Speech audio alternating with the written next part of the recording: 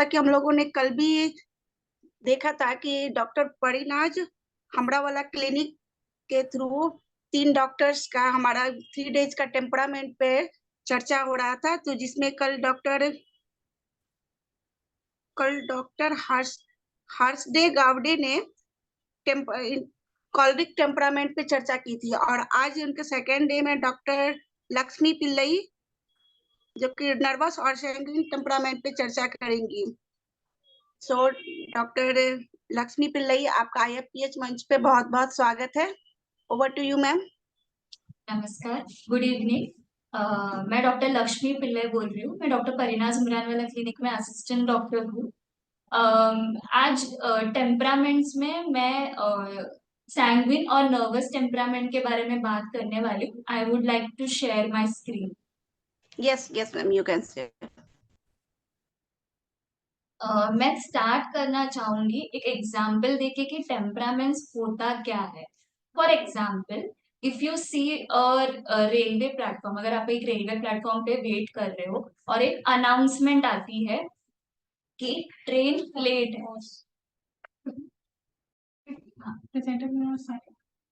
Okay, तो एक example देना चाहूंगी मैं। लाइक फॉर एग्जाम्पल, अगर रेलवे स्टेशन पे बहुत लोग वेट कर रहे हैं और एक अनाउंसमेंट आ जाती है कि ट्रेन लेट होने वाली है, तो डिफरेंट डिफरेंट लोगों का अलग अलग रिएक्शन होगा वो पर्टिकुलर सिचुएशन के लिए। फॉर एग्जाम्पल, एक कोलेरिक पेशेंट ऐसा रिएक्ट करेगा कि मेरे टाइम का किसी को वैल्यू नहीं है, पहले इन्फॉर्म कर देते तो मैं अपना टाइम यूज कर लेता, मेरे टाइम का वैल्यू नहीं है, मेरे लाखों का नुकसान हो रहा है, मेरा मीटिंग है, और भड़क जाएगा और दूसरे लोगों के सामने एक न्यूसेंस क्रिएट करेगा। एक सैंग्विन रहेगा तो वो बहुत, उसको इतना फर्क नहीं पड़ेगा कि एक कुछ ऐसे इश्यू हुआ है, तो वो क्या करेगा, वो कामली सबके साथ बात करता रहेगा, घुल मिल जाएगा, स्ट्रेंजर्स के साथ बात करेगा, एक बैक पैक लेके वो निकला रहता है, बिकॉज उनको इतना कुछ प्लान करने का टाइम नहीं मिला रहता, तो इमीडिएटली एक प्लानिंग हो गया, उन्होंने डिसाइड कर लिया और वो आ जाते हैं। और सबसे बात करते हैं और सब लोगों को इनिशियली उनकी बातें बहुत पसंद आती है। एक मेलेंकोलिक इंसान रहेगा तो वो क्या करेगा, वो पहले ही अपने पेरेंट्स को या रिलेटिव्स को इन्फॉर्म करेगा कि मेरा ट्रेन लेट है और मैं टाइम लग इसके ट्रेन लेट है इसलिए मैं लेट पहुंचूंगा। और उनके पास इतने सारे लगेजेस रहेंगे कि जो भी किसको भी कोई भी चीज चाहिए रहेंगे, A to Z उनके पास रहेगा। जैसे बोलते हैं कि पेंडोरास बॉक्स रहेगा, उनके पास सब चीज, उनके पास यूटिलिटी के लिए जो जो चाहिए वो सब रहेगा। एक फ्लेगमेटिक इंसान ऐसा रहेगा जो बहुत लीनियंटली ये सिचुएशन को लेगा, खाना खाता रहेगा, वीडियो देखता रहेगा, अनाउंसमेंट होती रहेगी, इतना केयर नहीं करेगा, और वो होते होते अनाउंसमेंट्स जो हुई है उसको इतना टेंशन ये नहीं करेगा, और ट्रेन मिस हुआ तो भी उनको इतना फर्क नहीं पड़ेगा। नर्वस ऐसे रहते हैं कि बहुत ज्यादा ऊपर नीचे हो जाएंगे, हमेशा इंडिकेटर पे देखते रहेंगे, नहीं तो फिर आसपास के लोगों को पूछते रहेंगे कि कब आएगा ट्रेन, कब आएगा ट्रेन, ट्रेन निकला तो नहीं। लोगों को एक इरिटेट कर देगा नर्वस टेम्परामेंट अपनी क्वेश्चन से, और इतना कंफ्यूज रहेगा कि गलत प्लेटफॉर्म पे जाके पहुंच जाएगा। उधर पहुंचने के बाद फिर उसको समझा कि मैं गलत प्लेटफॉर्म पे पहुंचा होगा, फिर वापस वो ऊपर नीचे हो जाएगा, then he will go back to the proper platform, और जस्ट इन टाइम ट्रेन भाग भाग के पकड़ लेगा। ये इससे एक ओवरव्यू मिलता है कि टेम्परामेंट्स कैसे होते हैं डिफरेंट डिफरेंट। कल आपने मेरे कलीग डॉक्टर हर्षदा ने टेम्परामेंट्स का एक इंट्रोडक्शन दिया, और उन्होंने एक टेम्परामेंट दैट इज कॉलरिक के बारे में डिटेल में बात की। आज मैं बात करने वाली हूँ सैंग्विन टेम्परामेंट के बारे में।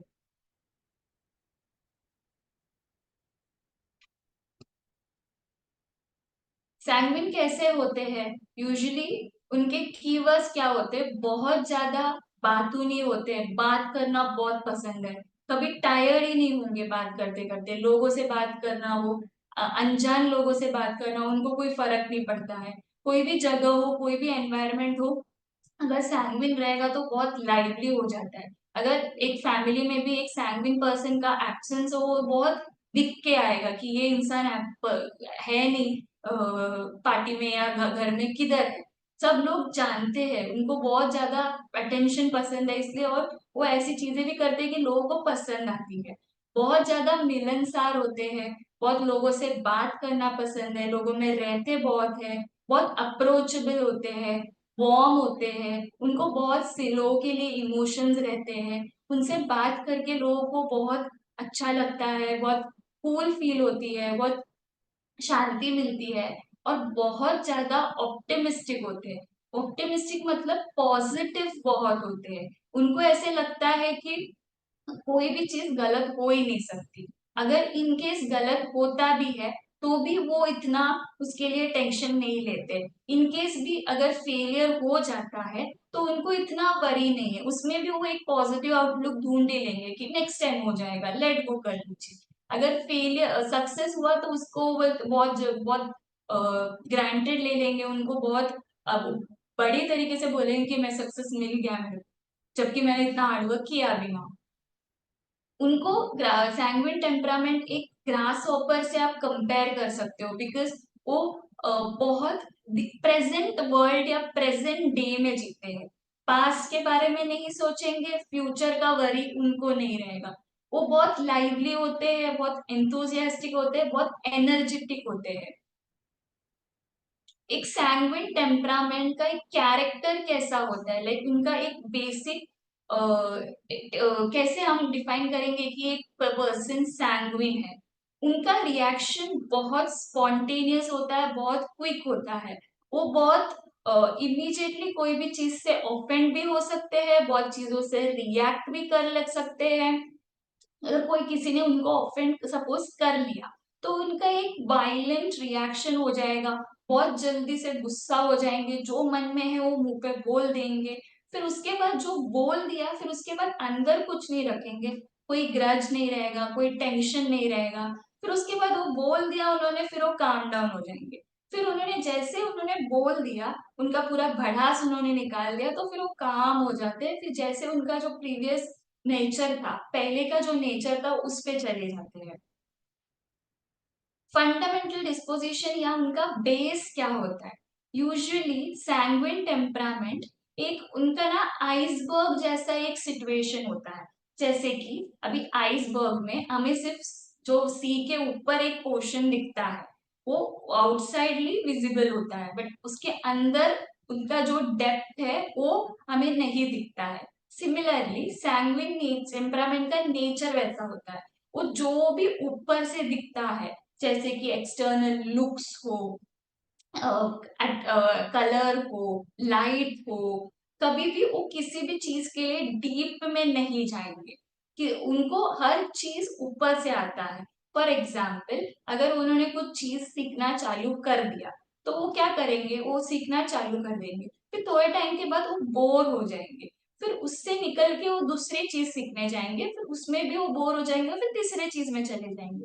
बट सैंग्विन का प्रॉब्लम कहाँ आता है, वो इतना सिर्फ ऊपर ऊपर से सीखने की वजह से, अगर आपने उनको कुछ डीप इंटरनल कुछ क्वेश्चन पूछा या कोई भी आर्ट के बारे में कुछ डीप में पूछा, कि बोला कि सोल्यूशन दे दो इसके इसके बारे में, तो उनका यूजुअली कुछ आता नहीं है उनको, उनका सोल्यूशन, ये अच्छे एडवाइजर्स नहीं होते। कोई पर्टिकुलर सिचुएशन में आप उनकी जगह एडवाइस दोगे तो वो जो भी उनको ऊपर से दिखता है उसके ऊपर से वो कॉन्फिडेंटली आपको आंसर करेंगे, बट वो यूजुअली वो गलत निकलते हैं।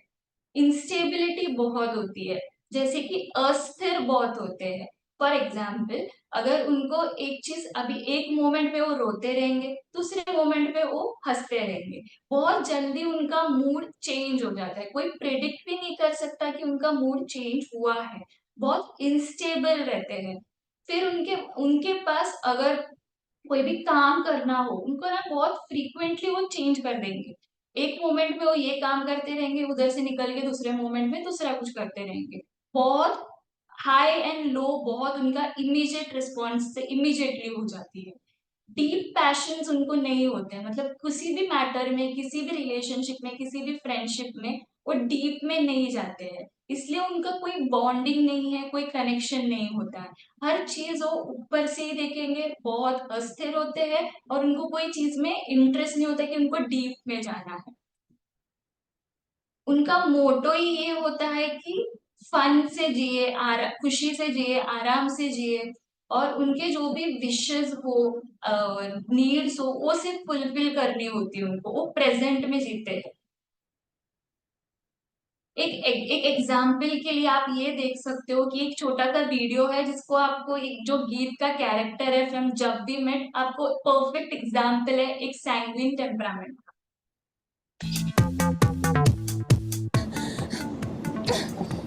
अंदर आ गई हूँ मैं। अब तो मेरा हाथ छोड़ दो, इतनी भी सुंदर नहीं हूँ मैं। सब कहते हैं मुंबई बड़ा क्राउडेड। अरे क्राउडेड मतलब क्या? क्राउड हम जैसे लोगों से तो बनता है, खुद भीड़ का हिस्सा है और तकलीफ भी खुद ही को है। मैं अब कन्विंस हो गए या मैं और बोलूं? तुम्हें उठाकर म्यूजियम में रखना चाहिए, टिकट लगनी चाहिए तुम्हें देखने के लिए। हाय हाय क्या बात है। तुम अपने आप को बहुत पसंद करती हो। बहुत। मैं अपनी फेवरेट हूँ। सुन, तूने रूप को बताया था कि हम भाग रहे हैं। क्यों? भागी? बकवास बंद करो। अच्छा relax, just listen to me, you know. सोचो ऐसा काम करने का मौका शायद फिर कभी ना मिले। रिलैक्स, अरे लिसन टू मी। अरे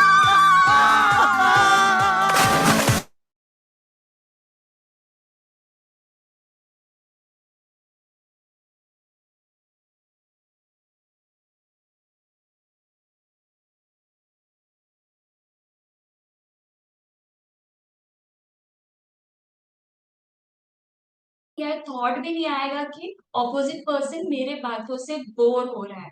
इतना बात करते रहेंगे, टायर्डली टॉक बात करते रहेंगे, बट उनको नहीं लगेगा कि मैं कुछ गलत कर रही हूँ।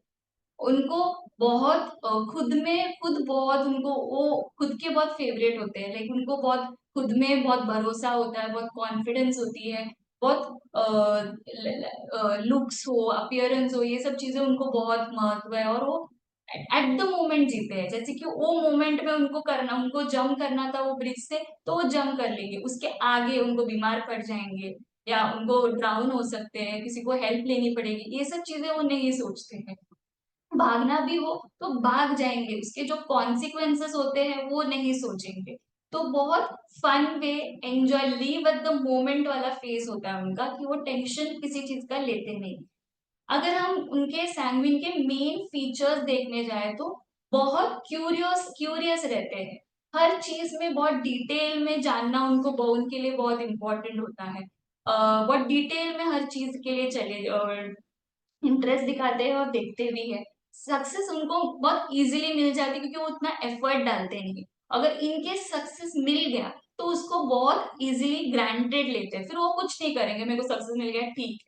बहुत हार्टी होते हैं, कॉर्डियल होते हैं, मतलब लोगों से, इवन स्ट्रेंजर्स से बात करने में उनको कोई प्रॉब्लम नहीं होता। हर इंसान से वो इजीली बात कर लेंगे और लोग भी उनको बहुत, उनके जो टॉक से या उनके बातों से बहुत वार्म फील करते हैं। टेंशन बिल्कुल नहीं लेते हैं। और उनके जैसे पहले भी बोला कि वो हर चीज ऊपर से सीखते हैं, इसलिए हम लोग बोलते हैं कि jack of all trades but master of none. मतलब हर चीज थोड़ा थोड़ा थोड़ा थोड़ा ऊपर से पता है, डीप में आप कुछ क्वेश्चंस करो, कुछ क्वेरीज पूछो या कुछ डिटेल पूछो तो फिर वो नहीं बता पाएंगे। बहुत क्विक होते हैं, इमीडिएटली डिसाइड कर लेंगे। एक चीज उनको लगा सही गलत वो कुछ सोचेंगे नहीं, उनको वो मोमेंट पे जो लगता है सही वो आंसर कर देंगे।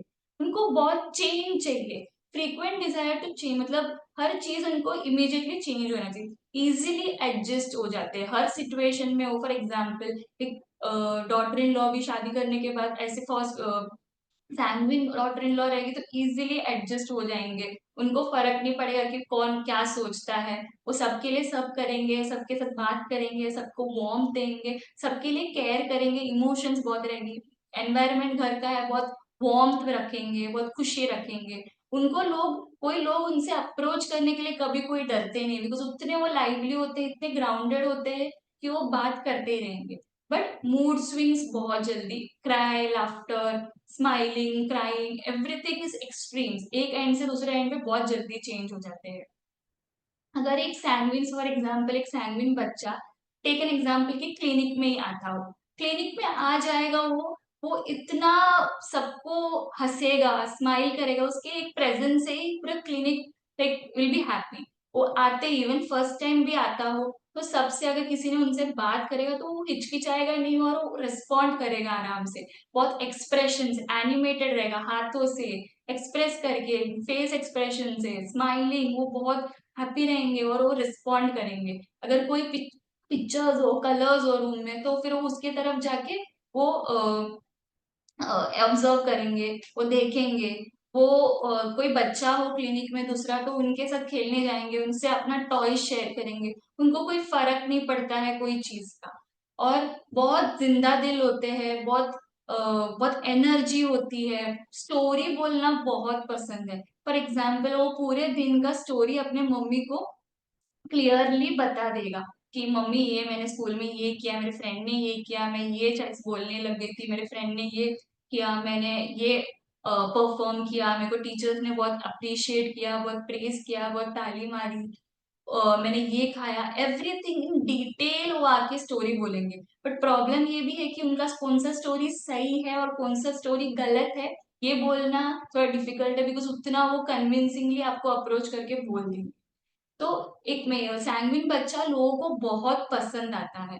बट प्रॉब्लम ये होता है कि वो इतना ज्यादा बात करते हैं। एक एग्जाम्पल था कि एक पेशेंट आए थे, वो इतनी बात कर रही थी, छोटी सी बच्ची थी 10-11 ईयर्स की, वो इतना ज्यादा बात करती, इतना ज्यादा बात करती, पहले बहुत क्यूट लगा, पहले बहुत एंटरटेनिंग लगा, but at the end of the case मुझे इतना बात करता है, बस हो गया, अभी मत बात करना आगे।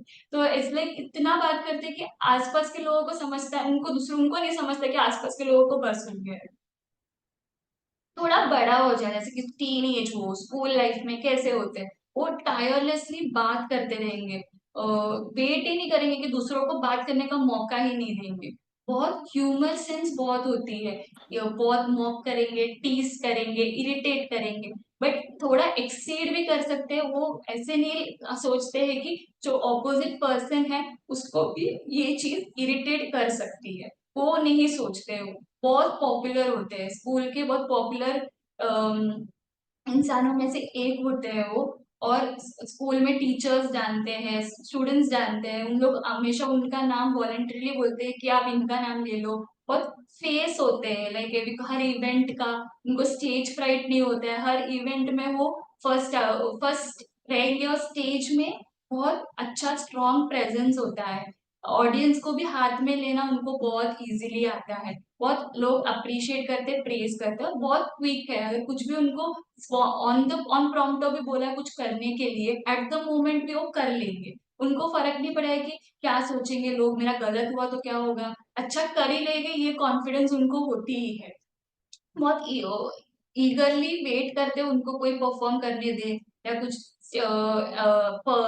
इनएक्ट करने दे, बहुत ज्यादा कॉन्फिडेंट होते हैं। एज अ फ्रेंड कैसे होते हैं, यूजुअली सैंग्विन बहुत अच्छे फ्रेंड्स होते हैं, बहुत पार्टी करना उनको पसंद है, पार्टी करो, ड्रिंक्स पियो, वाइल्ड हो जाओ, उनको घूमना बहुत पसंद है। अगर एक पार्टी में भी सैंग्विन नहीं होगा तो उसका प्रेजेंस बहुत समझता है। सोशल बटरफ्लाई होते हैं, लोगों को उनका कंपनी पसंद है, उनको भी अकेले रहना नहीं पसंद, उनको भी लोगों में रहना बहुत पसंद है, हर इंसान उनका फेवरेट होता है। शो ऑफ भी करेंगे कि अच्छे अच्छे कपड़े पहनेंगे, अप्रोप्रिएट टू द ओकेजन वो कपड़े पहनेंगे, और हमेशा प्रेजेंटेबल रहते हैं।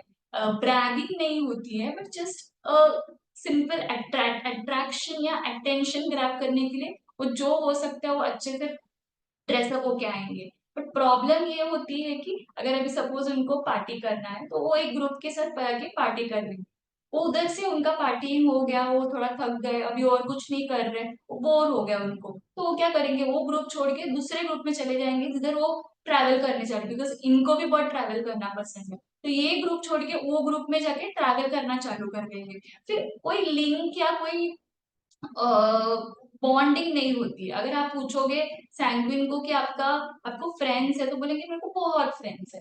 बट अगर उनको पूछोगे आप कि आपका बेस्ट फ्रेंड कौन है, तो उनके पास आंसर नहीं होगा, बिकॉज उनका कोई टाई या कोई बॉन्डिंग नहीं होती है, इसलिए वो कमिटेड नहीं रहते कोई भी रिलेशनशिप के लिए। किसी भी चीज के लिए उनको अगर आप बोलोगे 9 AM 3 AM को कॉल करोगे आप और उनको बोलोगे कि मुझे हेल्प चाहिए, तो इतना जल्दी वो अकॉर्डिंग टू मी आएंगे नहीं, बिकॉज उनको फन बहुत पसंद है, मजा बहुत पसंद है, टेंशन वरीज उनके थोड़ा दूर रहता है। एज अ फैमिली मेंबर कैसे रहते हैं, यूजुअली घर का एनवायरनमेंट बहुत ईज आउट करते हैं, बहुत फन करते हैं, अगर कोई भी सीरियस सिचुएशन हो तो भी वो थोड़ा लाइट कर देते हैं, कुछ इनएक्ट कर देंगे, कुछ कॉमेडी सीन कर देंगे, कुछ अच्छे से हंस लेंगे, कुछ जोक मार लेंगे, तो ईज आउट बहुत करते हैं। और एज अ पेरेंट बहुत फ्री होते हैं, बच्चों को बहुत फ्रीडम देते हैं, जो करना है वो करने देते हैं, रेस्ट्रिक्शन नहीं डालते हैं, रिस्क उठाने देते हैं, अगर चेंज भी उनको करना है तो उनको इजीली चेंज होते हैं, वो एक्सेप्ट और एडजस्ट बहुत करते हैं। तो उनके बच्चों के फ्रेंड्स उनको बहुत एडमायर करते हैं, या फिर वे बोलते हैं कि प्रेज बहुत करते हैं। और जब उनको घूमना जैसे पसंद है, मैंने पहले ही बोला था, तो इन सडन प्लानिंग होगी, उनका कुछ प्लान आगे का नहीं होता, तो सडन प्लान कर देंगे, बोलेंगे मैंने टिकट्स बुक कर लिए, आप लोग को आना है, कल जा रहे हैं हम, पैकिंग कर लो, अब हम लोग भी घूमने जा रहे हैं। कुछ प्लानिंग या ऐसा डिसीजन नहीं होता यूजुअली उनका। अगर वर्क प्लेस पे दो तो लोग बेसिकली बहुत उनको आइडियल बॉस बोलते हैं, सब लोग उनके साथ काम करना पसंद करेंगे, लोग बोलेंगे कि मैं फ्री में काम करती हूँ बट आपके अंडर काम करना है, बिकॉज उतना वो एनवायरमेंट हो जो क्लिनिक का है, या ऑफ क्लिनिक हो या कोई वर्क प्लेस हो, बहुत ईज आउट कर लेते हैं, लोगों को बहुत मजा आता है, और एक चार्मिंग बहुत स्ट्रॉन्ग पर्सनैलिटी होती है, बहुत अट्रैक्टिव पर्सनैलिटी होती है, कि बहुत वर्क को बहुत ईज आउट कर देता है, आराम से कर लेते हैं वो। उनको वर्क बहुत चेंज की नीड होती है, जैसे कि थोड़ा काम करे, 9 to 5 जॉब उनके बस का काम नहीं है, उनको लिटरली चेंज चाहिए। तो यूजुअली सैंग्विन टेम्परामेंट्स आपको फिल्म फील्ड में दिख सकता है, एडवर्टाइजमेंट फील्ड में दिख सकता है, ये सब जगह पे दिखता है जिधर उनको बहुत क्रिएटिव होना पड़ता है, बहुत अपीलिंग होना पड़ता है, बहुत अट्रैक्टिव या कॉन्फिडेंट होना पड़ता है, ये सब चीजों फील्ड में उनको बहुत आगे जाने का चांसेस है, और उधर उनको चेंज भी मिलता है तो वो बोर भी नहीं होते हैं। कभी भी कोई भी चीज वो प्लान या स्केड्यूल के हिसाब से नहीं जाते हैं। फॉर एग्जाम्पल कुछ भी उनको प्लान करना हो, लास्ट मोमेंट पे ही वो करेंगे, पहले से ही प्लान करके एक टाइम टेबल बना के वो फॉलो नहीं करते हैं। और जैसे वो बोला पहले भी, पास्ट और फ्यूचर का नहीं रहते, वो प्रेजेंट में जीते, तो पास्ट में जो मिस्टेक्स किए हैं वो कब उससे कभी वो सीखते नहीं है, और फ्यूचर के वरी की वजह से वो कुछ प्लान भी नहीं करते। बट बहुत छुट्टी मारने का आदत होता है, तो एज अ एम्प्लॉय उनको कभी किधर जाना हो तो एक दिन पहले बोल देंगे कि मैं जा रहा हूँ, और मैं चले जाएंगे, आगे का जो कॉन्सिक्वेंस होता है वो इतना वो सोचते नहीं। एसेट्स क्या होते हैं, पॉजिटिव्स क्या होते हैं, यूजुअली बहुत चर्पी होते हैं, बबली होते हैं, एनर्जेटिक होते हैं, बात करना बहुत पसंद है, बहुत हंसमुख रहते हैं, मजाक उड़ाते हैं, लोगों को अट्रैक्ट करने का आदत बहुत होता है, और उनको अटेंशन भी लोगों का बहुत पसंद है, और पास्ट में कभी वो ब्रूड नहीं करेंगे या कोई ग्रज कभी नहीं रखेंगे। थोड़े वीकनेसेस भी है, अगर आप देखने जाओ तो सैंग्विन टेम्परामेंट के वीकनेसेस भी होते हैं, जैसे कि बहुत केयरलेस होते हैं, इतना टेंशन नहीं लेते हैं, किसी चीज का प्लान नहीं करते हैं, कुछ चीज में बहुत स्लो रहते हैं, इतना मतलब हरी नहीं करेंगे किसी चीज का, इमिजिएटली रिएक्ट करेंगे बट केयर करके नहीं करेंगे। टाइम का कुछ सेंस नहीं होता है, वो कभी टाइम पे नहीं होता है पंक्चुअल, कुछ सिली एग्जांपल्स दे देंगे कि वो मेरे को लेट हो गया, मैं सो गया, मैं लेट हो गया इसलिए मैं आ गया।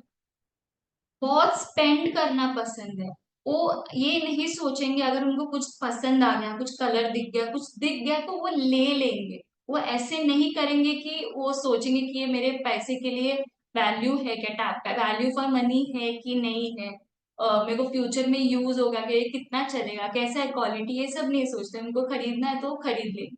वो इतना स्टोरीज बार बार बार बार बोलते हैं कि वो लोगों को, उनको लगता है कि उन्होंने पहले बार बोला है, बट लोगों को ऐसे पता है कि वो कितने बार सुन चुके हैं, सेम चीज आप बार बार बोल रहे हो मुझे, तो उनको वो नहीं सेंस होते कि मैंने पहले ही बोल दिया है। बहुत ज्यादा छेड़ना या फ्लर्ट करने का आदत है, क्योंकि वो बहुत एक्सटर्नल अपीयरेंस पे बहुत इंपॉर्टेंस देते हैं, तो थोड़े टाइम की थोड़े लोग के सब रहेंगे, छेड़ेंगे, एंजॉय करेंगे, फिर वो निकल जाएंगे। वैनिटी, बाहर से जो लुक्स है, अपीयरेंस है, एक्सेसरीज है, ये सब पे उनको बहुत पसंद है, उनको प्रेजेंटेबल लेना बहुत आता है। चेंज जैसे उनको बहुत चाहिए, इसलिए उनका अटेंशन स्पैन बहुत कम रहता है। छोटा सा भी सपोज एक बच्चा भी होगा, मम्मी उसको थोड़े दिन बैठाएगी, वो थोड़ा टाइम पढ़ेगा, फिर उसके बाद वो निकल जाएगा उधर से, और फिर उनको लाना वापस बहुत डिफिकल्ट होता है। बहुत डिसऑर्गेनाइज रहते हैं, मेसी रहते हैं, किसी चीज का प्लानिंग में तो हर चीज इधर उधर लास्ट मोमेंट में भागदौड़ करेंगे, किधर क्या है, हर चीज मैच्ड रहता है। बहुत जैसे उनको सुपरफिशियल है, उनको हर चीज ऊपर से आती है, इसलिए जो आता है उस पे एक एयर कैसल बना देंगे सोच के कि उनको सब आता है, और उनको कन्विंस करना कि उनको नहीं आता है ये बहुत डिफिकल्ट है। कि सपोज फॉर एग्जाम्पल अगर पेशेंट भी आए, उसको अगर आप बोलोगे कि आपको ठीक नहीं है, आपको बेड रेस्ट लेना चाहिए, आपको दवाई लेनी चाहिए, तो वो बोलेंगे मैं तो ठीक है, मेरे को क्या फर्क पड़ा है, मैं तो नहीं कुछ कर रहा। तो बहुत लीनियंट होते हैं, बहुत केयरलेस होते हैं, और हर चीज उनको लगता है कि मेरे को आता है। बहुत अनरिलायबल होते हैं, कि फेथफुल नहीं रहते। Even for example in friendship भी अगर कुछ हो गया तो वो बॉन्ड नहीं रहेगा या कुछ कनेक्शन नहीं रहेगा, उनका काम हो गया, उनका मजा फन हो गया, तो वो चले जाएंगे उधर से। एक मोस्ट कॉमन जो सैंग्विन रेमेडीज होती है, ये होती है फॉस, हायोसाइमस। ये phosphorus is a very important remedy. जो गीत का कैरेक्टर है वो बहुत फॉस से रिलेटेबल होता है, मोमेंट में जीते हैं, एक्साइटेबल होते हैं। इफ यू सी मैम का टेम्परास बाय टेम्परास इन होम्योपैथ, उसमें मैम ने फॉस्फोरस को क्या क्या टेम्परामेंट से फॉस में क्या क्या टेम्परामेंट्स होते हैं ये डिटेल में बोला है। तो phosphorus is predominantly sanguine, but उनमें कॉलेरिक और नर्वस ट्रेट्स भी होते हैं। उनके सैंग्विन ट्रेट्स क्या होते हैं कि वो बहुत एक्साइटेड रहते हैं, बहुत थॉट्स होता है, बहुत इमेजिनेशन वायलेंट होते हैं उनके, उनको बहुत हर चीज इमीडिएटली करना पसंद है, इतना थॉट्स रहता है दिमाग में उनका कि वो बहुत अवेक रहते हैं, रात में नींद नहीं मिलती है, माइंड बहुत ओवर एक्टिव रहता है, बहुत बात करना पसंद है, और कनेक्शन भी नहीं होगा इधर से उधर, और एक मोमेंट में हंसते रहेंगे, दूसरे मोमेंट पे रोते रहेंगे। पर एग्जैक्ट फॉस्फोरस के क्वालिटीज है ये। उनमें कॉलेरिक एस्पेक्ट भी है और नर्वस एस्पेक्ट्स भी है, ये इतना मैं डिटेल में नहीं बोल पाऊंगी, बट आप ऐप पे देख सकते हो। इसके नर्वस ट्रेट्स भी है। हायोसाइमस भी बहुत इंपॉर्टेंट सैंग्विन रेमेडी है, बट इसमें थोड़ा वल्गैरिटी भी आ जाता है कि और हायोसाइमस में सैंग्विन प्रिडोमिनेंट है और इसमें कोलेरिसिटी भी होती है। हायोसाइमस सैंग्विन कैसे होते हैं, बहुत बात करते हैं, थोड़ा अश्लील की तरफ चले जाते हैं, अनकवर कर देंगे बॉडी को, बहुत फुलिशली बात करेंगे, खुद के जोक पे खुद ही हंस जाएंगे, कंसंट्रेशन उनके लिए बहुत डिफिकल्ट है, भाग जाने का बहुत उनको हो जाता है। ये था इन जनरल सैंग्विन टेम्परामेंट। अगर आप सैंग्विन को ही बोलोगे कि you are not doing you are not doing well, तो you are not doing well, तो फिर वो बोलेंगे कि नहीं आप ठीक नहीं, आप ठीक हो, मैं ठीक हूँ, मुझे कोई दवाई लेने की जरूरत नहीं है, मुझे कोई चीज फॉलो करने की जरूरत नहीं है। एंड कोई चीज उनको टेंशन नहीं देता है, अगर आप बोलोगे कि भी उसको कुछ करना है तो वो इतना सीरियसली लेंगे नहीं। ये था सैंग्विन टेम्परामेंट। अभी नर्वस टेम्परामेंट के बारे में मैं बोलना चाहूंगी। क्या होता है nervous temperament? Even if you see, मैं भी बहुत नर्वस हूँ अभी एक्सप्लेन करने के लिए हर चीजें, बिकॉज बहुत एंशियस रहते हैं, नर्वस, बहुत इरिटेबल रहते हैं, बहुत एप्रीहेंसिव रहते हैं। तो what exactly is nervous temperament, ये मैं स्टार्ट करना चाहूंगी। तो व्हाट एग्जैक्टली इज नर्वस?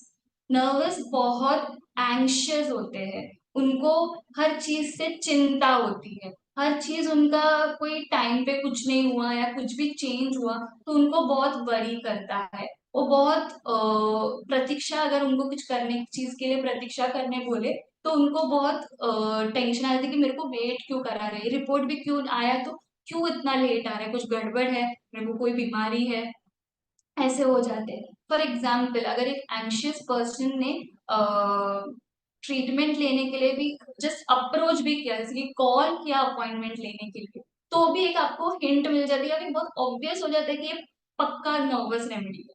क्यों? क्योंकि वो कॉल करते ही वो इतना सारा क्वेश्चंस बम्बार्ड कर देगा कि डॉक्टर को कितने साल का एक्सपीरियंस है, डॉक्टर क्या क्या चीज में स्पेशलिटी है, मेरी बीमारी ठीक होगी ना, मेरे जैसे केसेस हुए हैं क्या आपके पास, वो क्योर हुए हैं क्या, आप उनके कॉन्टेक्ट्स मेरे को दे सकते हो क्या, आप मेरे को उनके बारे में कुछ बोल सकते हो सो दैट मैं उनसे बात कर सकती हूँ। ये इतने सारे क्वेश्चंस में डॉक्टर से डायरेक्टली बात कर सकती हूँ क्या, सिर्फ रिसेप्शन से नहीं डॉक्टर से बात कर सकती हूँ क्या, ये सब इतना डिटेल में बात करेंगे।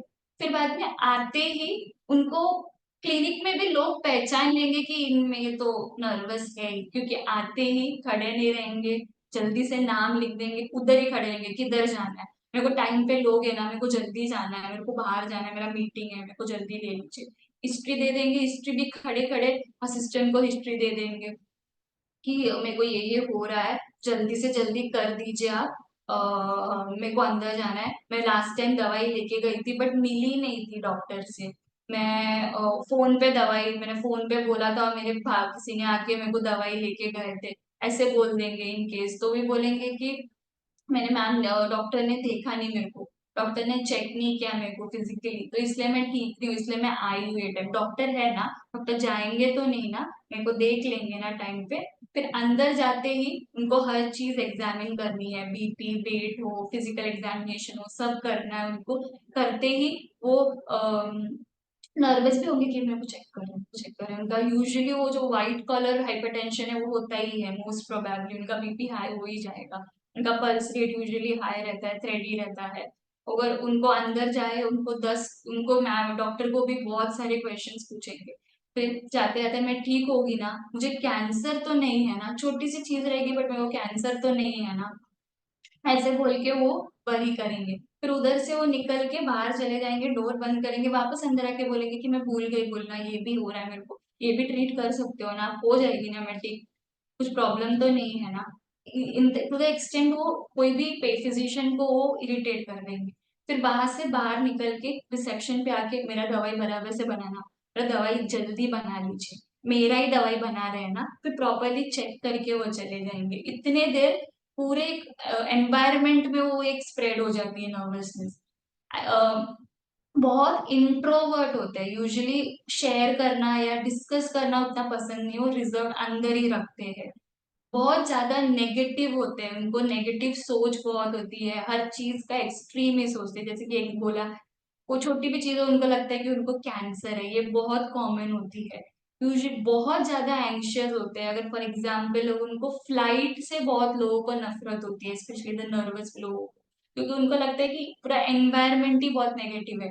जाते ही तुम बोलते हो कि सेफ्टी इंस्ट्रक्शंस देना चालू कर देते हो कि ऊपर से मास्क आ जाएगा, नीचे से जैकेट है, सेफ्टी जैकेट आ जाएगा। बहुत एनवायरनमेंट पहले से एक नेगेटिव एनवायरनमेंट होती है कि इरिटेट कर देते हैं फर्स्ट ही आके, तो हर चीज में बहुत नेगेटिव होते हैं। यूजुअली हम कंपेयर कर सकते हैं एक स्पैरो से, ये बहुत ज्यादा जल्दी चौक जाते हैं, बहुत डर जाते हैं, इजिली उनको डरा सकता है कोई। वो थोड़ा सा भी कुछ भी आसपास हलचल हो गया वो भाग जाएंगे, वो उड़ जाएंगे, छोटी छोटी चीजों से उनको बहुत डर लगता है। अगर उनको नेचर भी पूछोगे आप तो what is the general character nervous का, वो छोटे छोटे दिन के जो डेली एक्टिविटीज हो उसके लिए भी बहुत वरी रहती है, टेंशन रहती है। अगर फॉर एग्जाम्पल कोई भी चीज उनके रूटीन से हिल जाए, थोड़े भी कोई भी चीज का कुछ भी एक छोटा सा मिक्सर खराब हो जाए तो उनको लगता है कि उनका पूरा दिन वेस्ट हो जाएगा, उनका पूरा जो स्केड्यूल है, उनका पूरा टाइमिंग है वो सब पूरा हिल जाएगा, उतना वो टेंशन लेते हैं। हर चीज को लाइफ या डेथ करके उतने दो एक्सट्रीम्स में वो सोचते हैं। हेल्थ उनका बहुत इंपॉर्टेंट क्राइटेरिया है, हमेशा उनका खुद का हेल्थ और जो आसपास उनके क्लोज वन है उनका हेल्थ का वरी बहुत रहता है। छोटी सी भी कुछ चेंज हुई भी, बीपी रीडिंग्स हो, पल्स रेट में चेंजेस आया, रिपोर्ट में चेंजेस आया, तो वो वरी कर देंगे। बहुत जल्दी एक्साइट हो जाते हैं, बिना कोई रीजन के भी बहुत जल्दी वो एक्साइट हो जाते हैं। फंडामेंटल डिस्पोजिशन क्या होता है नर्वस का, बहुत कंफ्यूज रहते हैं, इतना फास्ट थॉट्स चलते रहते हैं कि बहुत गड़बड़ करने का टेंडेंसी है। कोई भी चीज सही करने जाते तो भी गड़बड़ हो जाती है, जैसे कि कोई चीज जल्दी जल्दी में उठाने के चक्कर में सब चीज नीचे गिर के टूट जाए, ये बहुत रहता है उनका। मार्क्ड कॉन्फिडेंस बिल्कुल नहीं रहती, उनको ऐसा लगता है कि मेरे से कुछ नहीं हो पाएगा, मैं नहीं किसी चीज के लिए अच्छी हूँ। बहुत इम्पेशेंट होते हैं, उनको हर चीज में बहुत क्विकली चाहिए, हर बहुत जल्दी जल्दी में करेंगे, वो करते करते वो गलत भी करते हैं। हाइपोकॉन्ड्रियाक्स बहुत होते हैं, बहुत मतलब हर बहुत ज्यादा बीमारी के बारे में सोचते हैं। एग्जाम्पल कुछ भी उनको हो जाए तो वो गूगल करने लगेंगे कि मुझे ये हो रहा है तो ये क्या है, और यूजुअली आंसर क्या होता है कि कैंसर या था, ये वैसे ही निकलता है। उनको हर टाइम फॉलोअप में भी आएंगे तो हर चीज चेकअप करना उनको बहुत इंपॉर्टेंट है। अगर रिपोर्ट भी थोड़ा भी लेट आए तो वो सोचते हैं कि क्यों लेट आ रहा है, गड़बड़ है रिपोर्ट में, हुआ तो क्या करूंगी, किस डॉक्टर के पास जाऊंगी, क्या ट्रीटमेंट करोगे, वो लेवल तक वो पहुंच जाते हैं। चेंज उतना जल्दी इजीली एक्सेप्ट नहीं करते, उनको बहुत जल्दी बहुत रूटीन लाइफ, एक सेट लाइफ फॉलो करना बहुत पसंद है। कुछ भी छोटा सा भी चेंज हो तो उनके लिए इजी नहीं होता है। फीचर्स, एक वीडियो है ये आप देख लीजिए, नर्वस का है।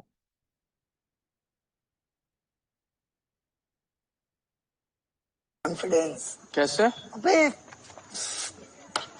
ऐसे excuse me yes.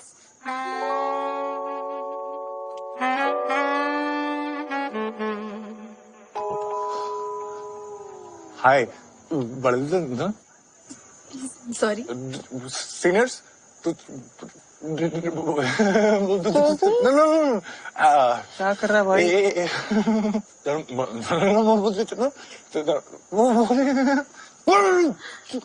Are you okay?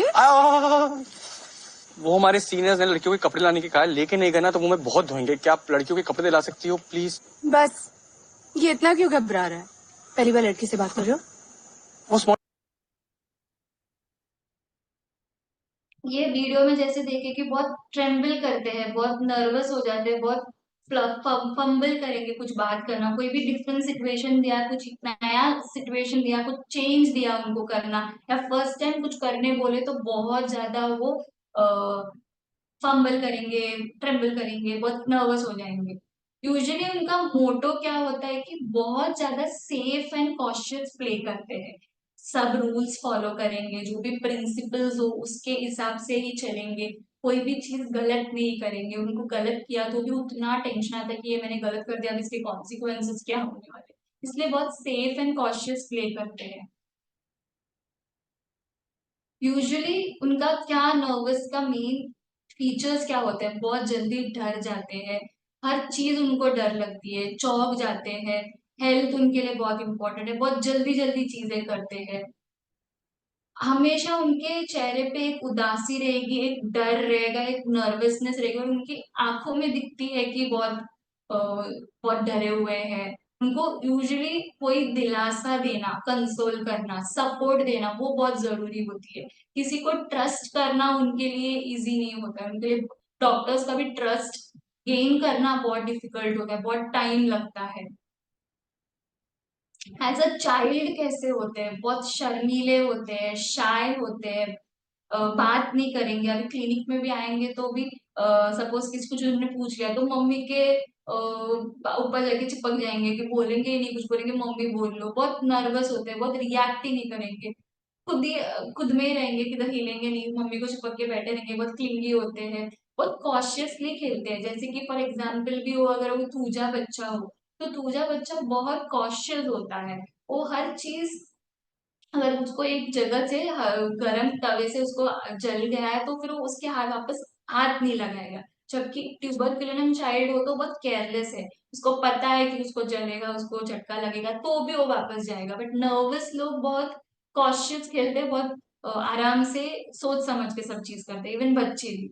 Stage fright बहुत होता है, अगर कुछ भी टीचर्स ने भी कुछ उनको स्पीच देने बोला है, एजुकेशन में पार्टिसिपेट करने बोला है, वो कभी नहीं लेंगे, फोर्सफुली करेंगे तो कुछ कुछ कुछ बोल के वो निकल जाएंगे। सोलो परफॉर्मेंस तो कभी नहीं करेंगे, ग्रुप में रहेगा तो भी पीछे रह के करेंगे। एज अ फ्रेंड कैसे होते हैं कि अगर आप ट्रैवल भी कर रहे हो तो हर चीज का वो नेगेटिव सोचते हैं, कि अगर अभी अभी लेट हो गया सुबह उठने तो ये प्लेस चले जाएंगे, देखने नहीं मिलेगा, पूरा ग्रुप जो है दूसरा वो सब चले जाएंगे, फिर हम अकेले रहेंगे, हम क्या करेंगे। एंजॉय करने देते ही नहीं, बोलेंगे ये मत खा, ये खाया तो फिर आपको लूज मोशन हो जाएगा, बहुत वरी करते हैं, फ्यूचर का बहुत सोचते हैं। उनको जो डॉक्टर से उनको फेथ है वो यूजुअली वो रेकमेंड करते हैं, और उनको भरोसा, जैसे बोला है, भरोसा गेन करना बहुत डिफिकल्ट है, और गेन हुआ तो फिर उनके साथ ही वो रहते हैं, छोटी छोटी चीजों में बहुत वरी करेंगे वो। एज अ फैमिली मेंबर कैसे होता है, यूजुअली घर में एक बहुत ज्यादा सीरियस इंटेंस एनवायरनमेंट रहता है, लोग बहुत पेरेंट बहुत एंशियस रहते हैं बच्चों के एग्जाम के पहले। बच्चों से ज्यादा उनको एंजाइटी होती है कि बच्चे कैसे परफॉर्म करेंगे। अगर कुछ भी चेंज हुआ तो बहुत जल्दी टेंशन में आते हैं। उनको रिजल्ट के पहले भी बहुत एंजाइटी आ जाती है, बच्चा पूरा एग्जाम पेपर लिखा ना, उसने पूरा सॉल्व किया ना, ये सब चीजें उनको बहुत अफेक्ट करती है। बहुत कंसर्न रहते हैं एज अ पेरेंट, बहुत कंसर्न रहते हैं। फॉर एग्जाम्पल अगर वो एक पेरेंट हो जो नर्वस हो, वो घर से निकलने से पहले बच्चों को बोलेगा कि बच्चे तूने फोन लिया क्या, तूने पास लिया क्या, तूने वॉलेट लिया क्या, तू घर काम पे पहुंच के मेरे को फोन करना, निकलते वक्त मेरे को फोन करना। अगर इनकेस नहीं फोन किए तो उनका ऊपर नीचे हो जाता है। कोई भी घर पे नॉर्मल टाइम से लेट हो गया तो वो वर्स टू वर्स ही सोचते हैं। बहुत ज्यादा प्रोटेक्टिव होते हैं एज अ पेरेंट। उन बच्चों को कभी पिकनिक पे नहीं भेजेंगे, आउटिंग पे नहीं भेजेंगे, जिधर भी उनका एक सुपरविजन नहीं रहेंगे उधर वो यूजुअली उन किसी को भेजते नहीं है। अगर स्पेशली एक पेरेंट होगा, अपने एक पीडियाट्रिशियन है, अपने बच्चों का डॉक्टर स्पेशली अगर आउट ऑफ टाउन चला गया तो वो बहुत एंशियस हो जाते हैं, कब जाओ, कब आओगे वापस, किधर जा रहे हो, नंबर दे सकते हो आप, मेरे को रात को कुछ हुआ तकलीफ तो क्या करूँ, किसको कॉल करूँ, किसको कांटेक्ट करूँ, बहुत टेंशन में रहते हैं। काम पे बहुत स्केड्यूल पे जाना उनको बहुत पसंद है, मतलब अगर हर चीज प्लान करके चलना बहुत पसंद है। उसमें से थोड़ा सा भी कुछ भी चेंज हुआ तो बहुत ज्यादा हाइपर हो जाते हैं, बहुत टेंशन में आ जाते हैं। उनको हर चीज एक जो रूटीन सेट हुआ है उसमें करना बहुत पसंद है। कॉन्फिडेंस नहीं है इसलिए हर चीज में अगर परफॉर्म करना हो उनको बहुत लो फीलिंग होती है। उनको ऐसा लगता है कि मैं परफॉर्म कर ही नहीं पाऊंगी। बहुत टाइम से बहुत पंक्चुअल होते हैं कि टाइम के पहले काम पे पहुंच जाएंगे, टू द टाइम काम करेंगे, फिर निकल जाएंगे। बहुत बहुत परफेक्टली वैसे सब परफेक्ट रहता है, बट बहुत जल्दी छोटी सी भी चीज हो, कुछ टारगेट्स आ गए या कुछ जल्दी से इमीडिएटली बोल दे कि ये टारगेट कंप्लीट करना है, नहीं हुआ तो प्रॉब्लम हो जाएगा, तो बहुत जल्दी टेंस भी हो जाते हैं। और इतने एंशियस रहते हैं कि जो उनके कलीग्स है या को वर्कर्स हो उनको भी वो नर्वस कर देंगे, उनको भी वो टेंशन में डाल देंगे। अगर कोई भी इंटरव्यू हो या अपॉइंटमेंट हो उसके पहले उनका स्टेज फाइट के जैसा बच्चों को होता है वैसे सेम सिचुएशन में हो जाते हैं कि हाथ पैर कांपेंगे, पसीना छूटेगा, पेट में कुछ होगा, डायरिया हो सकता है। बहुत जल्दी नर्वस हो जाते हैं कोई भी एक चीज के पहले। पॉजिटिव्स क्या होती है, अगर प्रिपरेशन भी देना हो ना, हर टाइम बहुत प्रिपेयर्ड रहते हैं, बहुत मॉक रन्स करेंगे, बहुत प्रिपेयर्ड होके ही हर चीज रिएक्ट करेंगे। अगर उनको कुछ देना भी हो तो उनको डेप्थ में पता होता है कि उनको क्या आंसर करना है, क्या होगा, ये सब चीजें वो बहुत इंटेंस में चले जाते हैं। अगर उनको एनकरेज करेंगे तो वो बहुत अच्छे स्पीकर्स बन सकते हैं। अप्रोच करना भी हो तो बहुत उनको ना हर चीज का डिटेल पता होता है, वेरी वॉचफुल होता है, गार्डेड होगा, पंक्चुअल रहते हैं अपने अपॉइंटमेंट्स के लेके, अलर्ट रहते हैं, बहुत कॉशियस रहते हैं हर चीज को अप्रोच करते वक्त। अर्जेंटम नाइट्रिकम एक बहुत इंपॉर्टेंट नर्वस रेमेडी है। अकॉर्डिंग टू टेम्परास अर्जेंटम में नर्वस तो प्रिडोमिनेंट है बट फ्लेग्मेटिक और कॉलेरिक ट्रेड्स भी है। उसके जो नर्वस ट्रेट्स है वो बहुत फियरफुल होते हैं, बहुत नर्वस होते हैं, जंप करने का मन करता है, बहुत इम्पल्सिव होते हैं, इमीडिएट रिएक्ट डिसीजन करते हैं। और नर्वस के डिसीजंस बहुत इम्पल्सिव भी होते हैं और यूजुअली गलत भी होते हैं, या फिर उनको डिसीजंस लेना नहीं आता है। अगर लेते भी है उनको इतना भी नहीं पता होगा उनको ईस्ट में जाना है, उनको वेस्ट में जाना है, वो डिसाइड नहीं करते हैं। एज अ पेरेंट भी यूजुअली दूसरा पेरेंट ही बच्चों के लिए भी डिसाइड करेगा, वो नहीं इतना एंटरटेन करेंगे डिसाइड करने के लिए। उनके लिए according to boric argentum nitricum के लिए टाइम बहुत स्लोली जाएगा, वो बहुत हरीडली सब चीजें करते हैं कि काम खत्म हो जाएगा बट उनके पास बहुत टाइम बचेगा। बहुत हर चीज का टेंशन लेते हैं कि मेरे को कोई बड़ी बीमारी ही है, बहुत ज्यादा ही हाई लेवल पे चले जाते हैं, बहुत एंशियस रहते हैं, अंडरस्टैंडिंग बहुत कम रहती है, उनको लगता है कि उनको फेल ही हो जाएंगे। उनके कॉलेरिक ट्रेट्स भी, फ्लेग्मेटिक ट्रेट्स भी है कि वो एक सोचते रहेंगे तो उसी चीज पे सोचते रहेंगे। उनके कॉलेरिक ट्रेट्स भी होते हैं कि अगर उनको कुछ बोल दिया, क्वेश्चंस कुछ पूछ के तो ऑफेंड भी हो सकते हैं, जल्दी गुस्सा आ सकता है उनको। जेलसीनियम एक दूसरा रेमेडी है जो बहुत ज्यादा नर्वस है। स्पेशली नर्वस प्रिडोमिनेंट है, बट वो फ्लेग्मेटिक भी है और मेलनकॉलिक भी है। तो नर्वस कैसे होते हैं जेलसी में? उनके बुक में भी लिखा है कि नर्वस हिस्टेरिकल टेम्परामेंट होता है, बहुत ज्यादा स्टेज फ्राइट होता है, पब्लिक में जाके स्पीक करने से बहुत डर लगता है, कोई भी चीज के पहले बहुत एंटिसिपेशन होता है, जैसे कि उनको कोई चर्च में जाना हो, कोई इवेंट के पहले जाना हो, उनको डायरिया हो ही जाएगा, उनको ऐसा लगता है कि हार्ट बंद हो जाएगा, इतना पैल्पिटेशन होते होते अगर नर्वस होंगे उनको लगता है कि उनका हार्ट बंद ही हो जाएगा, करेज बिल्कुल नहीं रहता है, गिरने का डर रहता है, बच्चा क्रिप पकड़ लेगा कि उसको डर है कि मेरे आप मैं गिर जाऊंगा नीचे, या फिर नर्स को पकड़ के रखेगा कि मैं नीचे गिर ना जाऊं। एलिमेंट्स यूजुअली उनका fright, fear, exciting news and sudden emotions होते हैं। Thank you so much. Hope you liked what I have said.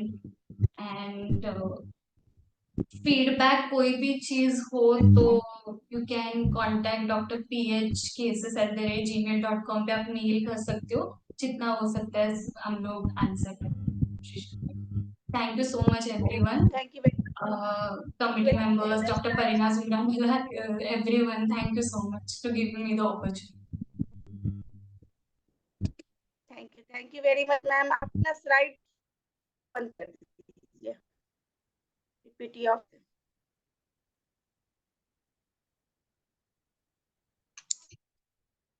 Hand raise. अच्छा मैम, मेरा एक क्वेश्चन है, मैं पूछना बताए क्या संगीन। आपका वॉइस क्लियर नहीं आ रहा है मैम। मेरी वॉइस नहीं आ रही है क्लियर? हाँ अभी आ रही है। क्या? हाँ हाँ। क्या सैंग्विन इजीली गुस्सा हो जाते हैं? कौन? क्या बोले मैम? क्या सैंग्विन टेम्परामेंट के पेशेंट इजीली गुस्सा भी हो जाते हैं? बहुत जल्द, उनका ना बहुत स्पॉन्टेनियस रिएक्शन होता है, तो कोई भी चीज वो बहुत ज्यादा क्विकली रिएक्ट करते हैं, जल्दी आता है उनका गुस्सा और जल्दी चला जाता है, वो अंदर ही अंदर कुछ रखते नहीं है, जो बोलना है वो बोल के निकल जाएंगे, ग्रज नहीं रखेंगे, इसलिए उनको स्ट्रॉ फायर एंगर बोलते हैं, इमीडिएटली आ जाता है और इमीडिएटली चला जाता है। और इसका कोई बॉडी स्ट्रक्चर भी पर्टिकुलर होता है, क्योंकि आपने फास्फोरस से हाँ, लीन थिन होते हैं यूजुअली, लीन थिन टॉल होते हैं, कभी नॉट नेसेसरी बट यूजुअली जैसे फॉस्फोरस जैसे होते हैं, लीन टॉल थिन होते हैं, लीन थिन स्लैंडर समटाइम्स ये फ्लैट होते हैं बट ऑलवेज फैटी होते हैं, बहुत एक्टिव रहते हैं यूजुअली। डॉक्टर हरिहरन, हेलो तो क्या? Hello doctor, good evening. Good evening. Very nice presentation. Thank you so Regarding, much. see, today you dealt with nervous temperament. Yes sir. Very good, very good, very good. See, last you finalized with the urgent and nitricum. So anticipational anxiety of Yes sir. urgent and nitricum is a characteristic symptom. See, a lot of remedies. I think anacardium, arsenicum, belle, calcarea, chamomilla, ginium surf, hyoscyamus, heparsurf, ignatia, lachesis, lycopodium, macar, merxol, phosphorus, naxomica, natramur, pulsatilla, rustot, a lot of remedies under this nervous temperament. Yes sir. Each and every medicine have a separate rubric for nervousness. Yeah. Yes sir.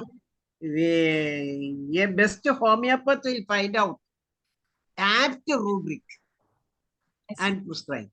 Yes sir. Then it will be correct and it will cure that case. No doubt. Yes sir. Yes. No doubt in that. So 100% it is classical. Really, I am appreciating you. I am appreciating you, madam. Come again with tomorrow. Tomorrow you come with another temperament? Yeah, sir. My colleague Dr. Zobia will join with melancholic and phlegmatic tomorrow. Tomorrow. Okay, good, Yes, sir. good, good. Okay, thank you very much. Thank you, sir. Okay. Thank you, Dr. Hariharan, sir. Now, और किन्हीं को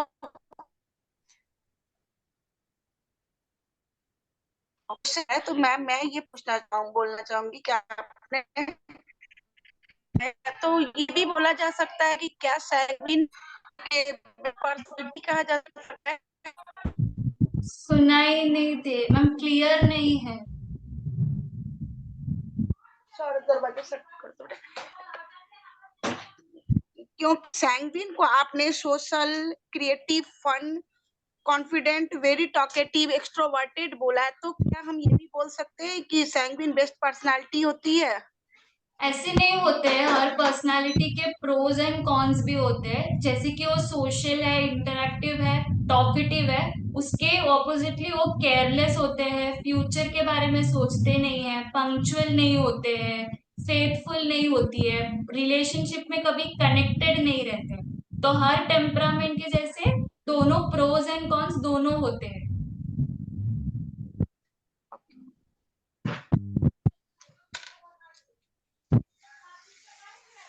Now, any more questions from audience or next participant?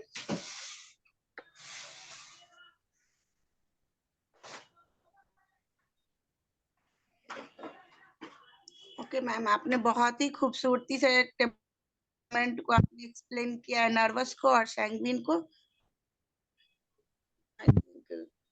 किन्हीं और का कोई question तो है नहीं? Doctor, a certain medicine will have 3 or 4 temperaments, we can see. Yes, sir. See, while we are prescribing the medicine, see, we will usually take the predominating temperament. Is it Yes, so? Yes, sir. Predominating temperament we consider while prescribing. Yes, sir. Prescribing. Yeah, but there may be person will also can have 2 to 3 temperaments. Okay. So we can consider that, we can compare with the medicine that which temperament suits the which medicine suits this person, because a person can also have multiple temperaments. Okay, okay, okay. Very correct, very correct.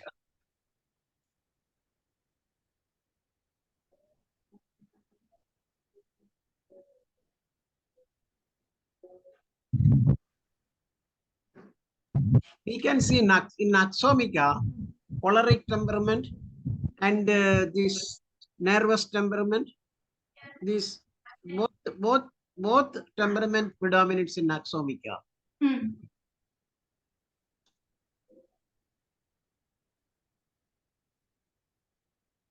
Okay.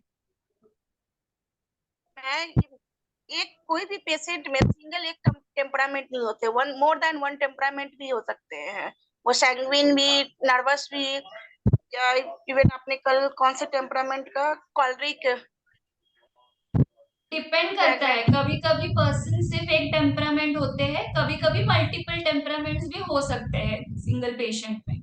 जैसे remedies हुए वैसे multiple temperaments हो सकते हैं एक single patient के। See, madam, this madness also will come under this nervousness. Veratrum has such a symptom. And in neuropathy, nervous says this madness will come also that nervous under nervous temperament. Okay. Yes, sir. which medicine said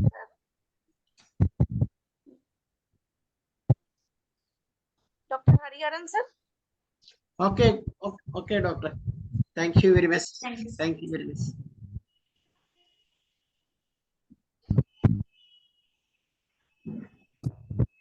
Dr. Shine sir?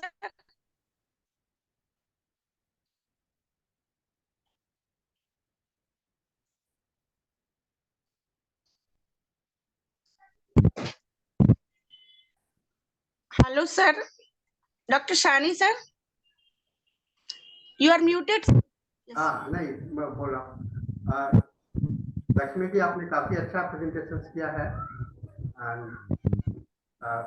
मैं चाहूंगा कि आपके एक बार हम लोग के आप लोग तीनों को ही डॉक्टर हर्षिता आप और डॉक्टर जोगिया तीनों को ही फिर इंग्लिश सेशन में भी इसी सीरीज को टेम्परामेंट को प्रेजेंट कीजिए आप बात कर लेंगे और हम लोग इसको देखेंगे you are present Lakshmi ji you are present आप हैं रूम में Yes, sir. Yes, sir. हाँ तो our रिक्वेस्ट इज दैट कि आप फिर इस सेशन में इंग्लिश सेशन के लिए भी हम लोग को लिए आइए Sorry, sir. वापस बोल सकते हैं प्लीज? मैं बोल रहा हूँ कि इंग्लिश हम लोग का जो 8 बजे से इंग्लिश सेशन होता है उसमें भी टेम्परामेंट का तीनों को ही आपको मिल करके आप लोग बताइए yes sir, sure sure sir. हम लोग डॉक्टर परिणा से डिस्कस करके श्योरली बताएंगे।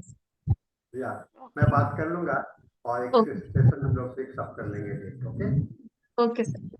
हाँ तो now the time Thank is you. Up Okay, okay, okay. अब हमारा Doctor. समय खत्म हो for English session. So thank you very much, ma'am. Thank you. Now it's time for English session. So अब मैं मंच में डॉक्टर धनेश को हैंड ओवर कर रही हूँ. Over to you, sir.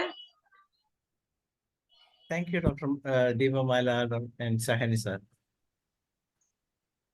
Good evening, good afternoon, and good morning. This is the 1256th day of continuous webinar conducted by International Forum for Promoting Homeopathy. Today, our guest is Professor Dr. RAJAT CHATTOPADHYAY, principal from Calcutta Homeopathic Medical College.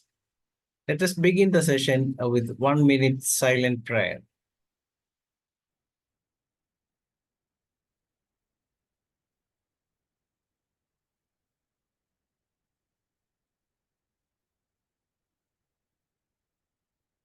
Thank you all. As you all know that International Forum for Promoting Homeopathy comprises of homeopathic lovers, homeopathic students, and homeopathic doctors. We are regularly conducting 3 sessions. 7 to 8 p.m. we have our Hindi session. 8 to 9 p.m. we have our international session in English. And 9 to 10 p.m. we have our local language session in Malayalam. So we are lucky to have a wonderful person, Professor Dr. RAJAT CHATTOPADHYAY as our guest of the day. And sir has completed MD in from NIH, and then sir has PhD in homeopathy and MBA in healthcare. He's working as a principal as well as an administrator and the superintendent of the Calcutta Homeopathic Medical College and Hospital, the oldest homeopathic institute in Asia. Sir has 27 years of professional experience. Sir has written so many books and the author of 3 books, one of which on cardiology from B. Jain and other from IBPP. Sir is a research person of NIH and CCH, CCRH and NIH, etc. Many research publications in peer journals Sir has published. Presented many papers in international and national level seminars. Sir was the principal investigator of research project under West Bengal government. And PhD study is ISET Shopur with the guidance of Emirate scientist Professor C.R. Mahata.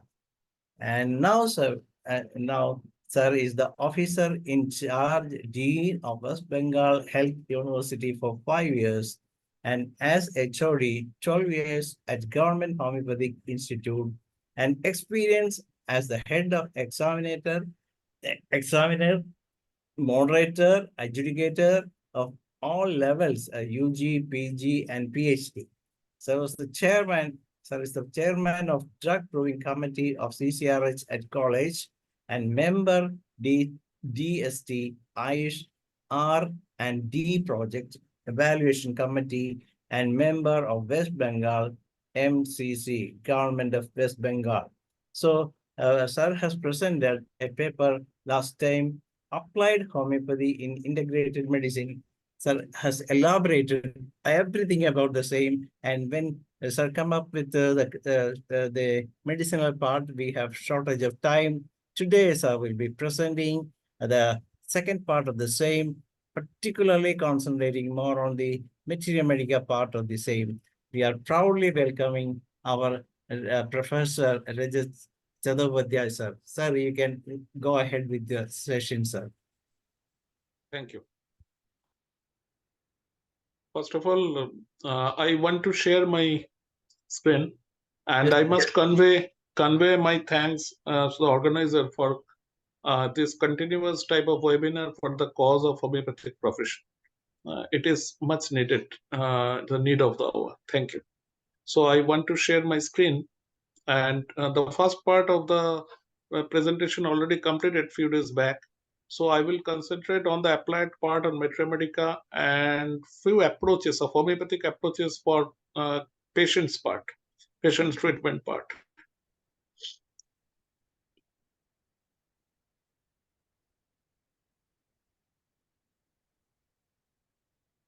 Yes, sir. It's visible, sir. It is visible now. Nice. Multiple factors, man in disease. Yeah. Man in health. That is, there are multiple factors from man in health to man in disease. In India, just a recent past, there was syllabus in the post-graduation that is man in health and man in disease. But the concept is that the man in healthy state, there are so many factors for these healthy state, for continuous of this healthy state. So from environment, from physical constitution of the patient, everything, and many other factors in the healthy condition, as well as whenever that health is deviating to the disease part, then multiple factors are there. It is not that very easy to deviate from man in health to man in disease.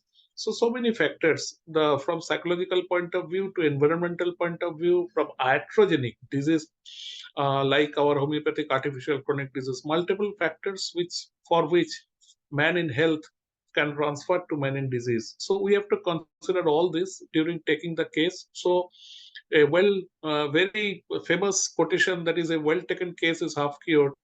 So without taking the case, considerable concentration by the physicians on the patient, and not only of patients, not everything surrounding the patients and everything about the patient's environment from since his childhood to the latest stage, all the factors to be considered, which factors has got certain impact.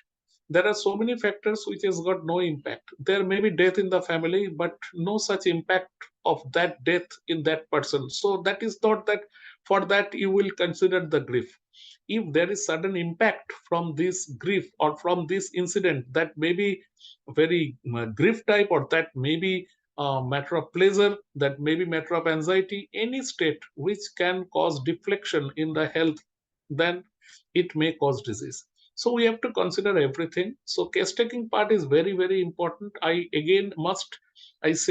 Repeatedly I must say that this is the first part through which we can diagnose the man in the disease state, because we have to diagnose two things. One is the disease diagnosis through our knowledge of clinical medicine, practice of medicine, and another is the diagnosis of the man in the particular disease state, because the original state the person, the diseased patient, has lost. So what was his condition in man in health? What was his environment during man in health? Those are of very utmost importance. So case taking part is one of the most important part. So there are so many factors in the development of dyscrasia. When one patient developed dyscrasia, first of all, he born with something inherited. It is very important part, and something from environment, from genetic factor, from disease, psychology, we have to inherit.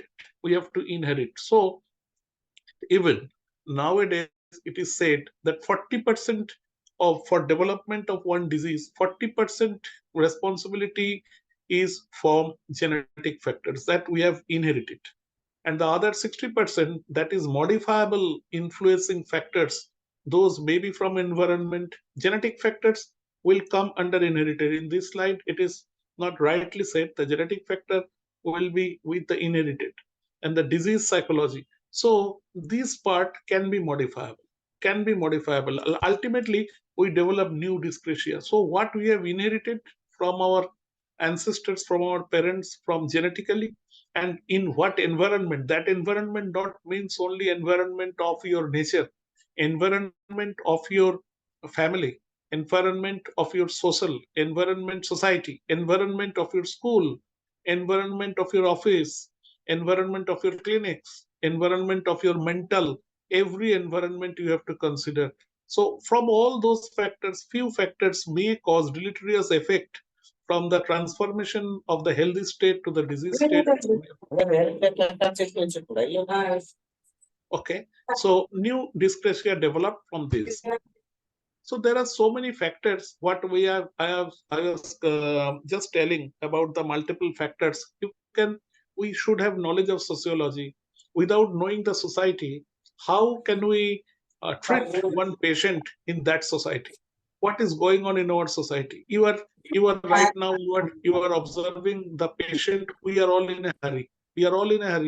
We have to make this webinar within 1 hour. Then again, I have another webinar for 1 hour.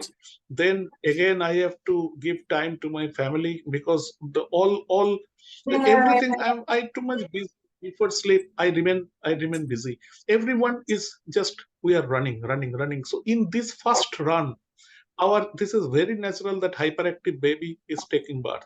So hyperactivity is very much synchronizes with the pace of the society. So we have to know the sociology. We have to know the anthropology. Anthropology is how the men develop, about the man, about the human being. The medical geography, there are very many diseases which is just responsible, which is the main factors for development of the disease. So medical geography is also very important part. Clinical ecology, another part. The physiognomy, physiognomy, that is you can see the condition of the patient by seeing the face. That is called physiognomy. Physiognomy is very important. Even in clinical medicine, it is of important. The different phases. We know in the medicine is phases. The disease, the condition of the face during disease state. Even in leprosy, we say Leonard faces. The skin becomes so thick that it becomes like lion. So Leonard faces. Same thing in mitral stenosis. It is due to peripheral vasoconstriction. There is prominent velar bones. It's a very, very important part in mitral stenosis. And very common, that is round faces of nephrotic syndrome or of taking corticosteroid of round faces. There are so many, even our hypothyroid, myxedema faces also. That is, you cannot say expressionless. You can't understand any expression because myxematous fatty deposition is there in the faces. So that belongs to hypothyroid, that is myxedema. So there are different faces, but physiognomy is something different. It is one type of science. Many part of this is hypothetical, many part of this is very proved. That is, you can understand one man from seeing his face. So this is one part. Psychology, psychoneuroimmunoendocrinology. This is the part. The best reference book of this is Kaplan and Sadok, and any good psychiatry book you can get it, or in medicine book of practice of medicine. So these can explain our concept of holistic. Whenever we are depressed, so our everything is depressed. Our depression is at our, even in physical level. Depression not only in the mental level, it can go from mental to physical even. Like we know that physical to mental, also so from mental to physical. Somatoform disorders mainly somatopsychic. So from the mental part, it can cause the physical, any deleterious effect on the physic, on your economy.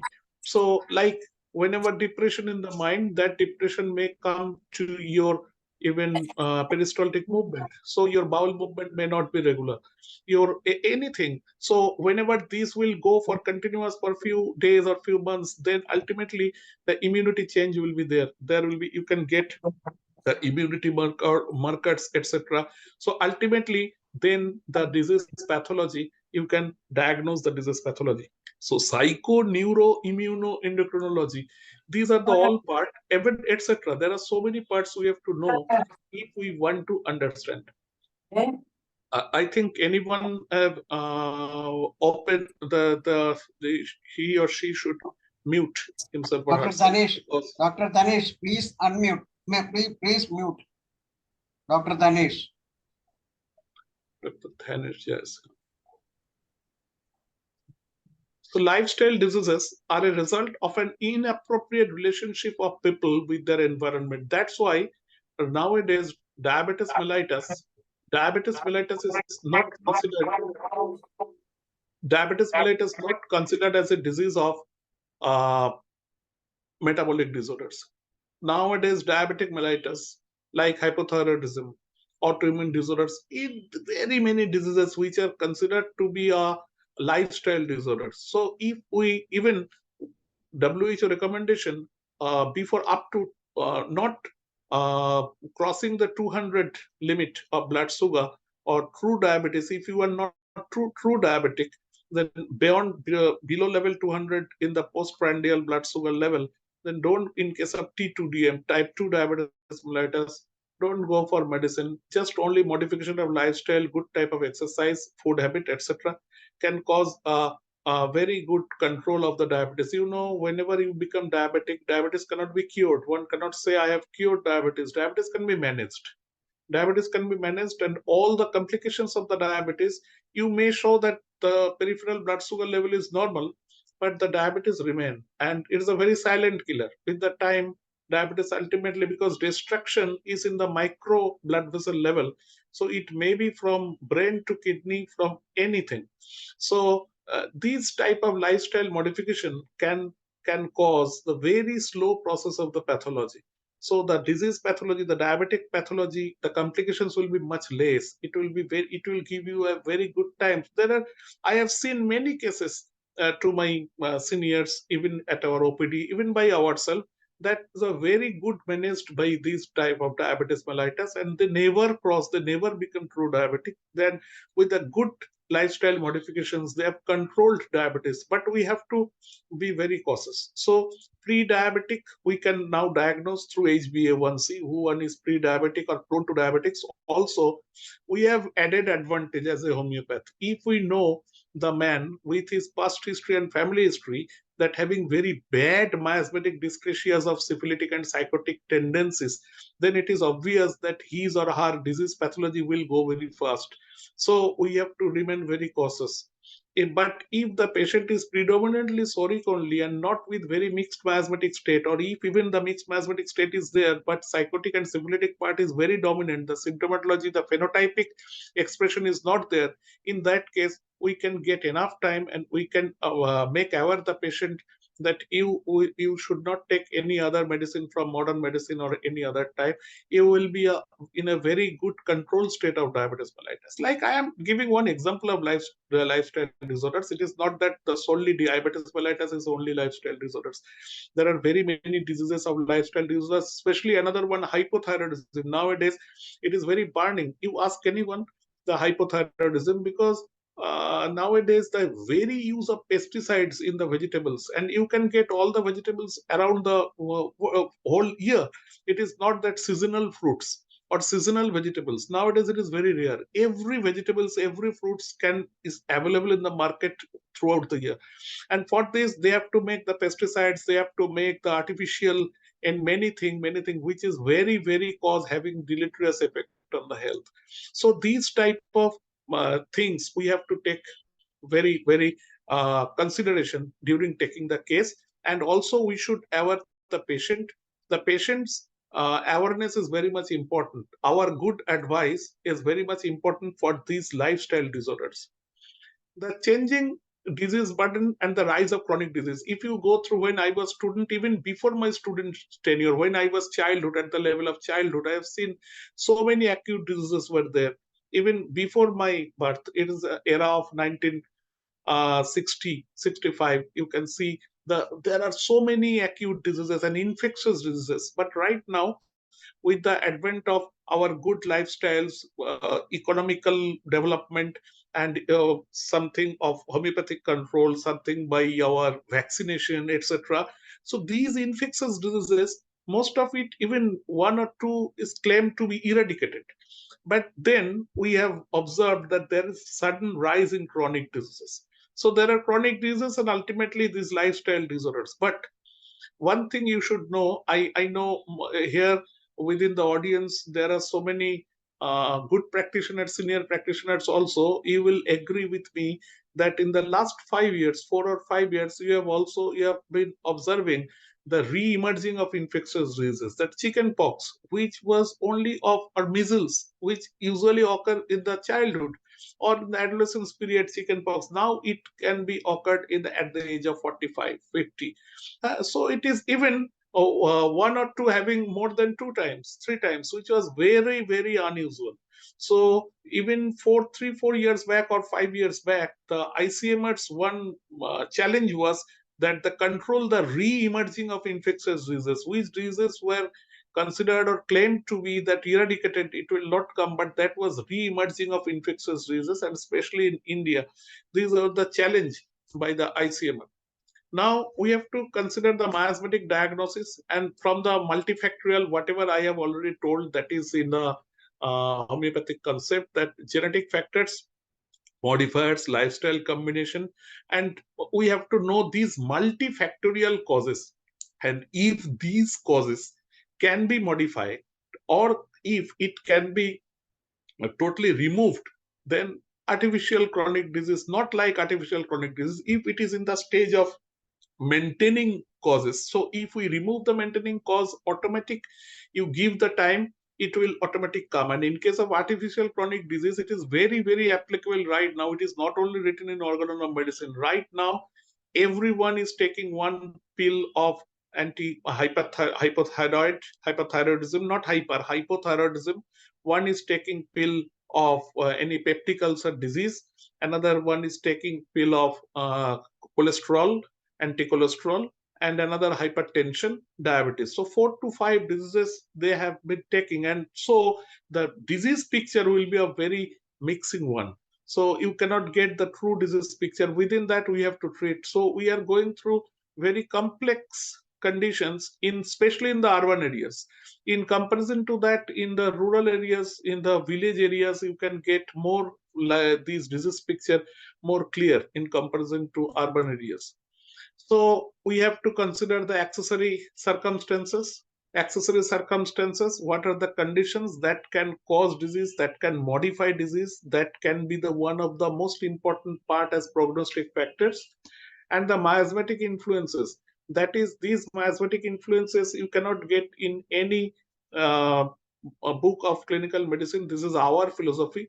So it is our added advantage that we can predict, we can assume on the basis of miasmatic dyscrasias, we can say that this patient having this one, this patient having this one, like one has been suffering from chronic liver disease, CLD, that CLD patient may remain up to chronic liver disease, and the disease pathology may be very slow in predominantly psoric phases and give you time of 15 years to 20 years to treat, even with the very severe pathological test, first of all diagnosed as chronic liver disease. But the disease pathology will be so slow in predominantly psoric, you can get the ideas, and you can, your assumption, or your not only assumption, it is on the basis of your miasmatic philosophy, miasmatic dyscrasias knowledge, you can say that the patient will live long.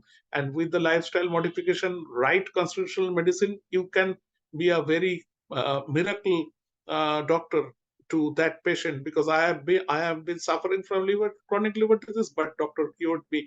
This type of utterance may be very common. But whenever a patient of these miasmatic influences in very bad soil, you cannot say, you can predict that the disease pathology will be very fast. Like this, anti-miasmatic treatment and lifestyle modification. So epigenetics right now is the most important one, and we should focus now whatever is accessory circumstances of organon philosophy. Now it is in the epigenetics in the concept of uh, recent language. So recent language know the epigenetics which go beyond the gene. So epigenetics concept we should have, and whenever we have to present any disease, whenever we have to show any disease in the present society, then other than utterance of accessory circumstances, miasmatic dysplasias, if we utter the word like epigenetics, the word like human genomic, word like genetics inheritance, these are the terms we should use just to make all those society, because society and the present scientific era, they have no knowledge about our homeopathic philosophy and the old this literature concept. The same thing, it is not that something new, but the same thing is now expressed in more in the light of the science, so we should accept it and we should present accordingly. Now I can show you some example, like this is taken from our one professor and collected work of National Institute of Homeopathy, also along with our college stream. We have seen this, like serrated teeth. If we go through the clinical medicine syphilis, congenital syphilis, if we go, then this serrated teeth is very common to congenital syphilis. But right now, you must agree with me that syphilis is not very common right now in primary stage. It is, you can find syphilis as stigma, which is syphilitic miasm. But syphilis, if you found right now, then it may be in the tertiary stage. Primary stage of syphilis is very, very, very rare right now. But more than 100 years ago, even more than that, the syphilis was very, very common at that time. So these stigma may remain. So serrated teeth can give you one example. Serrated teeth can give you one idea of predominantly syphilitic. You can see this one, that is medurinum. It is written medurinum, and I am coming later that why medurinum, because medurinum is usually antipsychotic remedy. Basilinum, lachesis, plum balm, syphilinum, tuberculinum. I am sure that you have no confusion regarding plum balm. You know the sclerosis of plum balm, and plum balm is totally antisyphilitic type. Syphilinum, you have no confusion. Tuberculinum, it is typically pseudosora. So Sora plus syphilis, as per Stuart Close, first mentioned it about this, because J.H. Allen only mentioned pseudosora. He never mentioned tubercular miasm, but Stuart Close mentioned tubercular miasm, and this tube is tuberculinum remedy.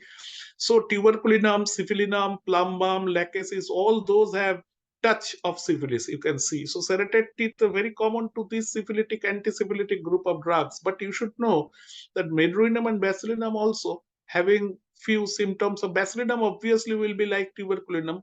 Usually there are very common questions from not only from students, from the practitioners also, where to we have to differentiate between basilinum and tuberculinum. Even I can remember at the 1996 or 1997, at that time I asked the question to Dr. S.K. Dubey also, sir, how can you differentiate basilinum and tuberculinum? Because as per book, as per literature, we know the symptomatology of basilinum, tuberculinum, there are few differences. But what is the practical differentiation knowledge, or a real practitioners in the field who has been practicing and seeing a lot of patients, then how they can differentiate? So from all those 2 or 3 senior persons, and as per my this 30 years of experience, I have seen that basilinum mostly those are very prone to our patient having some touch of psychotic much more. Syphilis is there, but in comparison to tuberculinum is more syphilitic prone. Basilinum is little bit psychotic prone. And another thing, basilinum is very, very effective drug in case of skin affections in comparison to tuberculinum. In skin affections, basilinum work better in the tubercular diathesis in comparison to tuberculinum. And also another thing, that is whenever a patient having personal history of tuberculosis, personal history of COX, in that case, maybe tuberculinum may be more indicated than basilinum. These 2 or 3 points, it is not written in the book, and it is, I am not saying that you have to agree with me, but whatever I have experienced from my experience, and what I have gathered from 2 or 3 seniors, that I want to share with you. You just apply it, and if you see that okay, then you agree with me. And so by only vigorous clinical application, if it comes true, then these symptoms, these differentiating point of bacillum and tuberculinum may be added in New Mathematica.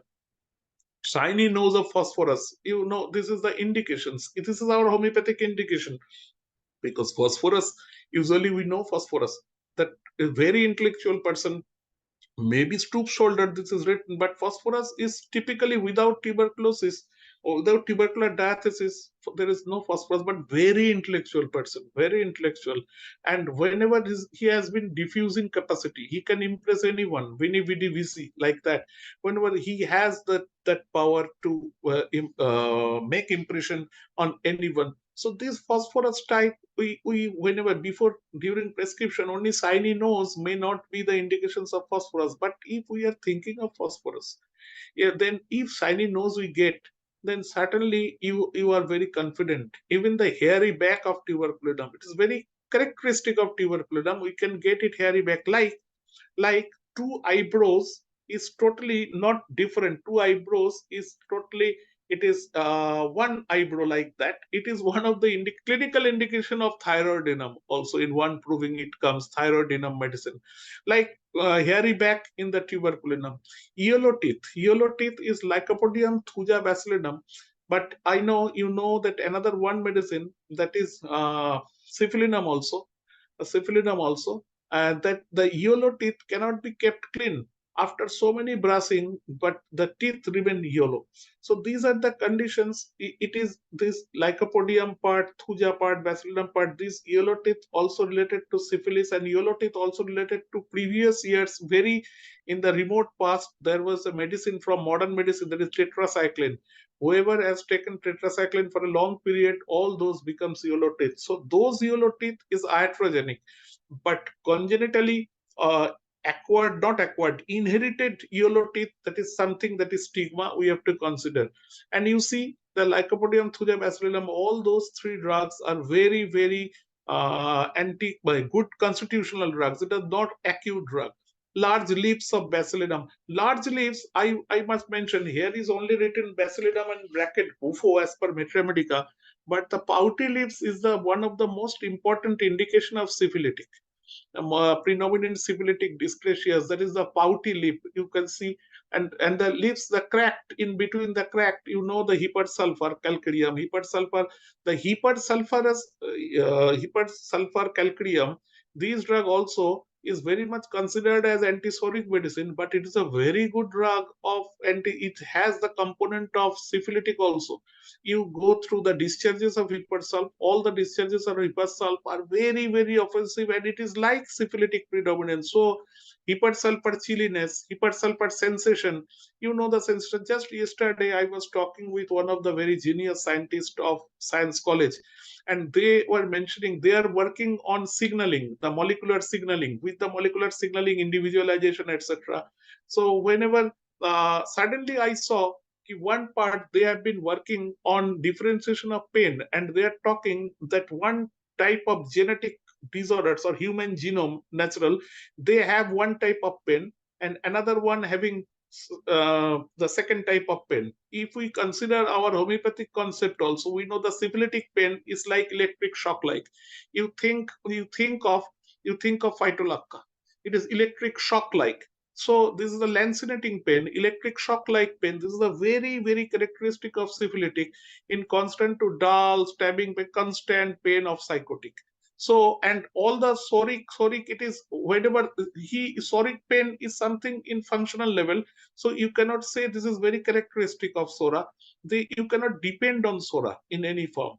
But psychotic, they will give you a dull, nagging pain, or the sharp, lancinating pain of syphilis will differentiate the pain. So these are the group of, even in the modern science, modern human physiology, they are considering that the typical character of pain will develop as per their constitution. And that scientist has been working on, even one of his friend working on space biology. So it has been observed that whenever anyone is reaching to space, and their all the genetic not only genetic factors, their internal economy, even exact, maybe opposite to this. So there is something, whatever is very, very synchronized with our concept of homeopathic philosophy of individualization. So it may be, if that just this slide, if it can be showed to any man of modern medicine or general people, they will love that what they're talking about. But this is the unique, one of the most important part of precision medicine and personal medicine, personalized medicine, just our like homeopathic individualization. The small jaw of Kali iode, small jaw of Kali iode. This is the observation that in Kali iode, most of the patient, it is not that all small jaw patient will have Kali iode. Like that one, right, two things written in the Roberts book, that is the inverted pyramid like phasis of tubercular, and one is fortune, where fortune you can see the fortune like it is very psychotic type and criminal incident, criminal type of phasis. It is written in Roberts philosophy. It is not that every square chin persons will be of psychotic, but predominantly psychotic maybe, and psychotic prominency will be much more. If I give you one example, rheumatoid arthritis, one disease. In rheumatoid arthritis, every form of pathology is there. There is functional disorders. First of all, the patient cannot identify his own substance. This is autoimmune disorders. What happened in the pathology? This is the identity lost, self-identity lost. So against the antigen, which is not antigen, our antibody develops. So this is in the functional level. So definitely we are all psoric, basically psoric. So it can happen to anyone, this psoric, depending on how it develop. It may be iatrogenic, it may be emotional, it may be environmental, multifactorial. So there are very many causes. But one group of patient may have very discoordinated growth and excessive growth, because whenever there is any destruction, there will be healing part from our economy, from our inner side. But that is not rational. Always body try to neutralize everything, but every attempt of the body may not be good. That is vis medicatrix naturae. That's why medicine always remains superior. So in rheumatoid arthritis, there may be very many bone degeneration, bone regeneration, in just due to degeneration. So there may be regeneration, new bone formation, and that new bone formation may cause more destruction in uneven, incoordinated way, that can cause the tearing of the ligaments, of the cartilage. So there may be more destruction. So cytotoxic, these factors, it will happen in case of predominantly psychotic, and predominant and PANAS formation is very important. In comparison to that, all the destructive part of the tearing or anything destruction of the ligament, cartilage will be seen in predominantly syphilitic one. So these are very important one. Everything, you cannot stamp rheumatoid arthritis as a psychotic disease. In a psychotic patient, predominantly psychotic patient, if having rheumatoid arthritis, in that patient, psychotic symptomatology will be much more presentable in that patient. This is the typical, like your past, there is anacardium. What is anacardium? We know anacardium about the forgetfulness. It is very important remedy for forgetfulness. It is a very important remedy for peptic ulcer disease also, anacardium. But I am talking about neurosyphilis. What is neurosyphilis? It is tabes dorsalis and GPI, general paralysis of insane. There is one disease, neurosyphilis. And if you go through neurosyphilis in the GPI part, general paralysis of insane, you can see that all the symptoms of anacardium, that I am under superior power, etc., that is there. So anacardium is one of the most important anti-syphilitic type anacardium. That's why anacardium is very much indicative of leprosy. Like aconite, and not the anacardium all variety, one variety is very, very maybe effective in case of leprosy. Anacardium may produce the leprosy symptoms. So anacardium also should be considered as a good antisyphilitic drug, like arnica. Arnica is not very casual drug, only for your injury. It is well known to all, even all know arnica about homeopathy. but arnica has got so superior power to heal the even is a very serious one. So because arnica is very strong syphilitic, that's why everything of arnica is very offensive. So arnica, you know the syphilitic component of arnica. Aconite, like anxiety, neurosis, it is in the functional level. Everything, the apprehension is there, predict the days of the death, everything, but nothing will happen. Even doctors will die, but the patient will live. This is the typical form of aconite, the typical phases of the aconite. Cardiac asthma, ipecac, arsenic. In very many cases, the ipecac is used for respiratory disorders or shortness of breath of the child is very, very good. I know ipecac you use all, but ipecac should be also considered in case of cardiac asthma. Arsenic is the pathological concept of cardiac asthma because all arsenic patient aggravated during 12 to 2 noon or AM, matlab morning or night, 12 to 2 AM or PM, arsenic. It is a normal disease aggravation of arsenic. And so whenever one patient lies in during cardiac asthma, he lies either in the noon or either in the midnight. So that is the time from 12 to 2. And suddenly due to pulmonary edema, he can't sleep. So arsenic having the symptoms of that disease symptoms. But ipecac also having that rattling sound of cardiac asthma, having the clean tongue. If there is anything in the gastric disturbances, then tongue will not be clean as ipecac. Ipecac produces different type of symptoms. Ipecac can produce your symptoms of nausea with clean tongue. It is of something different. Ipecac can produce your rattling chest with clean tongue of cardiac origin. Ipecac can produce your symptoms of malaria type or ague type or intermittent fever-like symptoms when it is written that your flesh feels beaten. Everything that is something is beaten. Ipecac within bracket Rastux, it is like arthritic remedies. So ipecac in very many forms. It is also so the in one patient all the symptoms will not develop. Even if the disease is one, within the disease there are 20 to 30 or 40 symptoms. The 5 or 6 symptoms can be seen in one patient depending on his constitution, depending his miasmatic discretions, depending his accessory circumstances and environmental factors. And there are multifactorial. Lachesis, pseudobulbar palsy. This is very important. Whatever in first year, second year, or we talk about lachesis or baptisia, we say, hey, how PQRS it is. It is how peculiar that patient is not taking the food. The patient is not taking the water, but patient can take the food. How can it be possible? So it is peculiar. No, it is the common symptom of pseudobulbar palsy because the patient having no sense of deglutition. So he is or she is apprehensive that whenever I am taking anything, that whether it is going to foot pipe or it is going to windpipe. If it goes to windpipe, then I will die. So due to that, he prefers that whatever I am taking, that should touch, that should give the touch, not because my sensation has gone. So whenever it will touch, then I am sure that it is going to my foot pipe. So I am assured. So this is lachesis in pseudobulbar palsy. But whenever he is taking water, water is not touching. His sensation is not there. So he is apprehensive. So he can't drink water. This is the very common pathology of pseudobulbar palsy, which can be produced by lachesis, but it is not that you will give lachesis and pseudobulbar palsy will be cured. It is depending on the stage. But lachesis has the power to produce pseudobulbar palsy. And if the patient is like lachesis mentality, you can give, it will work.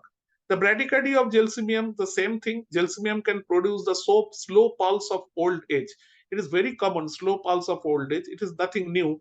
But the patient having that constitution of gelsemium, like benign enlargement prostate of hypersulfur, we use in hypertrophy of prostate the most common drug, that is sabalcerulata. One use Solidago, another use Thuja, different medicines, but we very less use hypersulfur.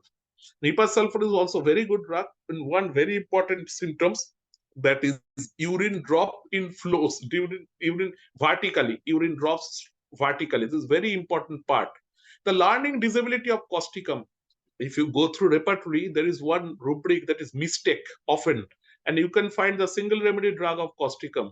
So nowadays in the autistic variety, these LD, learning disability, and causticum, it is the antisoric drug, tinctura aqueous cynically.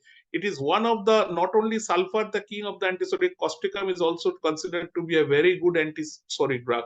So in functional disability, if the patient having causticum-like constitutional symptom, we can think of learning disability. Parkinsonism mercurius. I was talking about the lancerating pain, sharp lancerating pain of syphilis. For your refreshing memories, that in one disease that is called multiple sclerosis, in which very young persons died within 2 to 3 years, 4 years, 5 years, multiple sclerosis. You know what happened in the sclerosis in the brain, what happened in the neurons, the neurulema, the myelin sheath, all destroyed, and ultimately patient died. There is one sign that is called Larmit sign, in which there is jerking pain, lancerating current-like pain, which is maybe the first sign in that multiple sclerosis. So that indicates that this disease is very much fond to take the medicine like antisyphilitic medicine. Like mercurius, it is also one last line of Allen's keynote in mercurius, that is paralysis agitans. And paralysis agitans and mercury can produce the symptoms of Parkinsonism. Parkinsonism is one of the very, very chronic drug for which the human mankind has been suffering, but anti-syphilitic group and mercury have the very good power to produce this type of symptoms. Like ADHD, attention deficit hyperactive disorders, I was talking about very fast life. All we are running, husband, wife running, so child is also running. So we should think Drosera, we know Drosera from Emil Tyler, that Drosera has the power not only for whooping cough, Drosera is a very good drug for tubercular diathesis also. On the basis of the tubercular diathesis, what is the characteristic of tubercular diathesis? That is the changeability. That is the change. Tuberculosis never confined to one space. Tuberculosis primarily maybe in the lung, but tuberculosis may be of skin, tuberculosis may be of intestine. Even right now, whatever previously it was thought that cerebrospinal fluid, CSF, due to brain, tuberculosis cannot reach to the brain. The latest physiology Nobel come in that tuberculosis may reach to the brain, because it may even reach to the brain. So Drosera, like this changeability pattern, Drosera may be one of the very good remedy, may be used in case of ADHD. Even Drosera may be used in case of autoimmunity mediated arthritis like rheumatoid arthritis. And another drug, it is very much used, but I think in very many chronic cases, calcarea carb is very less used. I must say, calcarea carb, we should go through the Kent's lecture, as well as the new books like our Coulter, Catherine Coulter's book, calcarea carb, wonderful. Vetulkas, wonderful. The new books and the old books, calcarea carb, like Kent's lecture and headings guiding symptoms, etc. So if we go through the calcarea carb, you can see the calcarea carb also having this type of similar type of attention deficit hyperactive disorders. And whatever happened in calcarea carb, that is in phase. If improvement is there, it is phasic improvement. If it is very going lagging behind, like our autistic children, the calcarea carb is going very slow, very slow. Suddenly, development for 3 months or 6 months. So this is very unique. And acalculia, can't calculate. We know that arithmetic weakness is the characteristic of syphilitic part. And calcarea carb, in Kent's lecture, you can see the obese child as well as very sick child. The calcarea carb, the sick child is a syphilitic predominant calcarea carb. And the fatty child, that is a scrofula, that is the psychotic prone calcarea carb. So calcarea carb as well as SORA as well as predominant syphilis psychosis, both. So these drug, calcarea carb, may be more and more used. If you go through the ankylosing spondylosis like autoimmune disorders, whenever everything is fixed, you can get this calcarea carb is one of the most important drug. Even the injury, even this fixedness, whenever it becomes chronic, injury ligament chronic, you can get ruta, you can get strontia carb, but you can get also calcarea carb in the first grade. So never these calcarea carb should not use only in child, but should not be only for egg eaters, etc. Calculator, use it in very many difficult chronic conditions and go through the literatures. It will help even in the rubrics also. Vitiligo pityriasis bryonia is very used in RTA, respiratory tract infection. Bryonia we use in arthritis. Bryonia we use in respiratory tract, but very less use in vitiligo and pityriasis. In Herring's Guiding Symptom and Good Mathematica book, you can find bryonia. There is clear-cut one white spot. Usually laymen say liver spot like that. Bryonia is the indication in that clear-cut, like calibicromicum, that is the ulcer, clear-cut ulcer, clean-cut ulcer, calibicromicum, and clean-cut very small white spot like that, the indications of bryonia. Like thuja, one line is there in thuja, that eruption on covered part, and another is line in thuja, that is small brown spot. This small brown spot of thuja, indication of pityriasis versicolor, and eruption only on covered part, and this rounded small clear-cut vitiligo and pityriasis, it may be of bryonia. So bryonia also very good constitutional drug.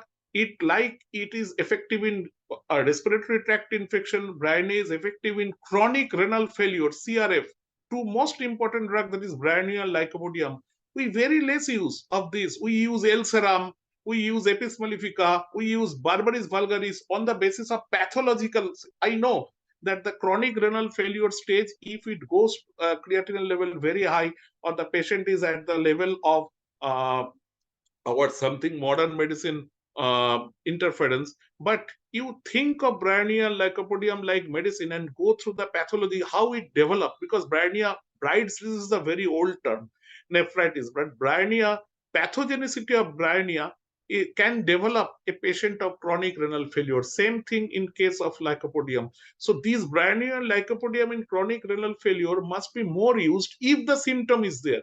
And I also believe in that the patient, the constitution of the patient, the miasmatic dyscrasia of the patient, the environment of the patient will decide what type of disease will occur in that patient in a particular time. It is prefixed.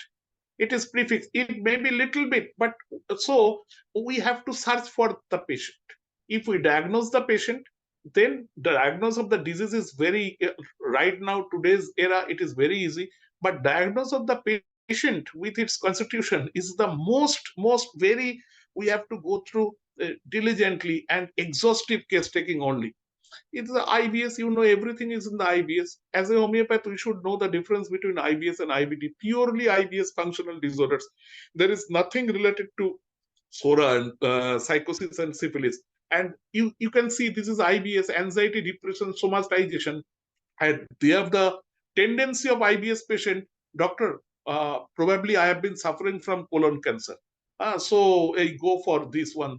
So these anxieties typically will diagnose the patient of IBS. And also we have to consider why IBS develop, whether there is in the office, whether there is a family, or even the something in the adaptation. So IBS like this, and you see this is IBD, Crohn's disease and ulcerative colitis. These are one Crohn's disease is a granulomatous, clearly indication of predominant psychotic. In case of ulcerative colitis, there is loss of hostration. Even the characteristic of these pipe, this ascending colon and this type loss of hostration, it is indicative of ulcerative colitis is predominantly syphilitic. Even this ulcerative colitis has the tendency to develop, has the potentiality to develop cancer. Definitely ulcerative colitis. It is not that ulcerative colitis means cancer, but it has the power, it has the potentiality to develop cancer. And Natrum group of remedies has got the very good power to develop this type of ulcerative colitis, as well as Natrum group, another thing, that is anemia. In the previous slide, I mistook that. I should mention that. But Natrum also, it can produce the power, different type of hemorrhagic disorders like ulcerative colitis. And in Crohn's disease, we have found the Thuja, Medruinum, very effective one. Even the Basilinum may be one of the, it is depending on the indications. It is not that only these Thuja will act only Crohn's disease, but whatever our experience that I want to share with you. Like alternate bowel, abnormal bowel habit, constipation and diarrhea, it may be very common, but we have to, one point is there in the homeopathic organon, that is lesser accessory symptom. the patient think that this is my normal. The patient is talking, I have 3 months constipation, 3 months loose diarrhea. But these alternate constipation and diarrhea may be due to IBS, maybe due to malabsorption syndrome, maybe due to intestinal tuberculosis. You have to touch the patient. The doughy feeling of the abdomen will confirm your diagnosis. It also may be seen in AIDS, acquired immunodeficiency syndrome, uncontrollable diarrhea, suddenly constipation. It may be functional in the level of anxiety neurosis. It may be due to Crohn's disease, where constipation is the characteristic. Or it may be due to typhlitis or acute chronic amoebiasis, which is very common in Bengal. Whenever you will come in Bengal, this type of amoebiasis, you will be the victim of that because it is endemic. And last, I must conclude my session with this, that is SSA, seronegative spondyloarthropathy. This is the term. Whenever you can find arthritis, all type of pain is there, but you can't diagnose. Everything is negative. You cannot find osteoarthritis. You cannot find any marker. RA factor is negative. Anti-CCP is negative, but patient is giving you symptoms of arthritis. For your convenience, for insurance convenience, for patient satisfaction, for doctor satisfaction, there is one terminology because we have to diagnose. SSA, seronegative spondyloarthropathy. Within these, you can see anything, this type of different things. Only arthritis with red eye, you can find this one. Reactive arthropathy, Bassett syndrome, and etc. It is not confined only, even unclassifiable chronic heel pains, fibromyalgia. These are all under seronegative spondyloarthropathy. So our homeopathic approach should be very holistic one. It is not very complicated. It is very easy. If we know medicine, then the common practice of medicine symptoms are well known to us. Then what is uncommon, what is not written in practice of medicine books, that can be seen. A phosphorus patient can be seen. If I am a homeopath, I can understand the phosphorus patient. If I am a homeopath, I can understand the Naxxvomica. A Naxxvomica patient can never be pulsatilla. If we have missed the diagnosis on this part, this is the dynamic mistake. We should not make this. So homeopaths, we are far superior in this disease perception, and I think the coming generation will go ahead. They are now in the advantage of getting the human genomics and all the other scientific explanation, through which homeopathy can be a new homeopathy in the language of science. Thank you.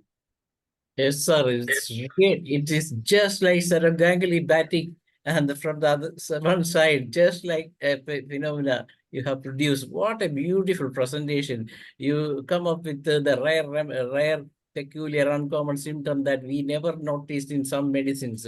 But usually people think about the bryonitis or such mucocutaneous action on the serous membrane. But you have shown how beautifully that it works in different, even in skin conditions. And that's something great. Nobody thought in that line. That of course, Matsol also you thought in a different way. And as you rightly pointed out, that nobody know what was the basic difference between tuberculum and bacillinum. As you rightly pointed out, that the bacillinum is of more of a psychotic one, and tuberculum is a syphilitic one, and how it differentiate all those things. What a beautiful things, and it's really a wonderful evening to have spending some time with you. We hope we will have some more presentations, such firing presentations from you, sir. It's really, I must say, I don't know, I have no words of say appreciations of that much of power in your presentation. Now it's a time for discussion. Only a few minutes are available. I invite Dr. Hariharan sir to begin with. Okay, doctor, very nice presentation, very nice presentation. Very informative. Congratulate. First of all, I like to congratulate. See, one of my doubt is that in Anatromo, there is a rubric for appearance. There is squarish build. Squarish build in Anatromo appearance. In Mathematica, it is saying so. What indicates that? I don't know. So I know one thing. There is chrony. That is the appearance. That is like, you know, the celiac or one disease we have for exhaustive diarrhea. So this is the in the second line of the Allen-Skinner, this natramur is very effective for chronic mental disorders. And when there is emaciation, and emaciation, we know emaciation from the tuberculosis, emaciation from the protein energy malnutrition, but emaciation from the cancerous diathesis also. And that part, whatever you are mentioning, that is indicating natramur can produce the patient of cancer. The cachexia of the natramur is capable of producing CA, and it is under any CA, most of the CA, you can find the emotional background, the feel of grief. That's why chronic mental disappointment, chronic mental suppression is in the key factor of natramur. Okay, thank you, sir. Thank you, sir. Okay, very good, very good explanation. Very good explanation. That's a beautiful explanation, sir. And now it's our to Hibbert. Hello, doctor. It was a very nice presentation. So I was astonished to hearing such a beautiful presentation, because I think that you have, while you are studying, that time you were a Kendian, and you straight away go to the modern science, isn't it?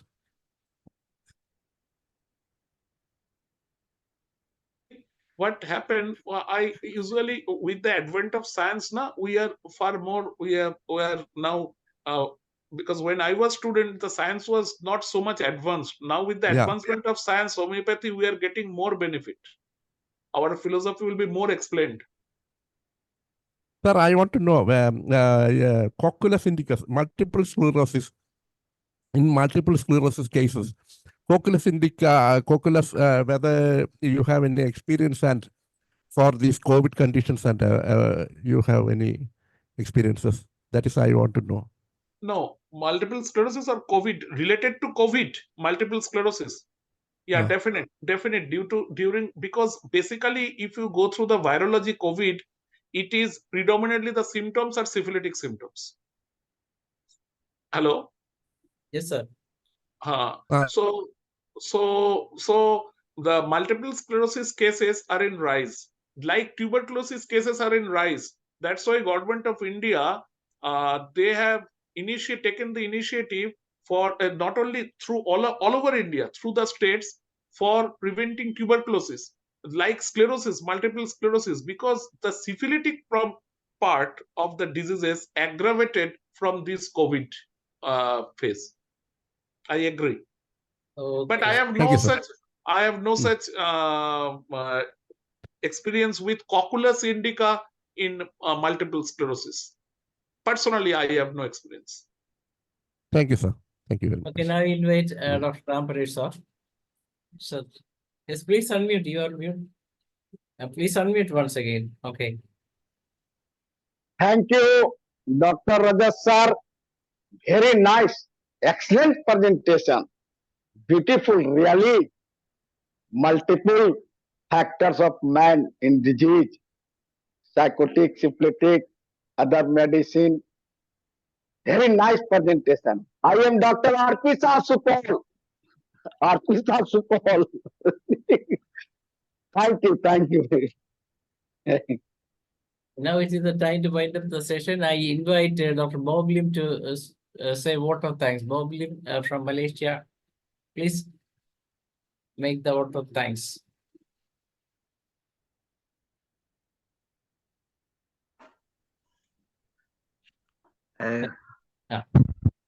Hello? Yes.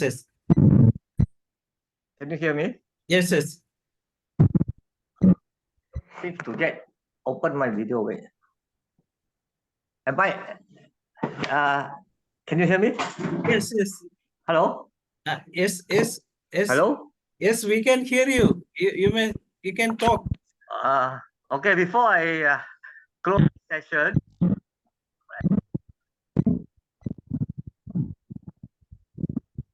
okay, I would like to say very grateful words of thanks to our Professor Dr. RAJAT CHATTOPADHYAY, and is not new to Malaysia. He has visited quite a few times, and I did organize a seminar for him. So he's my good friend, Professor Dr. RAJAT CHATTOPADHYAY from Kolkata. It has been very good informative session for us, and it covers all kinds of pathology. But there's one more question I would like to ask Dr. Rajat CHATTOPADHYAY. That is about Parkinsonism. Parkinson. You mentioned about mercury. Have you, through your experience, any of the homeopathy can reverse the pathological conditions of We have experienced, and even at our OPD hospital, OPD, IPD, we have treated lot more than 27 cases we have documented, and we gave very good result with Mark Vivus. We use in 7 to 8 cases Mark Vivus, and all other on the depending causticum also effective. But Mark Vivus, we got very good result, and we have documented result on this Parkinsonism. Even in more than 5 cases, the lifespan of the patient, even the pathology was halted totally. We have the experience, and I can show you the documentation also at our government levels hospital. Okay. I come across. But I must say it is not Mark Sol. It is Mark Vivus. Mark Vivus is the remedy. It is the, because as per Hahnemannian version, that Mark Vivus is the best preparation of mercury. Okay, that's very good information. Thank you. What about this a case where the patient, they have Parkinson, at the same time they have signs of severe arthritis, where his toes near the toes cross each other, and it it's cramped there. I can't understand, Bob. The toes is not clear. To walk. It's like a finger cross like this. So, problem doctor, we can talk later. Okay. We go for another session again. We welcome you back. Definitely. Dr. RAJAT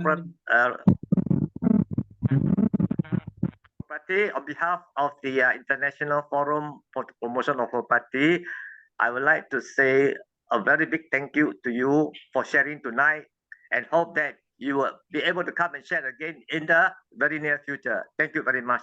And thank you. Over to you, Doctor.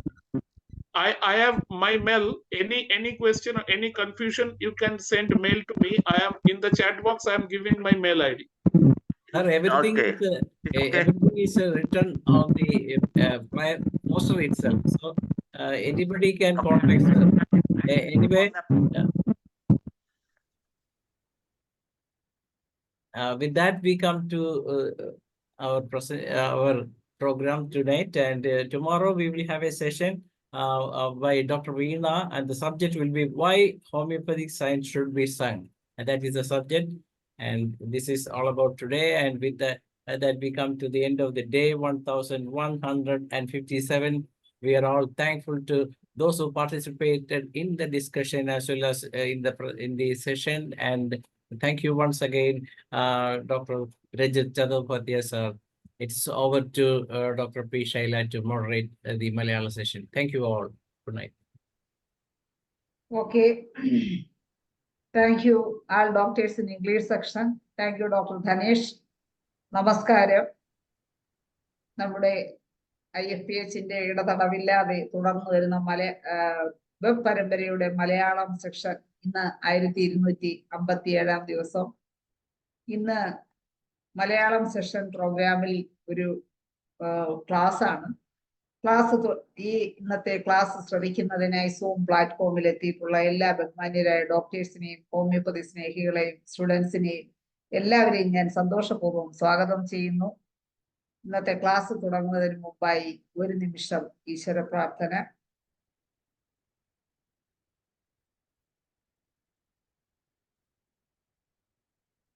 നന്ദി. ഇന്നത്തെ class നമുക്ക് എടുക്കുന്നത്, നമുക്ക് ഒരുപാട് ക്ലാസ്സുകൾ ഇതിനകം എടുത്തിട്ടുള്ള ഒരു വ്യക്തിത്വമാണ്. ഹോമിയോപ്പതി ഡിപ്പാർട്ട്മെന്റിൽ നിന്നും ചീഫ് മെഡിക്കൽ ഓഫീസറായി റിട്ടയർ ചെയ്ത ഡോക്ടറാണ്. കൂടാതെ ക്ലാസിക്കൽ ട്രീറ്റ്മെന്റിന്റെ തലതൊട്ടപ്പനെന്നോ അല്ലെങ്കിൽ വലിയ ഒരു ഡോക്ടറുടെ ആരാധിക കൂടിയായ ഒരു ഡോക്ടറാണ്. മുഖം കണ്ടതുകൊണ്ട് ഇനി ഞാൻ സസ്പെൻസ് നീട്ടിക്കൊണ്ടു പോണില്ല. മറ്റാരുമല്ല, നമ്മുടെ ഡോക്ടർ അനിത സോമനാണ്. അനിത സോമൻ ഡോക്ടറുടെ ചികിത്സാനുഭവങ്ങൾ പങ്കുവയ്ക്കുന്ന ഈ അവസരത്തിലേക്ക് ഞാൻ ഡോക്ടറെ സ്നേഹപൂർവ്വം സ്വാഗതം ചെയ്യുന്നു. ഡോക്ടറെ ക്ലാസ് കൊടുക്കും. സ്വാഗതം. ഞാൻ എന്റെ ക്ലാസ് ആദ്യമേ തന്നെ എല്ലാവർക്കും എന്റെ വിനീതമായ നമസ്കാരം. അതോടൊപ്പം തന്നെ ഹോമിയോപ്പതിയുടെ സൃഷ്ടാവായ ഡോക്ടർ സാമുവൽ ഹനിമാനും അതുപോലെ എന്റെ ഗുരുവായ ഡോക്ടർ പ്രഫുൽ വിജയക്കാരനും പ്രണാമം. ഇന്നത്തെ ക്ലാസ് ഞാൻ ആദ്യം ഒന്ന് മ്യാസത്തെ പറ്റി ഒന്ന് പറയാമെന്ന് വിചാരിച്ചു. അത് പറഞ്ഞിട്ട് പിന്നെ കേസിലോട്ട് കിടക്കാം. മ്യാസം എല്ലാവർക്കും ഒരു ഡൗട്ട് ആയിട്ടുള്ള കാര്യമാണ്, ആർക്കും ഇഷ്ടമല്ല. പക്ഷെ ഹനിമാൻ ഓർഗനോൺ ഓഫ് മെഡിസിനിലെ ക്രോണിക് ഡിസീസിന്റെ പ്രിസൈസിൽ പറയുന്നുണ്ട്, അദ്ദേഹം കണ്ടുപിടിച്ച ഹോമിയോപ്പതിയെക്കാളും ഏറ്റവും ഇമ്പോർട്ടന്റ് മ്യാസം കണ്ടുപിടിച്ചുകൊണ്ടാണ് അദ്ദേഹത്തിന് ഏറ്റവും വലിയ കണ്ടുപിടുത്തമായിട്ട് അദ്ദേഹത്തിന് തോന്നിയിട്ടുള്ളത്. അപ്പൊ മ്യാസം കണ്ടുപിടിക്കുന്നുണ്ട്. ഞാൻ കുറച്ച് ബേസിക് കുറച്ച് കാര്യങ്ങൾ പറയാം, എല്ലാവർക്കും അറിയാവുന്ന കാര്യങ്ങളാണ്. Man is made up of approximately 37 trillion cells കൊണ്ടാണ് ഉണ്ടാക്കിയിരിക്കുന്നത്, അപ്രോക്സിമേറ്റ്. അതിൽ ഒരു സെൽ എന്ന് പറയുന്നത് it is the unit of life ആണ്, which have almost all properties of man himself and all functions are governed by genes ആണ്. And the genetic code which is inside the nucleus ആണ്. Genes ആണ് decode ചെയ്യുന്നത് മെറ്റബോളിസത്തിനെയും differentiation of physical look, functions, attitude of a person, ഇതെല്ലാം differentiate ചെയ്യുന്ന genes ആണ്. അതുകൊണ്ടാണ് നമ്മൾ ഇൻഡിവിജ്വലൈസേഷന് കൂടുതൽ ഇമ്പോർട്ടൻസ് കൊടുക്കുന്നത്. കാരണം individualisation is determined by genes ആണ്. ഒരു മനുഷ്യന്റെ ഫസ്റ്റ് ഫിസിക്കൽ നീഡ് എന്ന് പറയുന്നത്, ഒരു മനുഷ്യരല്ല ഏത് ജീവജാലങ്ങളുടെയും ഫസ്റ്റ് ഫിസിക്കൽ നീഡ് എന്ന് പറയുന്നത് സർവൈവ് ആണ്. സർവൈവ്, എക്സിസ്റ്റ് ചെയ്യുക എന്നുള്ളതാണ്. ആ സർവൈവ് ചെയ്യണമെങ്കിൽ എനർജി വേണം. എനർജി വേണമെങ്കിൽ ആദ്യത്തെ എനർജി എന്ന് പറയുന്നത് ഓക്സിജൻ ആണ്. ഒരു കുഞ്ഞ് ജനിച്ചു വീണാൽ ആദ്യം കുഞ്ഞ് കരഞ്ഞോ എന്നുള്ളതാണ് നമ്മൾ നോക്കുന്നത്.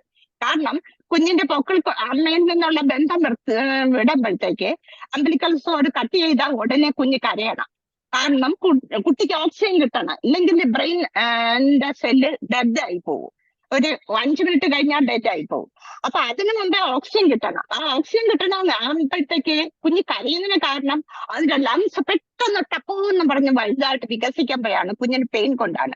അതോടൊപ്പം തന്നെ ഹാർട്ടിലെ ഇന്റർവെർട്ടിബ്രൽ സെപ്റ്റം എല്ലാം അടയുകയും എല്ലാം ഒരേ സമയത്ത് ഒരു നിമിഷം കൊണ്ടാണ് ഈ സംഭവങ്ങൾ അത്രയും നടക്കുന്നത്. അപ്പൊ കുഞ്ഞിന്റെ സർവൈവല് ഓക്സിജൻ കിട്ടുന്നു. ഓക്സിജൻ കിട്ടുന്നതോടൊപ്പം കുഞ്ഞ് കരയുന്നതോടൊപ്പം കുഞ്ഞിന് മുലപ്പാല് അല്ലെങ്കിൽ പാല് ഏതെങ്കിലും ലിക്വിഡ് കിട്ടണം. എന്നാലേ അവിടെ ബ്ലഡ് ഓടിത്തുടങ്ങുള്ളൂ. ലിക്വിഡ് ഉണ്ടെങ്കിൽ മാത്രമേ ബ്ലഡ് ഓടിത്തുടങ്ങാനൊക്കെ ഉള്ളൂ. അപ്പൊ ഇത് രണ്ടും ഉണ്ടെങ്കിൽ മാത്രമേ കുട്ടിക്ക് എനർജി കിട്ടുകയുള്ളൂ. കുട്ടിക്ക് വീണ്ടും കരയാനുള്ള ATP ഡെവലപ്പ് ചെയ്യല്. എനർജി എന്ന് പറഞ്ഞാൽ ATP, അഡിനോസിൻ ട്രൈഫോസ്ഫേറ്റ് ആണ്. അപ്പൊ ഒരു ഫംഗ്ഷൻ, ആദ്യത്തെ ഫംഗ്ഷൻ എന്ന് പറയുന്ന ഒരു സെല്ലിന്റെ ഫസ്റ്റ് ഫംഗ്ഷൻ എന്ന് പറഞ്ഞാൽ nutrition and oxygen for survival ആണ്. സെക്കൻഡ് ഫിസിക്കൽ നീഡ് ഫംഗ്ഷൻ, ഒരു ലിവിങ് ഓർഗാനിസത്തിന്റെ ഫംഗ്ഷൻ എന്ന് പറഞ്ഞാൽ ജനറേഷൻ കീപ്പപ്പ് ചെയ്യുക അല്ലെങ്കിൽ റീപ്രൊഡക്ഷൻ ഫോർ സർവൈവൽ ഓഫ് സ്പീഷീസിനെ സർവൈവ് ചെയ്യണം. അല്ലെങ്കിൽ നമ്മള് ഈ ലോകത്തുനിന്ന് ജനറേഷൻ കീപ്പപ്പ് ചെയ്തില്ലെങ്കിൽ അടുത്ത തലമുറ ഉണ്ടാകത്തില്ല. ഈ ലോകമേ നശിച്ചു പോകും, ഭൂമിയെ നശിച്ചു പോകും. അപ്പൊ ആദ്യത്തെ സെക്കൻഡ് ഫംഗ്ഷൻ എന്ന് പറഞ്ഞാൽ ജനറേഷൻ കീപ്പപ്പ് ചെയ്യുക or reproduction, it is very important. Third function എന്ന് പറയുന്നതാണ് ഇമ്മ്യൂണിറ്റി. ഇമ്മ്യൂൺ മെക്കാനിസം ഉണ്ടെങ്കിൽ സെല്ലിന് എന്തെങ്കിലും ഒരു ഇഞ്ചറി ഉണ്ടായി കഴിഞ്ഞാൽ അതിനെ ഡിഫെൻഡ് ചെയ്യാനായിട്ട് സെല്ലിന് പ്രൊഡ്യൂസ് ചെയ്യേണ്ട ഡിഫെൻസീവ് മെക്കാനിസംസ് ഉണ്ട്. അതാണ് ഹനിമാൻ 3ആയിട്ട് ഡിവൈഡ് ചെയ്തത്. That is psora, sycosis and syphilis. അപ്പൊ മ്യാസം എന്ന് പറഞ്ഞാൽ it is the defensive mechanism of a സെല്ലാണ്. ഒരു സെല്ലിന്റെ ഡിഫെൻസീവ് മെക്കാനിസം ആണ് മ്യാസം എന്ന് പറയുന്നത്. അതിൽ സോറ എന്ന് പറയുന്നത് ഫസ്റ്റ് ഡിഫെൻസീവ് മെക്കാനിസം ആണ്. സോറ ജനറേഷൻ ടു ജനറേഷൻ ആയിട്ട് വരുന്നുണ്ടെന്ന് ഹനുമാൻ പറയുന്നുണ്ട്. It is the mother miasm of all ഡിസീസസിന്റെ മദർ മ്യാസം എന്ന് പറയുന്നത്. അല്ലെങ്കിൽ ഏത് മനുഷ്യന്റെയും ഏറ്റവും ഇമ്പോർട്ടന്റ് സർവൈവൽ വരണമെങ്കിൽ സോറ ഉണ്ടെങ്കിലേ പറ്റുള്ളൂ. That is life. അതിന് തുല്യമായിട്ട് ലൈഫാണ് വരുന്നത്. അപ്പൊ ഏത് ഡിസീസ് ആദ്യം സ്റ്റാർട്ട് ചെയ്യുന്നത് ഇൻഫ്ലമേഷനിൽ നിന്നാണ് തുടങ്ങുന്നത്. ദാറ്റ് ഈസ് സോറിക് കണ്ടീഷൻ ആണ്. ദാറ്റ് ഈസ് സോറ എന്ന് പറയുന്ന ഇൻഫ്ലമേഷൻ എന്നാണ്. സോറയെ വേറൊരു രീതി നമുക്ക് പറയാവുന്ന സോറിക്ക് ഇൻഫ്ലമേഷൻ എന്നാണ്. ഇൻഫ്ലമേഷന്റെ ആദ്യത്തെ തുടങ്ങുന്ന തന്നെ അലോപ്പതിക്കൽ പറയുന്നുണ്ട്. Pain, dolor, heat, calor, redness, rubor, swelling, tumour and last ഇതൊന്നും കൊണ്ട് ഡിഫെൻഡ് ചെയ്യാൻ പറ്റിയില്ലെങ്കിൽ പിന്നെ ലോസ് ഓഫ് ഫംഗ്ഷൻ ആണ്. ആ ഭാഗം കട്ട് ചെയ്താൽ നെക്രോസിസോ അല്ല അപ്പോലൈസിസോ അപ്പോട്ടോസിസോ കൊണ്ടോ നശിപ്പിച്ച് കളയും. അപ്പൊ ഇത്രയും ചേഞ്ചസ് ആണ് ഒരു ഇത് രക്ഷപ്പെട്ടില്ലെങ്കിലാണ് അടുത്ത സ്ട്രക്ചറൽ ചേഞ്ചിലോട്ട് വന്നത്. ഇത് ഫങ്ഷണൽ ചേഞ്ച് ആണ്. ഈ ഫങ്ഷണൽ ചേഞ്ച് അതിൽ നമുക്ക് രക്ഷപ്പെടാൻ ഡിഫെൻഡ് ചെയ്യാൻ പറ്റാതെ വരുമ്പോഴാണ് നെക്സ്റ്റ് സ്റ്റെപ്പിലോട്ട് ചാടുന്നത്. നെക്സ്റ്റ് ഡിഫെൻസീവ് മെക്കാനിസം ആയ സൈക്കോസിസിലോട്ട് പോകുന്നത്. അപ്പൊ ഒരു ഡിസീസ് ഇല്ല.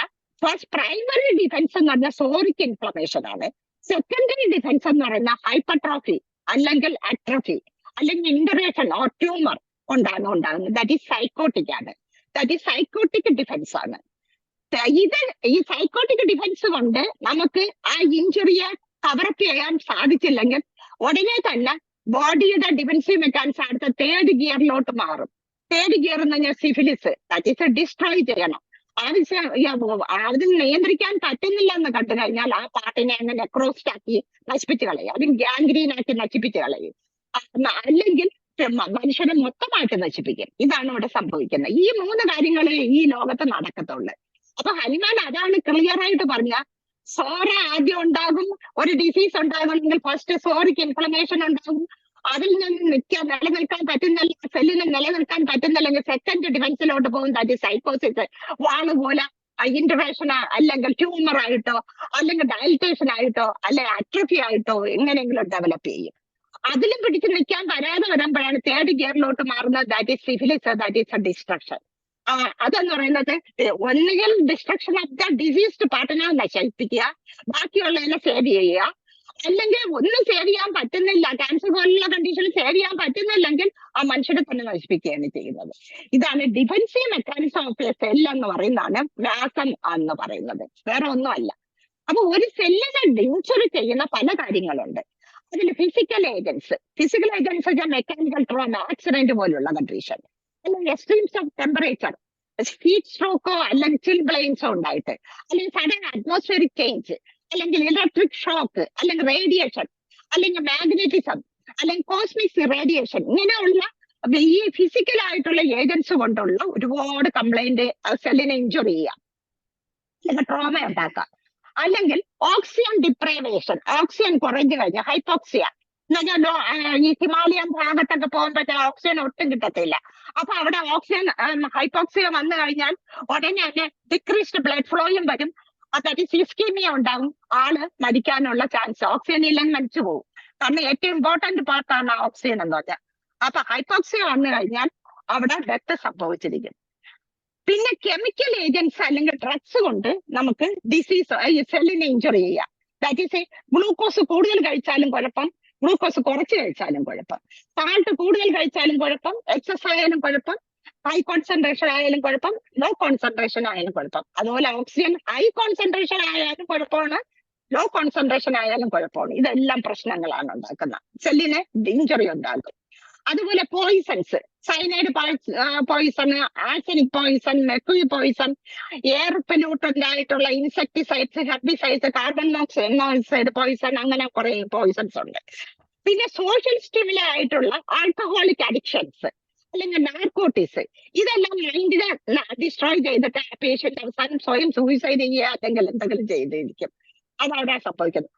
പിന്നെ excessive use of therapeutic drugs, even homoeopathic drugs പോലും എക്സസീവ് യൂസ് ചെയ്ത് കഴിഞ്ഞാൽ അത് നമുക്ക് സൈഡ് എഫക്ട് തന്നെ ഉണ്ടാക്കും, നമ്മുടെ സെല്ലിനെ ഡിസ്ട്രോയ് ചെയ്യും, അല്ലെങ്കിൽ സപ്രഷൻ ഉണ്ടാക്കിയിട്ട് ഇമ്പോർട്ടന്റ് പാർട്ടിനെ ബാധിക്കും തീർച്ചയായിട്ടും. പിന്നെ ഇൻഫെക്ഷൻസ് ഏജൻസ് ആയിട്ടുള്ള ബാക്ടീരിയ, വൈറസ്, ഫംഗസ്, പാരസൈറ്റ്, ഇതുകൊണ്ടും നമുക്ക് സെല്ലിന് ഇഞ്ചുറി വരാം. പിന്നെ ഇമ്മ്യൂണോളജിക്കൽ റിയാക്ഷൻ അല്ലെങ്കിൽ self antigen, that is auto immune disease കൊണ്ട് മനുഷ്യൻ സ്വയം തന്നെ എന്റെ ശരീരത്തെ അല്ലെങ്കിൽ എന്റെ മനസ്സിനെ നശിപ്പിക്കാൻ എന്ന് വിചാരിച്ചു കഴിഞ്ഞാലും അവിടെയും വരുന്നത് നാശം തന്നെയാണ്, സിവിലിസിലോട്ടാണ് പോകുന്നത്, ഡിസ്ട്രക്ഷനിലോട്ടാണ് പോകുന്നത്. പിന്നെ ജനറ്റിക് ഡെറേഞ്ച്മെന്റ്, കുഞ്ഞ് ജനിക്കുമ്പോഴേ ജനറ്റിക് ആയിട്ടുള്ള ഡെറേഞ്ച്മെന്റുകളില്ല, ഇതുപോലെ ഓട്ടിസം പോലെ അല്ലെങ്കിൽ ജനറ്റിക് ആയിട്ടുള്ള അറേഞ്ച്മെന്റ് ആയിട്ടുള്ള മറ്റേ ക്രോമസോം കൂടിയിട്ടുള്ള കണ്ടീഷൻ, അങ്ങനെയുള്ള കണ്ടീഷൻസ് എല്ലാം ജനറ്റിക് അറേഞ്ച്മെന്റ്. പിന്നെ ന്യൂട്രീഷണൽ ഇംബാലൻസ് കൊണ്ട് ഈ ആഫ്രിക്കയിലൊക്കെ ജനിക്കുന്ന കുട്ടികൾ കോർച്ചോക്കർ കൊണ്ടും മരാസ്മസ് കൊണ്ടും കൈഫോസിസ് കൊണ്ടും ഒക്കെ മരണപ്പെടുന്ന സംഭവങ്ങളുണ്ട്. പിന്നെ ബിനംബിങ് ഏജന്റ്, നമ്മുടെ ഇലക്ട്രിക്കൽ ഷോക്ക് കൊണ്ട് ബിനംബിങ് ഉണ്ടാക്കാം, നമ്മുടെ നെർവിനെ നശിപ്പിക്കാം. പിന്നെ foreign proteins, that is a snake bite, spider bite, bee bites. പിന്നെ vaccination, it is a foreign protein ആണ്.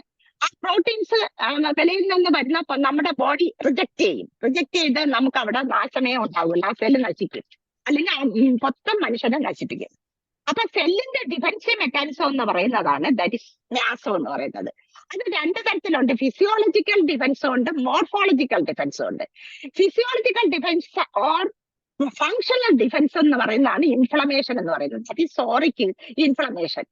അവിടെ എന്ന് പറഞ്ഞാൽ ഇൻവേസീവ് ആയിട്ടുള്ള ഈ പറഞ്ഞ സ്റ്റിമുലൈസ്, ഇഞ്ചുറി ചെയ്യുന്ന സാധനങ്ങൾ കയറി കഴിഞ്ഞാൽ mentally as well as physically inflammation ഉണ്ടാക്കും, മെന്റലി ഇൻഫ്ലമേഷൻ ഉണ്ടാക്കും, സെൻസിറ്റിവിറ്റി കൂട്ടും, ഇറിറ്റേഷൻ കൂട്ടും, ആൻസൈറ്റി കൂട്ടും, പിന്നെ പെയിൻ, സ്പാസ്മോഡിക് പെയിൻസ് ഉണ്ടാക്കും, ഇങ്ങനെയുള്ള കണ്ടീഷൻസ് ഉണ്ടാക്കും. പക്ഷെ അത് കുറച്ചു നേരം നിൽക്കുള്ളൂ. അത് കനിമാൻ തന്നെ പറയുന്നുണ്ട് 74 അക്യൂട്ട് ഡിസീസ് ആയിട്ട് മാറും. അത് ചെറിയ ട്രാൻസിയന്റ് പീരിയഡിൽ വന്നിട്ട് ഐദർ റിക്കവറി ഓർ ഡെത്ത് ആയിട്ടാണ് പോകുന്നത്. പിന്നെ ഇതിന് ഈ ഫിസിയോളജിക്കൽ അല്ലെങ്കിൽ ഫങ്ഷണൽ ഡിഫക്റ്റിന് നമ്മുടെ സെല്ലിനെ ഡിഫെൻഡ് ചെയ്യാൻ സാധിച്ചില്ലെങ്കിൽ നേരെ അത് അടുത്ത ഗിയറിലോട്ട് മാറും, ദാറ്റ് ഈ മോർഫോളജിക്കൽ ഓർ സ്ട്രക്ചറലിലോട്ട് മാറും. അപ്പൊ സ്ട്രക്ചറൽ ഡിഫൻസ് വരും. എന്നുവെച്ചാൽ അത് രണ്ട് തരത്തിലുണ്ട്, that is sycotic and syphilis, that is constructive as well as destructive. Constructive defence എന്ന് പറയുന്നതാണ് സൈക്കോട്ടിക് എന്ന് പറയുന്നത്. ദാറ്റ് ഈസ് ഉദാഹരണം polyp, warts, cyst, tumours, atherosclerotic plaques, deposition of pigment, minerals, ഈ ഭാഗത്തെല്ലാം സെൽ വാൾ തിക്കൻഡ് ആയിട്ട് excessive accumulation of lipids, proteins, glycogen എല്ലാം deposit ആയിട്ട് സെല്ലിനെ ബലപ്പെടുത്താനായിട്ട് ശ്രമിക്കും. പക്ഷെ അതിനെ ഡിഫെൻഡ് ചെയ്യാൻ പറ്റാതെ വരുമ്പോഴാണ് ഡിസ്ട്രക്ഷനിലോട്ട് പോകുന്നത്. ഒന്നുകിൽ ആ ഒരു പാർട്ട് മാത്രം ഡിസ്ട്രോയ് ചെയ്യും, അല്ലെങ്കിൽ ഗാംഗ്രീൻ പോലെ ഉണ്ടാവും, അല്ലെങ്കിൽ അൾസർ പോലെ ആ ഭാഗത്തിനെ നശിപ്പിച്ച് കളയും, കത്തിച്ച് കളയും, അൾസർ പോലെ കത്തിച്ച് കളയും. ഈ അല്ലെങ്കിൽ മൊത്തമായിട്ട് ആള് തന്നെ പോകും. ഹനുമാൻ പറഞ്ഞ കാര്യങ്ങള് ഹനുമാന്റെ 73 and 74 അന്ന് മൈക്രോസ്കോപ്പൊന്നും കണ്ടുപിടിച്ചിട്ടില്ല. എന്നിട്ട് പോലും ഹനുമാൻ അന്ന് പറഞ്ഞ് ലേറ്റന്റ് സോറ, എല്ലാവരിലും സോറയുണ്ട്, സോറ എന്ന് പറഞ്ഞാൽ ലൈഫാണ്. ആ സോറയ്ക്ക് ഇൻഫ്ലമേഷൻ വരുമ്പോൾ, ഡിസീസ് കണ്ടീഷൻ വരുമ്പോൾ ലേറ്റന്റ് സോറയായിട്ട് ഇരിക്കുന്നത് അക്യൂട്ട് ഡിസീസസില് ഇത് റിയാക്ട് ചെയ്യും. ഇൻജൂറിയസ് ഈ ഏജൻസ് ഏതാ വരുന്ന അവരുമായിട്ട് റിയാക്ട് ചെയ്യും. അത് അവസാനം എൻഡിൽ റിക്കവറി ഓർ ഡെത്തിലാണ് പോകുന്നത്. അത് ദാറ്റ് ഈസ് ആ ഫസ്റ്റ് ഇൻഫ്ലമേഷൻ ആണ് ഉണ്ടാകുന്നത്. അത് കൺട്രോൾ ചെയ്യാൻ പറ്റിയില്ലെങ്കിൽ സൈക്കോസിസിലോട്ട് പോകും. ഹനുമാൻ പറയുന്നത് കോണ്ടൈലോമാറ്റസ് ഗ്രോത്ത് ആയിട്ടാണ് പോകുന്നത്. അത് തടയാൻ പറ്റിയില്ലെങ്കിൽ അടുത്ത സിവിലിസിലോട്ട് പോകും. That is venereal disease with cancer ആയിട്ട് പോകും. അപ്പോൾ ഇത് ഇത്രയും ഞാൻ പറഞ്ഞതില് സോറിക് ഡിഫൻസ് എന്ന് പറഞ്ഞാൽ physiological reaction or defence. Physiological reaction അല്ലെങ്കിൽ ഫിസിയോളജിക്കൽ ഡിഫൻസ് ആണ്, അല്ലെങ്കിൽ ഫങ്ഷണൽ ഡിഫൻസ് ആണ്. സൈക്കോസിസ് എന്ന് പറഞ്ഞാൽ കൺസ്ട്രക്റ്റീവ് റിയാക്ഷൻ അല്ലെങ്കിൽ കൺസ്ട്രക്റ്റീവ് ഡിഫൻസ് ആണ്. സിവിലിസ് എന്ന് പറഞ്ഞാൽ ഡിസ്ട്രക്റ്റീവ് ഡിഫൻസ് ആണ്, ഡിസ്ട്രക്റ്റീവ് റെസ്പോൺസ് ആണ്. അപ്പൊ അതുകൊണ്ട് ഒരു മെറ്റീരിയൽ സൈഡിൽ എപ്പോഴാണ് മെറ്റീരിയലില് സോറ, സൈക്കോസിസ് ആൻഡ് സിവിലിസം ഇത് തന്നെയാണ് അലോപ്പതിക്കാരും പറഞ്ഞിട്ടുള്ളത്. ഇൻഫ്ലമേഷൻ, കൺസ്ട്രക്ഷൻ ആൻഡ് ഡിസ്ട്രക്ഷൻ ഇത് തന്നെയാണ് അലോപ്പതിക്കാരും പറഞ്ഞത്, ഇത് തന്നെയാണ് നമ്മൾ ഉപയോഗിക്കുന്നത്. ഇപ്പൊ നമ്മൾ ഇതൊക്കെ വന്നതിന് ശേഷം നമ്മൾ ഇതെല്ലാം ഫസ്റ്റ് ആയിട്ട് ചെയ്യുന്നത്. അപ്പൊ നമ്മുടെ ഫസ്റ്റ് ഫങ്ഷൻ ആണെന്ന് പറഞ്ഞാൽ സർവൈവലാണ്.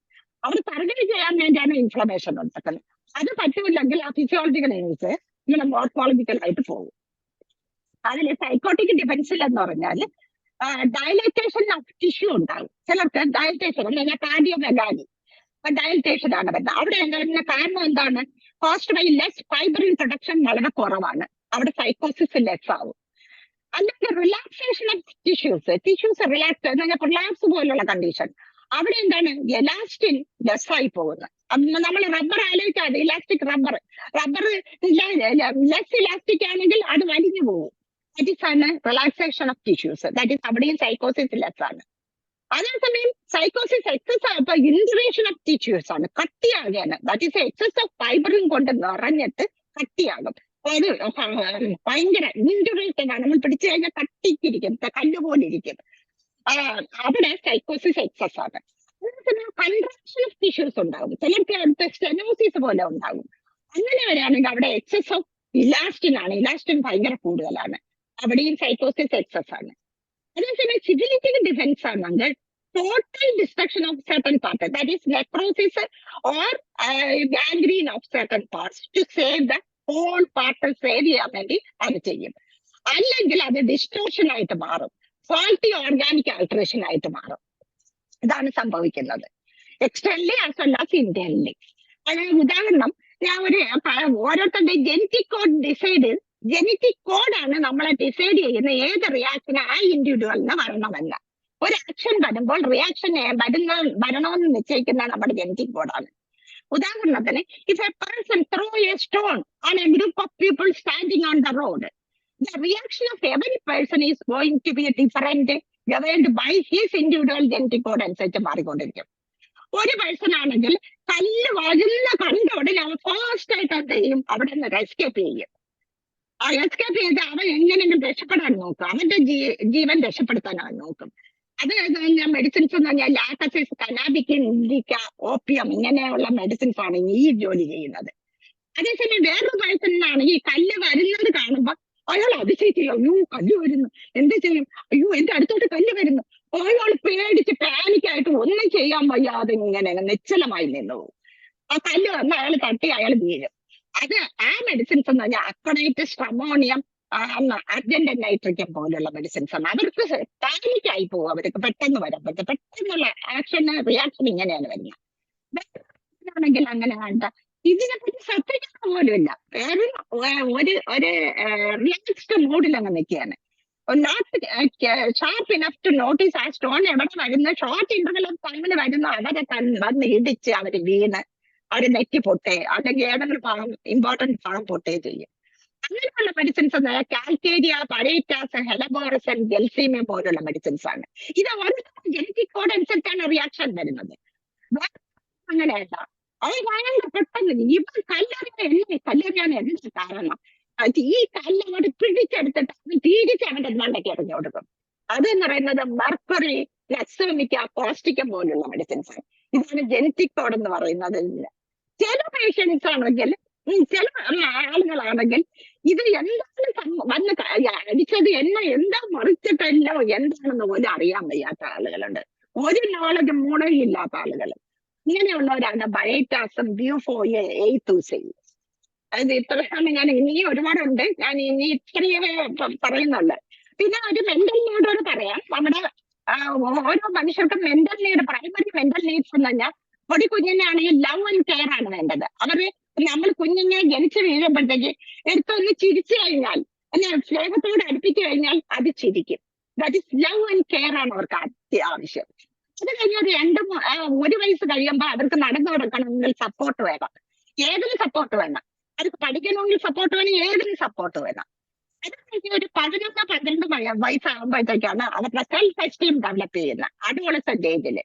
അപ്പോഴാണ് എനിക്ക് അറിയാം ഏത് ഡ്രസ് ഇടണം, ഏതാണ് ഞാൻ ചെയ്യേണ്ടത് എനിക്കറിയാം, നിങ്ങൾ പറയേണ്ട കാര്യമില്ല എന്നുള്ള രീതിയിൽ സംസാരിക്കുക. ദാറ്റ് ഈസ് സെൽഫ് എസ്റ്റീം നിൽക്കുന്നതുകൊണ്ടാണ്. അതിനെ ഹട്ട് ചെയ്താൽ അവർക്ക് ദേഷ്യം വരും. പിന്നെ അതിൽ നിന്ന് കുറച്ചുകൂടെ മുകളിലോട്ട് വരുമ്പോ ഇപ്പം മണി വളരെ ഇമ്പോർട്ടന്റ് ആണ്. മണി ഇല്ലാതെ ഒരു കാര്യവും നടക്കത്തില്ല. മണി ഈസ് പണത്തിന് മേലെ പതിന്നും പറക്കൂലെന്നാണ് പറയുന്നത്. അതുകൊണ്ട് പണം it is very very important. അപ്പൊ ഇത് ഇത്രയാണ് ഞാൻ പറയുന്നത്. ഇനി ഞാൻ കേസ് പറയാം. IR Ashok Kumar, doctor IR Ashok Kumar എന്റെ അടുത്ത് റെഫർ ചെയ്ത ഒരു കേസാണ്. 40 വയസ്സുള്ള ഒരു ഫീമെയിലാണ്. അവര് എന്ന് പറയുന്നത് ഷോഗ്രൻസ് സിൻഡ്രോം കൊണ്ട് സഫർ ചെയ്യുന്നവരായിരുന്നു.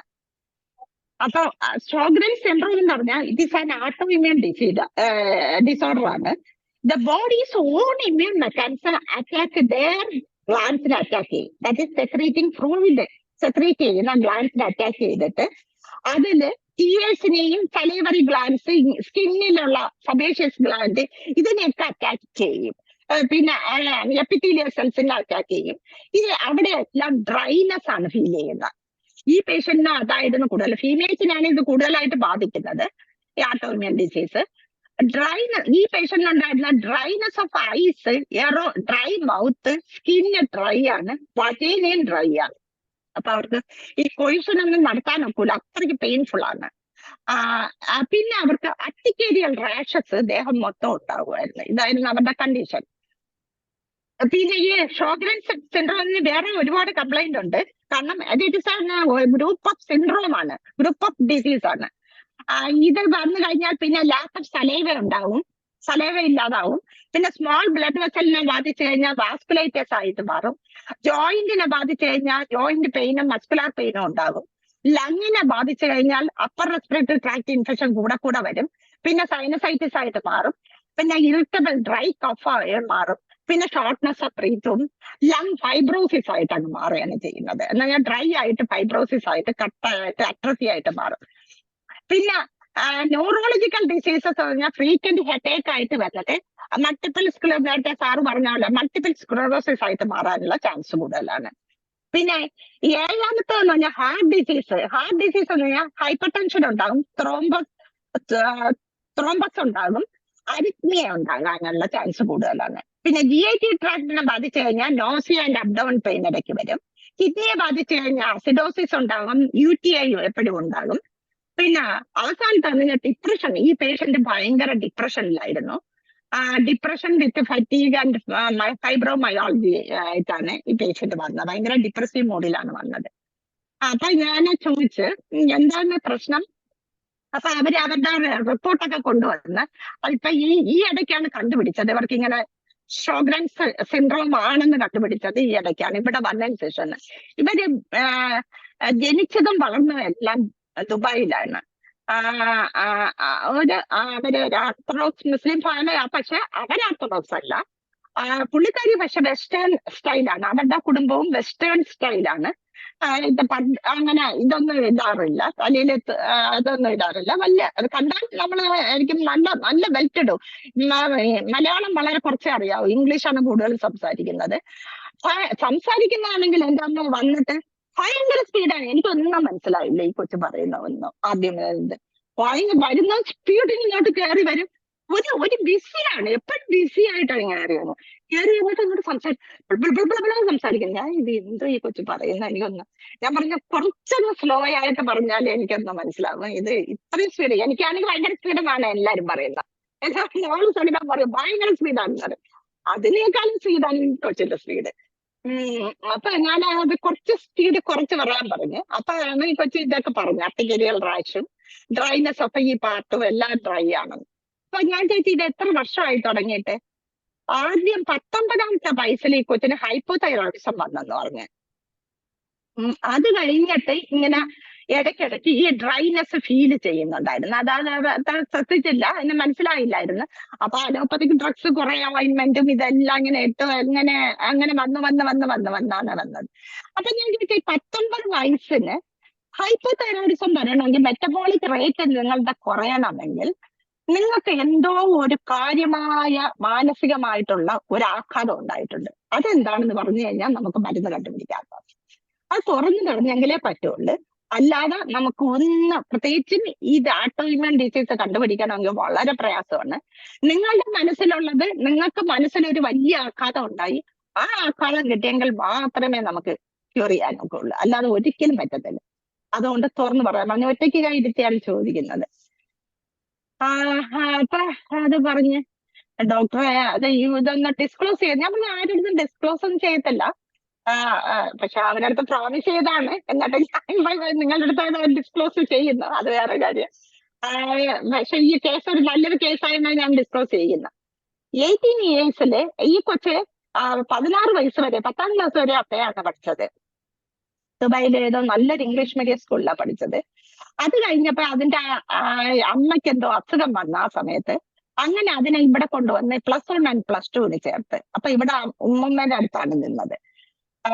അപ്പൊ അവിടെ വേറെ അവരുടെ റിലേറ്റീവ്സ് കുറെ പേരൊക്കെ ഉണ്ടായിരുന്നു.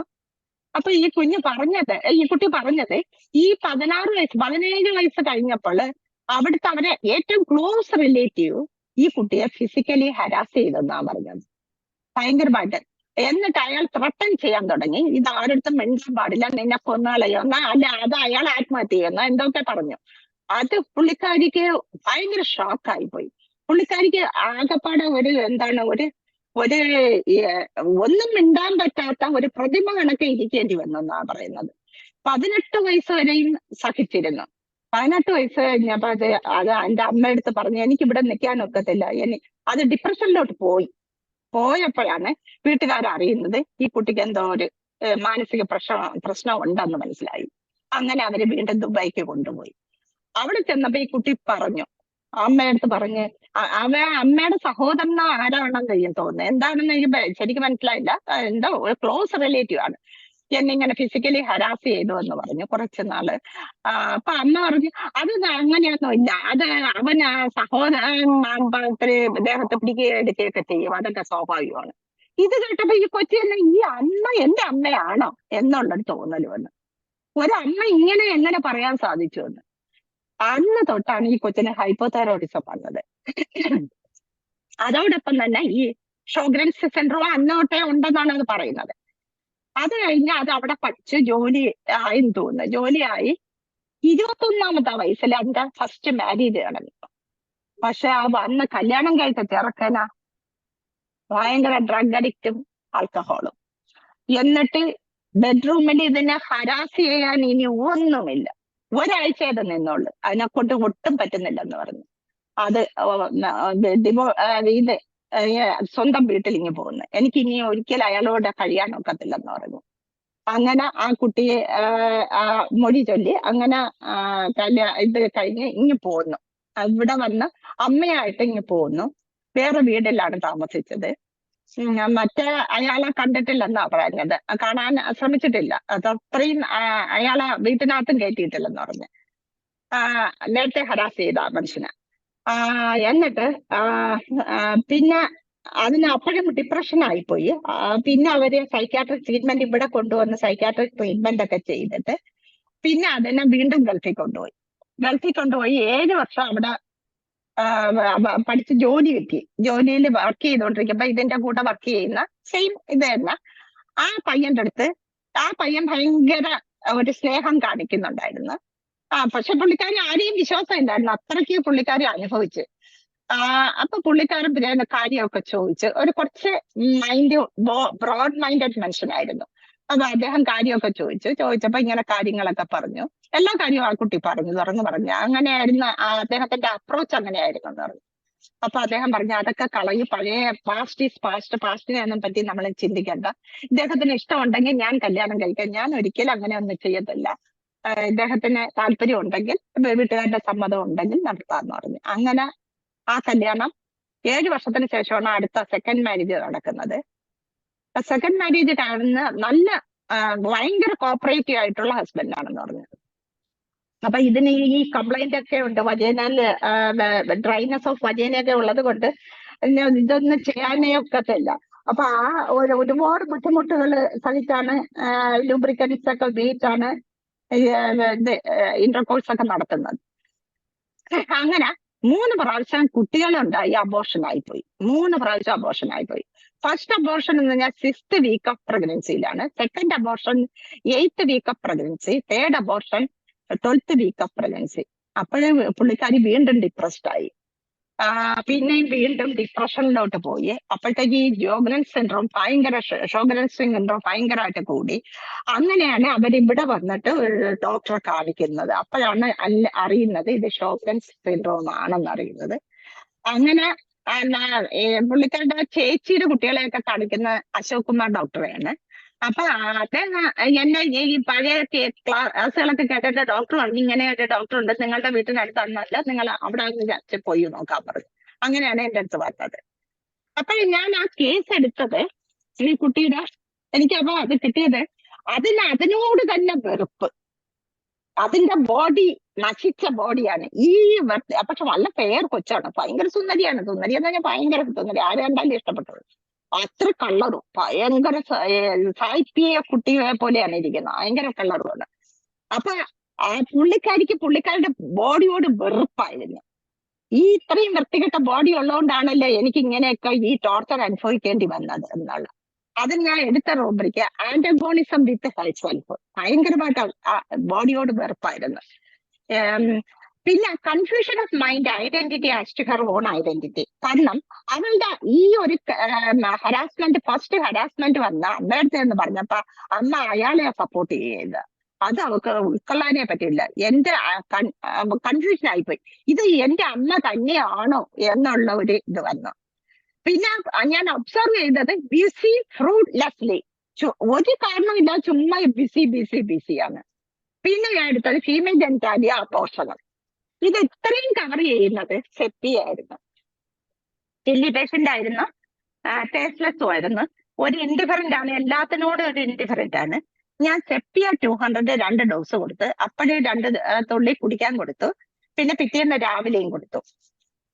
പിന്നെ സക്കാരം ഞാൻ വെറുതെ PL കൊടുത്ത്, അരയൗൺസ് PL കൊടുത്ത്, PT അരയൗൺസ് കൊടുത്ത്, ഓരോന്ന് വീതം 2 നേരവും, മറ്റേ 4 വീതം 2 നേരം കഴിക്കാൻ പറഞ്ഞു. 1 മാസം കഴിഞ്ഞിട്ട് വന്ന് പറഞ്ഞ് ഞാൻ ഗൾഫിലോട്ട് പോകുന്ന, എനിക്കിപ്പോ നല്ല ആശ്വാസമുണ്ട്, പക്ഷെ ഭയങ്കര തുമ്മലുണ്ടെന്ന് പറഞ്ഞു. അത് നേരത്തെ ഉണ്ടായിരുന്നു പറഞ്ഞു, അത് അന്ന് പറയാൻ പറ്റിയില്ലെന്ന് പറഞ്ഞു. ഭയങ്കരമായിട്ട് തുമ്മലുണ്ട്, ജലദോഷമൊക്കെ ഭയങ്കര കൂടുതലാണ്, അപ്പൊ അതിന് ഡോക്ടർ എന്തെങ്കിലും മരുന്നോട് തന്നേക്കണമെന്ന് പറഞ്ഞു. അത് ഞാൻ BL കൊടുത്തു വിട്ട്, ഞങ്ങൾക്ക് അക്യൂട്ട് കംപ്ലൈന്റ് വരുമ്പോ BL അത് 4 വീതം ഓരോ മണിക്കൂറോ അരമണിക്കൂറോ ഇടവിട്ട് കഴിക്കാൻ പറഞ്ഞു. അങ്ങനെ അത് കൊടുത്ത്, അപ്പൊ ഞാൻ ഇത് PL 1 ഔൺസും കൊടുത്ത്, DT 1 ഔൺസും കൊടുത്ത്, പിന്നെ സെപ്പിയ 200 4 ഡോസും കൊടുത്ത്, എല്ലാ മാസവും രാവിലെ കഴിക്കാൻ പറഞ്ഞു. പുള്ളിക്കാരി അവിടെ ചെന്നിട്ട് എനിക്ക് വോയിസ് മെസ്സേജ് അയച്ച് ജൂലൈയിൽ ഇത് വരുന്നത്, പുള്ളിക്കാരി എന്നെ കാണാൻ വരുന്നത് ഏപ്രിലാണ്, 24-ാം തീയതി ഏപ്രിലാണ്, 23-നാണ് വരുന്നത്. പിന്നെ പുള്ളിക്കാരി ഗൾഫിലോട്ട് വരുന്നത് 25/5/23-നാണ് ഗൾഫിലോട്ട് വരുന്നത്. അപ്പോഴാണ് മെഡിസിനൊക്കെ വാങ്ങിക്കൊണ്ട് പോയത്. എന്റെ അടുത്ത് ഞാൻ പറഞ്ഞ ആദ്യത്തെ എന്തായാലും ഈ ഷോഗ്രൻ സിൻഡ്രോം ഉള്ളതുകൊണ്ട് 1 മാസത്തേക്ക് നിങ്ങൾ പ്രഗ്നന്റ് ആകരുതെന്ന് പറഞ്ഞായിരുന്നു. കാരണം ഈ സിൻഡ്രോമായിട്ട് നിൽക്കുന്നതുകൊണ്ട് പല സിസ്റ്റത്തെയും ബാധിക്കുന്നുണ്ട്, നിങ്ങൾ അത് ചെയ്യണ്ടെന്ന് പറഞ്ഞു. ആദ്യത്തെ 1 മാസം ഒന്ന് അവോയ്ഡ് ചെയ്യാൻ പറഞ്ഞു. പക്ഷെ സെക്കൻഡ് മന്ത് ജൂലൈയിൽ എന്നെ വിളിച്ച് പറഞ്ഞു, ജൂലൈ 7-ന് എന്നെ വിളിച്ച് പറയുന്നു 23 പ്രഗ്നന്റ് ആണെന്ന് പറഞ്ഞു. പക്ഷെ ആരടുത്തും പറഞ്ഞിട്ടില്ല. ഈ എല്ലാ 3 പ്രാവശ്യവും അബോർഷൻ ആയതുകൊണ്ട് ഇതും അബോർഷൻ ആകുമെന്നുള്ള ഒരു പേടിയുണ്ടെന്ന് പറഞ്ഞു. അത് കഴിഞ്ഞിട്ട് ഇപ്പൊ അവിടെ എന്തൊക്കെ ആന്റിബയോട്ടിക്കോ എന്തൊക്കെ മെഡിസിനൊക്കെ കൊടുക്കുന്നുണ്ട്. അത് ഞാൻ പറഞ്ഞു കഴിച്ചോളാൻ പറഞ്ഞു, പ്രശ്നമൊന്നും ഇല്ലാത്ത പറഞ്ഞു. എന്തായാലും സെപ്പിയ 4 ഡോസും കഴിച്ചെന്ന് തോന്നുന്നു. എന്തായാലും ഇപ്പൊ ഡിസംബറിൽ എന്നെ വോയിസ് മെസ്സേജ് അയച്ച്, ഡോക്ടർ ഇതുവരെ എനിക്ക് ഇൻഷാ അള്ളാ എനിക്ക് ഇതുവരെ ഒരു കുഴപ്പവും ഇല്ല, ഭയങ്കര ഹാപ്പി ആയിട്ട് ഞാൻ ഇരിക്കുകയാണ്.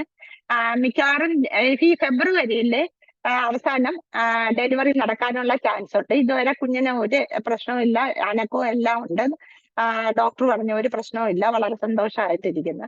അപ്പൊ ഡോക്ടർ ചെയ്ത പുണ്യം ഞാൻ ഇന്ന് ഓർക്കുന്നതായിരിക്കും എന്നൊക്കെ പറഞ്ഞ്, പിന്നെ പുള്ളിക്കാരി ഒരുപാട് പേഷ്യന്റിനെ എനിക്ക് വിടുകയും ചെയ്ത്, വളരെ സന്തോഷം.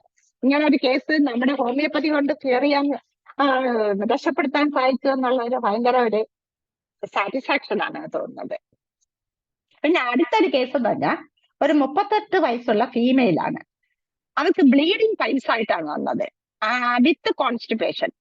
അപ്പൊ ഞാൻ ചോദിച്ചേനെ, പൈൽസ് വരണമെങ്കിൽ അതിനെല്ലാം ഈ GNM പഠിച്ചാൽ വളരെ നല്ലതാണ് കേട്ടോ. GNM-ല് ANS കൂടെ എന്ത് നടക്കുന്നതും ഈ ഷിറ്റ് ആണ് ഏറ്റവും വൃത്തികെട്ട വേസ്റ്റ് പോകുന്ന, ഏറ്റവും ഒഫൻസീവ് ആയിട്ടുള്ള വേസ്റ്റ് പോകുന്നത് ANS കൂടെയാണ് പോകുന്നത്.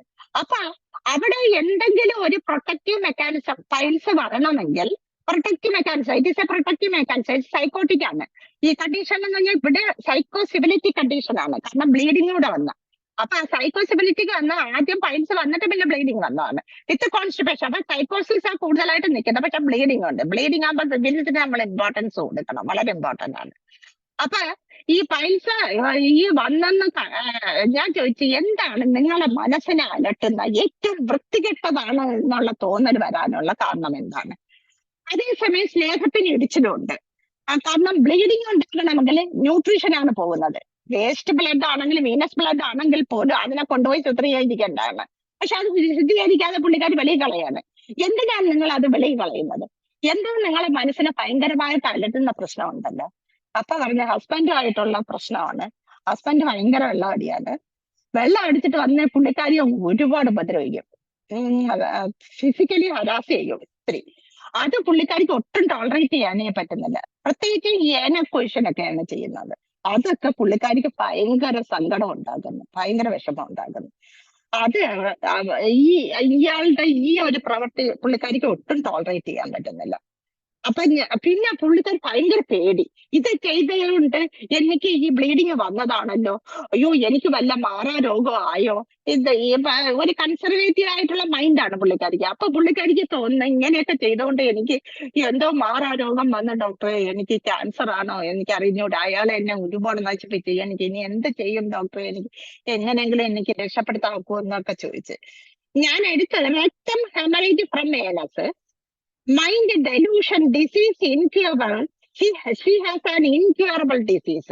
ഇതാണ് ആ പുള്ളിക്കാരുടെ പേടി. എനിക്ക് എന്തോ ഒരു മാരക രോഗമാണ് എന്നുള്ളൊരു പേടി. ഈ 2 രൂപയ്ക്കേ അടുത്തുള്ളു. അപ്പോഴും വന്ന മെഡിസിൻ എന്ന് പറഞ്ഞാൽ ഫസ്റ്റ് മെഡിസിൻ അലൂമിനയാണ്, സെക്കൻഡ് മെഡിസിൻ ഫോസ്ഫറസുമാണ്.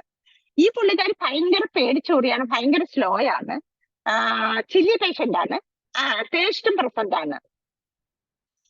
അപ്പൊ എനിക്ക് തോന്നിയത് അലൂമിനിയം കോൺസ്റ്റിപ്പേഷൻ ഉണ്ട്, നല്ല കോൺസ്റ്റിപ്പേഷൻ. ഫോസ്ഫറസിന് അത്രയും കോൺസ്റ്റിപ്പേഷൻ ഇല്ല. അതുകൊണ്ട് ഞാൻ എന്താ അലൂമിനിയം ഫോസ് ആണ് കൊടുത്തത്, 200 ഒറ്റ ഡോസ് കൊടുത്ത്. പിന്നെ PL-ഉം BT-യും കൊടുത്തു. 1 മാസം കഴിഞ്ഞിട്ട് പുള്ളിക്കാർ 18/5 വന്നിട്ട് പറഞ്ഞു, ഡോക്ടർ കംപ്ലീറ്റ് എന്റെ ബ്ലീഡിങ് എല്ലാം മാറി, പൈൽസ് ഉണ്ടോ എന്ന് പോലും എനിക്ക് അറിയാൻ വയ്യ, എന്റെ കോൺസ്റ്റിപ്പേഷനും എല്ലാം മാറി. ഐ ആം വെരി ഹാപ്പി ഡോക്ടറെ. അപ്പൊ ഇനി ഞാൻ മെഡിസിൻ കഴിക്കണം. ഞാൻ പറഞ്ഞു വേണ്ട, നിങ്ങൾക്ക് അസുഖം മാറിയെങ്കിൽ പിന്നെ എന്തിനാ മരുന്നായിരിക്കുന്ന, നിങ്ങൾ കഴിക്കേണ്ട ആവശ്യമില്ല എന്ന് പറഞ്ഞു. അങ്ങനെ പുള്ളിക്കാരി പോയി. അതും നല്ലൊരു കേസായിരുന്നു. പിന്നെ ഉള്ളൊരു കേസ് എന്ന് പറയുന്നത്, എനിക്ക് ഇതുപോലെ ഒരു കേസ് വേറൊന്നും വന്നിട്ടുണ്ട്. ഒരാളായിരുന്നു, അദ്ദേഹം വന്നിട്ട് പറഞ്ഞു തൊണ്ടയിൽ എപ്പോഴും അൾസേഴ്സ് പോലെ ഉണ്ടാകുന്നെന്നാണ് പറഞ്ഞത്, തൊണ്ടയിലും വായുഭാഗത്തും.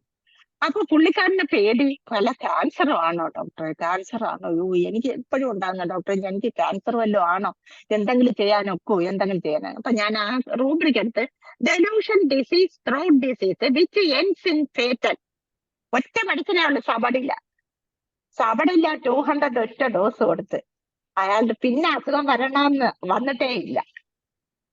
അത് ഒരു നല്ലൊരു മെഡിസിനാണ്, ഒറ്റ മെഡിസിനാണ് ഈ റെപ്പർട്ടറിയില്ല കേട്ടോ. ത്രോട്ട് ഡിസീസ് ഇതുപോലെ വരികയാണെങ്കിൽ, അല്ലെങ്കിൽ വായ്പുണ്ണ് വരികയാണ്, ക്യാൻസർ ആണ്, അയ്യോ ഡോക്ടറെ എനിക്ക് ക്യാൻസർ ആണെന്ന് നിലവിളിക്കുകയാണെങ്കിൽ സബടില്ല കൊടുത്താൽ മതി, വേറെ ഒന്നും കൊടുക്കണ്ട. അങ്ങനെ ഒരു കേസുണ്ട്. പിന്നെ ഒരു റിട്ടയർഡ് ടീച്ചർ, 68 വയസ്സുള്ള ടീച്ചറാണ്. ടീച്ചറിന്റെ കോൺസ് ആണ് സോള ഫുഡില്, സോള ഫുഡ് അത് ഹീലിലും ഒക്കെ ഉണ്ട്. ആദ്യം വന്നത് റൈറ്റ് സോള ഫുഡിലാണ് വന്നത്, പിന്നെ ഇപ്പൊ ലെഫ്റ്റ് സോള ഫുഡിലും ഉണ്ട്. പുള്ളിക്കാരുടെ പേഴ്സണൽ ഹിസ്റ്ററി ചോദിച്ചപ്പോൾ ഹിസ്റ്റക്ടമി നടത്തിയിട്ടുണ്ട്. ചെയ്യാൻ കാരണം എന്താന്ന് ചോദിച്ചപ്പോ ബ്ലീഡിങ് കൊണ്ടാണോ ചെയ്തതെന്ന് പറഞ്ഞു. പിന്നെ ഹിസ്റ്ററി ഓഫ് ഹൈപ്പോതൈറോയിഡ്സ് ഉണ്ട്, പിന്നെ ഹൈപ്പർ ടെൻഷൻ ഉണ്ട്. ഇത്രയും കണ്ടീഷൻസ് ഒക്കെ കവർ ചെയ്തിട്ടാണ് ഇപ്പൊ ഈ കോൺസിലോട്ട് വന്നത്. ദാറ്റ് ഈസ് എ സൈക്കോട്ടിക് ഡിസീസിലോട്ടാണ് വന്നേക്കുന്നത്. നേരത്തെ ബ്ലീഡിങ് വന്ന് സിബിലിറ്റിക്ക് പോയി, പിന്നെ ഹൈപ്പോതൈറോയിഡിസം സൈക്കോട്ടിക് ആയിരുന്നു, ഹൈപ്പർ ടെൻഷനും സൈക്കോട്ടിക് ആണ്. ഇപ്പൊ വേറൊരു സൈക്കോട്ടിക് ആണ് കോൺസ് വന്നേക്കുന്നത്. പക്ഷെ നമ്മൾ സിബിലിറ്റിക്ക് മനസ്സിൽ വെച്ചേക്കണം. എന്നിട്ട് ഞാൻ ഈ പുള്ളിക്കാരുടെ ഫാമിലി ഹിസ്റ്ററി ചോദിച്ചപ്പോ എൽഡർ സിസ്റ്റർ മരിച്ചത് കാർഡിയാക് അറസ്റ്റോട്ടാണ് മരിച്ചത്. ബ്രദറിന് സ്ട്രോക്ക് വന്നിട്ട് ഇപ്പൊ കംപ്ലീറ്റ് കിടപ്പിലാണ്. അപ്പൊ ഈ ടീച്ചർ ഇപ്പൊ ഒറ്റയ്ക്കേ ഉള്ളു. ടീച്ചർക്ക് 3 മക്കളാണ്, ഭർത്താവ് മരിച്ചുപോയി, ഒത്തിരി മുമ്പേ കുട്ടികൾ കൊച്ചായിരുന്നപ്പോഴേ മരിച്ചുപോയി. അപ്പൊ ഈ ടീച്ചർക്ക് 3 മക്കള്, മൂത്ത പെൺകുട്ടി ഗൾഫിലാണ്, അവരെ ഫാമിലി ആയിട്ട് ഗൾഫിലാണ്. പിന്നെ ഇളയത് 2 ആൺപിള്ളേരാണ്, അവരും ഗൾഫിൽ തന്നെ, അവരും ഫാമിലി ആയിട്ട് ഗൾഫിലാണ്. ഈ അസുഖം വരാൻ, കോൺസ് വരാനുള്ള കാരണം എന്താണെന്ന് ഞാൻ അന്വേഷിച്ചു. നിങ്ങൾക്ക് എന്തുകൊണ്ടാണ് ഇത് വരാൻ കാരണം? അത് എന്റെ മൂത്ത മകൻ, മൂത്താന്ന് പറഞ്ഞാൽ രണ്ടാമത്തെ മകന്റെ ഫാമിലി ലൈഫ്, ആ വൈഫ് ഒരു ഭയങ്കര സ്ത്രീയാ, 2 കുട്ടികളുണ്ട്. ആരെയും വകവയ്ക്കാതെ പുള്ളിക്കാരി തന്നെ ഇഷ്ടത്തിന് നടക്കുന്നു. അത് അവനെ ഒട്ടും ടോളറേറ്റ് ചെയ്യാൻ പറ്റത്തില്ല. പക്ഷെ അവനെ നിയന്ത്രിക്കാനും പറ്റുന്നില്ല. അത് കണ്ടിട്ട് എനിക്ക് താങ്ങാനേ ഒക്കുന്നില്ല ഡോക്ടറെ. ഭയങ്കര വിഷമമുണ്ട്, ഭയങ്കര പ്രയാസമുണ്ട്. പക്ഷെ ഇതൊക്കെ വെച്ചിട്ട് അവർ ഹെൽപ്ലെസ് ആണെന്നാണ് പറഞ്ഞത്. ഇതൊക്കെ വെച്ചിട്ട് ഞാൻ കൊടുത്തത് ആദ്യം മാക്സൾഫാണ് 200 ഡോസ് കൊടുത്ത്. പിന്നെ റൂട്ടാട്ടേറ്റ് ഭയങ്കര പെയിൻ എന്ന് പറഞ്ഞ കാല് തറയിൽ കുത്താക്കൂല. ഇരുന്നിട്ടോ കിടന്നിട്ടോ പിന്നെ എഴുന്നേക്കണമെങ്കിൽ ഒരു അരമണിക്കൂറെങ്കിലും എഴുന്നേറ്റിരുന്ന് കാല് പതുക്കെ പതുക്കെ റൈറ്റ് കാല് പതുക്കെ കുത്തി, ലെഫ്റ്റ് കാല് ആദ്യം കുത്തും, പിന്നെ പതുക്കെ റൈറ്റ് കാല് കുത്തിയിട്ട് പിന്നെ അതിന്റെ ചെരുപ്പൊക്കെ ഉണ്ട്, അതിന്റെ ചെരുപ്പൊക്കെ ഇട്ടാണ് നടക്കുന്നതെന്ന് പറഞ്ഞു. അത്രയ്ക്ക് പെയിൻ സഹിക്കാൻ വയ്യെന്ന് പറഞ്ഞു. അതുകൊണ്ടാണ് ഞാൻ റൂട്ട കൊടുക്കാൻ കാരണം. അത്രയ്ക്ക് പെയിൻ എന്ന് പറഞ്ഞു. പക്ഷെ ഒരു പിറ്റേന്ന് അടുത്ത മാസം വന്നു, വലിയ വ്യത്യാസമൊന്നുമില്ല, പെയിൻ അതുപോലെ തന്നെ നിൽക്കുകയാണെന്ന് പറഞ്ഞു, കുറവില്ല എന്ന് പറഞ്ഞു. അപ്പൊ ഞാൻ വീണ്ടും റീകേസ് ടേക്ക് ചെയ്തപ്പോഴും അവര് പറഞ്ഞു എനിക്ക് ഈ വിഷമങ്ങളൊന്നും താങ്ങാക്കൂല ഡോക്ടറെ. കാരണം ആരെങ്കിലും കരയുന്ന കണ്ടാലും എനിക്ക് താങ്ങാനൊക്കില്ല. ഈ TV-യിൽ എന്തെങ്കിലും കൊലപാതകമോ എന്തെങ്കിലും ആരെങ്കിലും ആക്രമിക്കുന്ന കണ്ടാൽ അത് ഞാൻ അപ്പഴേ TV ഓഫ് ചെയ്യും. പേപ്പറിൽ ഇങ്ങനെ എന്തെങ്കിലും കൊലപാതകം വാർത്ത കണ്ടവര് ഞാൻ പേപ്പർ പിന്നെ അന്ന് വായിക്കില്ല. അങ്ങനെയാണ് പറഞ്ഞത്. അപ്പൊ അത് ഞാൻ എടുത്തത് സോറോസിബിലിറ്റിക്ക് ഒരു ഡിസീസ് കണ്ടീഷനാണ്. Horrible things sad stories affect Har profoundly എടുത്തായിരുന്നു. പിന്നെ എന്താണ്, പുള്ളിക്കാരി ഇപ്പൊ ഒറ്റയ്ക്കായിപ്പോയി. ഈ മക്കളെല്ലാം അവിടെയാണ് ഗൾഫില്. അപ്പൊ അത് വെച്ചിട്ട് പുള്ളിക്കാരി ഒറ്റയ്ക്കായിട്ട് ഒരു സർവന്റ് ഉണ്ട്. പക്ഷെ എന്നാലും പുള്ളിക്കാരിക്ക് എപ്പോഴും ഈ ഒറ്റയ്ക്കിരിക്കാൻ പേടിയാണ്. അപ്പൊ ഈ സർവന്റ് ആണെങ്കിൽ പോലെ അവരെ കൂടെ അടുത്ത് കിടത്തും. അത്രയ്ക്ക് അവർക്ക് ഭയങ്കര പേടിയാണ്. അപ്പൊ അത് ഞാൻ ഫിയർ ഓഫ് സോളിറ്റ്യൂഡ് എടുത്ത എല്ലാം ഞാൻ സോറോ സിബിലിറ്റിക്കായിട്ട് എടുത്തത് ഇത് മാത്രമേ എടുത്തുള്ളൂ. കാരണം അവർക്ക് നേരത്തെ ബ്ലീഡിങ് ഉണ്ടായിട്ടുള്ളതുകൊണ്ട് അത് വെച്ചിട്ട് horrible things sad stories affect from only. പിന്നെ എക്സ്ട്രിമിറ്റീസ് കോൺസ് പെയിൻഫുൾ എടുത്തു. പിന്നെ ഫിയർ ഓഫ് സോൾറ്റ്യൂഡ് സൈക്കോട്ടിക് സിംപ്റ്റം ആണ്. അപ്പൊ അതുകൊണ്ട് ഇതെല്ലാം കൂടി എടുത്തപ്പോ 3ഉം കവർ ചെയ്യുന്ന ലൈക്കോപ്പൊടിയാണ് വന്നത്. ഞാൻ എന്തായത് ലൈക്കോപ്പൊടി, അവർക്ക് റൈറ്റ് ലെഫ്റ്റ് ആണല്ലോ വരുന്നത്, അത് വെച്ചിട്ട് ലൈക്കോപ്പൊടിയും ഹോട്ട് പേഷ്യന്റ് തേഴ്സ്ലെസ്സും ആണ്. അപ്പൊ ലൈക്കോപ്പൊടിയും 200. പിന്നെ അവർക്ക് ചൂടാഹാരം കഴിക്കാനാണ് താല്പര്യം. ഞാൻ ഇതിനെ കൺഫേം ചെയ്യാൻ വേണ്ടി അവരുടെ അടുത്ത് ബാക്കി ചോദിച്ചപ്പോഴെല്ലാം ലൈക്കോയുടെ സിംറ്റമാണ് പറയുന്നത്. ചൂടാഹാരം കഴിക്കാനാണ് ഇഷ്ടം. അങ്ങനെ ലൈക്കോ 200 ഒരു ഡോസ് കൊടുത്ത്. പിന്നെ BT മാത്രമേ കൊടുത്തുള്ളൂ. BTയും PL കൊടുത്തുവിട്ട് അടുത്ത പ്രാവശ്യം വന്നപ്പോ പറഞ്ഞ് ഡോക്ടർ പെയിൻ എല്ലാം മാറി, വേദനയെല്ലാം മാറി, പക്ഷെ കോൺസ് ചുരുങ്ങി വരുന്നുണ്ട്, മൊത്തം മാറിയിട്ടില്ല, ചെറുതായിട്ട് പ്രൊജക്ട് ചെയ്ത് വരുന്നുണ്ട്. അപ്പൊ അതൊന്ന് കട്ട് ചെയ്ത് കളയട്ടെ. ഞാൻ പറഞ്ഞു അതങ്ങനെ ഡെഡ് ടിഷ്യൂ ആണെങ്കിൽ കട്ട് ചെയ്ത് കളയാന്ന് പറഞ്ഞു. കട്ട് ചെയ്ത് കളഞ്ഞിട്ട് നിങ്ങൾ പിന്നെ ഒരു പ്രാവശ്യം കൂടി വന്നോണ്ട് അപ്പോഴും എനിക്ക് നമ്മുടെ മെറ്റീരിയലിസ്റ്റ് മൈൻഡ് പതുക്കെ നിൽക്കുന്നുണ്ട് കേട്ടോ, ഡൈനാമിക് ആയിട്ടേ ഇല്ല ഇപ്പോഴും മൈൻഡ്. അതുകൊണ്ട് ഞാൻ എന്ത് ചെയ്ത് അവർക്ക് കുറവുണ്ടെന്ന് പറഞ്ഞിട്ട് ഞാൻ ലൈക്കോപ്പൊടി 200 ഡോസ് കൂടെ കൊടുത്ത് PL-ഉം BT-യും കൊടുത്തു. പിന്നെ അവര് വന്നിട്ടേ ഇല്ല. അസുഖം കംപ്ലീറ്റ് മാറിയെന്ന് തോന്നുന്നു. ഇല്ലെങ്കിൽ വരും, എനിക്കറിയാം. അത് നല്ലൊരു കേസായിരുന്നു. പിന്നെ ഒരു കേസ് 10 വയസ്സുള്ള ഒരു പെൺകുട്ടിയാണ്, സ്കൂളിൽ പഠിക്കുന്ന 5ാം ക്ലാസ്സിൽ പഠിക്കുകയാണ്. അതിന്റെ കൈ മൊത്തം വാട്സാണ്. ലെഫ്റ്റ് ഹാൻഡിൽ നിന്ന് പാം ഓഫ് ഹാൻഡിൽ നിന്ന് തുടങ്ങിയിട്ട് റൈറ്റ് പാം ഓഫ് ഹാൻഡിലോട്ട് അങ്ങ് വാട്സായി. ഞാൻ കോളിഫ്ലവർ ലൈക്ക് വാട്സാണ് ഭയങ്കരമായിട്ടുണ്ട്. അപ്പൊ ഹോമിയോപ്പതി ട്രീറ്റ്മെന്റ് ഇതുവരെ ചെയ്തിട്ടില്ലാന്ന് പറഞ്ഞ. അപ്പൊ ഞാൻ എന്തായാലും കണ്ണടച്ച് തൂജയും കൊടുത്തു, 200 ഡോസും കൊടുത്ത് PL-ഉം കൊടുത്തു വിട്ടു. ഇത് 14/9/22 കൊടുക്കുന്ന 8/10/22 വന്നപ്പോ ഒരു കുറവുമില്ല, ഒരെണ്ണം പോലും പൊഴിഞ്ഞു പോയിട്ടില്ല. പക്ഷെ ഈ കൊച്ചിനെ കൊണ്ടുപോയി അലോപ്പതി കൊണ്ടുപോയി കരിച്ചൊക്കെ കളഞ്ഞായിരുന്നു. കരിച്ചു കളഞ്ഞപ്പോ അതിന്റെ ഇരട്ടിയായിട്ടാണ് വന്നത്. അങ്ങനെയാണ് ഹോമിയോയിൽ കൊണ്ടുവന്നത്. അത് കുറവില്ല ഡോക്ടറെ, ഒരു കുറവുമില്ലല്ലോ, എന്റെ കൊച്ചിന്റെ കൈ അങ്ങ് വട്ടേടായി, കൊച്ചിനെ എഴുതാനും ഒക്കെ ബുദ്ധിമുട്ടാണ് എന്ന് പറഞ്ഞു. അച്ഛൻ വന്ന് പറഞ്ഞു. അപ്പൊ ഞാൻ അച്ഛനെ വെളിയിരുത്തിയിട്ട് ഞാൻ പറഞ്ഞു കുഞ്ഞിന്റെ അടുത്ത് ഞാൻ സംസാരിച്ചു നോക്കട്ടെ, ഇത് വരാൻ ഒരു ഇൻസെക്യൂർ ഫീലിങ്, കൈയുടെ പാർട്ടി വരണമെങ്കിൽ ഒരു ഇൻസെക്യൂർ ഫീലിംഗ് കുഞ്ഞിനുണ്ട്, അത് ഞാൻ ചോദിച്ചു നോക്കട്ടെ എന്ന് പറഞ്ഞു. അങ്ങനെ അയാളെ വെളിയിരുത്തിട്ട് ഞാൻ ചോദിച്ചു എന്താ മോളെ, എന്താണ് പ്രശ്നം, വീട്ടിലെ പ്രശ്നമാണ്. ഇടത് കൈയിലാണ് ആദ്യം വന്നത്. വലത് കയ്യിൽ വരണമെങ്കിൽ ടീച്ചേഴ്സിന്റെയോ അല്ലെങ്കിൽ പഠിത്തത്തിന്റെ കാര്യത്തിലായിരിക്കാം. ഇടത് കയ്യിൽ ആദ്യം വരണമെങ്കിൽ വീട്ടിൽ എന്താണ് പ്രശ്നം, അമ്മ അല്ലെങ്കിൽ സഹോദരങ്ങളാണ്, റൈറ്റ് ഹാൻഡഡ് ഫെല്ലോ ആണ്. അപ്പൊ അത് വരണമെങ്കിൽ എന്താണ്, അമ്മയിൽ നിന്നുള്ള മോക്ക് എന്തോ ഇഷ്യൂ വരുന്നത് അല്ലെങ്കിൽ സഹോദരങ്ങളിൽ നിന്നുള്ള ഇഷ്യൂ. നിങ്ങൾ എത്ര പേരാ? അപ്പൊ 3 പേരാണെന്ന് പറഞ്ഞു. മോളാണ് മൂത്തത്. ബാക്കി ഇളയത് രണ്ടുപേരും സഹോദരന്മാരാണ്. അമ്മ ഈ ആൺപിള്ളേരെ മാത്രമേ സ്നേഹിക്കുള്ളൂ. ഈ പെൺകുട്ടിയെ എല്ലാത്തിനും അവോയ്ഡ് ചെയ്യുകയാണ് ചെയ്യുന്നത്. അപ്പൊ അത് ഈ കുഞ്ഞിനെ ഒട്ടും സഹിക്കാൻ പറ്റുന്നില്ല. ഈ ആൺകുഞ്ഞുങ്ങൾ വരുന്നതിന് മുമ്പേ ഭയങ്കര സ്നേഹമായിരുന്നു. ആൺകുഞ്ഞുങ്ങൾ വന്നതിന് ശേഷം എന്നെ ഒരു മൈൻഡും അമ്മയ്ക്കില്ല. എന്നെ കൊണ്ട് എല്ലാ ജോലിയും ചെയ്യിക്കും. ഈ ആൺപിള്ളേർക്കൊക്കെ ആഹാരം കൊടുക്കുന്നതും എല്ലാം ഞാൻ ചെയ്യണം. അപ്പൊ അത് എനിക്ക് ഭയങ്കര വിഷമമുണ്ട് ഡോക്ടറെ എന്ന് പറഞ്ഞു. അപ്പൊ ഞാൻ അതെടുത്തത് ഡെലൂഷൻ നെഗ്ലക്റ്റഡ് ഷീസ് നെഗ്ലക്റ്റഡ് എന്നെടുത്തു. പിന്നെ എക്സ്ട്രിമിറ്റീസിൽ വാട്സ് അപ്പർ ലിംസിലെടുത്തു. പിന്നെ ഞാൻ ചോദിച്ചു പിന്നെ മോക്ക് അപ്പൊ സ്നേഹമാണ് കുഞ്ഞ് ആഗ്രഹിക്കുന്നതെന്ന് എനിക്ക് മനസ്സിലായി. അപ്പൊ ഞാൻ ചോദിച്ചു എന്താണ് മോക്ക് ഏറ്റവും ആഗ്രഹം എന്താണ്? അത് എനിക്കൊരു പൂച്ചയുണ്ട് ഡോക്ടറെ, ഒരു പെറ്റ് പൂച്ച. ആ പൂച്ചയും കൊണ്ട് ഞാൻ നടക്കും. എനിക്ക് പഠിക്കാനുള്ളപ്പോ പഠിക്കും. അത് വീട്ടുകാർ പറഞ്ഞങ്ങനെ പഠിക്കുള്ളെന്ന് പറഞ്ഞു. അല്ലെങ്കിൽ ഞാൻ ഈ പൂച്ചയും കൊണ്ട് അങ്ങ് നടക്കും. എനിക്ക് ഭയങ്കര ഇഷ്ടമുണ്ട്. അതിന് ആഹാരം കൊടുക്കുക എല്ലാം ചെയ്യുന്നതാണ് ഇഷ്ടം. അപ്പൊ അത് ഞാൻ എന്താ ചെയ്ത് mind animals, love for animals. കാരണം ഇത് സോറോ സൈക്കോട്ടിക് കണ്ടീഷനാണ്. അപ്പൊ റൂബ്രിക്ക് ഈ രീതിയിൽ എടുത്താൽ മതി. നമ്മൾ സിഫിലിറ്റിക് ആകുമ്പോഴാണ് റൂബ്രിക്ക് ഭയങ്കരമായിട്ട് ഡീപ്പായിട്ട് പോവില്ല. എന്നിട്ട് ഞാൻ വന്ന റെമഡി ഇത് 3 കവർ ചെയ്യുന്ന മരുന്ന് സെപ്പിയാണ് വന്നത്. സെപ്പിയ 1 ഒരു ഡോസ് കൊടുത്ത് PL കൊടുത്തു വിട്ട്. അടുത്ത പ്രാവശ്യം വന്ന ഈ സെപ്പിയ കൊടുത്തു കഴിഞ്ഞ് ഞാൻ സെപ്പിയ കൊടുക്കുന്നത് 14/11 കൊടുക്കുന്നത്. 6/12 ആ കൊച്ചിന് മെൻസസ് ആയി. പിന്നെ 21/12 വന്നപ്പോ പൊഴിയാൻ തുടങ്ങി. റൈറ്റ് ഹാൻഡിലെ കംപ്ലീറ്റ് പൊഴിഞ്ഞു. ലെഫ്റ്റ് ഹാൻഡിലെ കുറേശ്ശെ പൊഴുത് പോകുന്നത്. ഞാൻ PL മാത്രമേ കൊടുത്തുള്ളൂ, പിന്നെ സെപ്പിയ കൊടുത്തില്ല.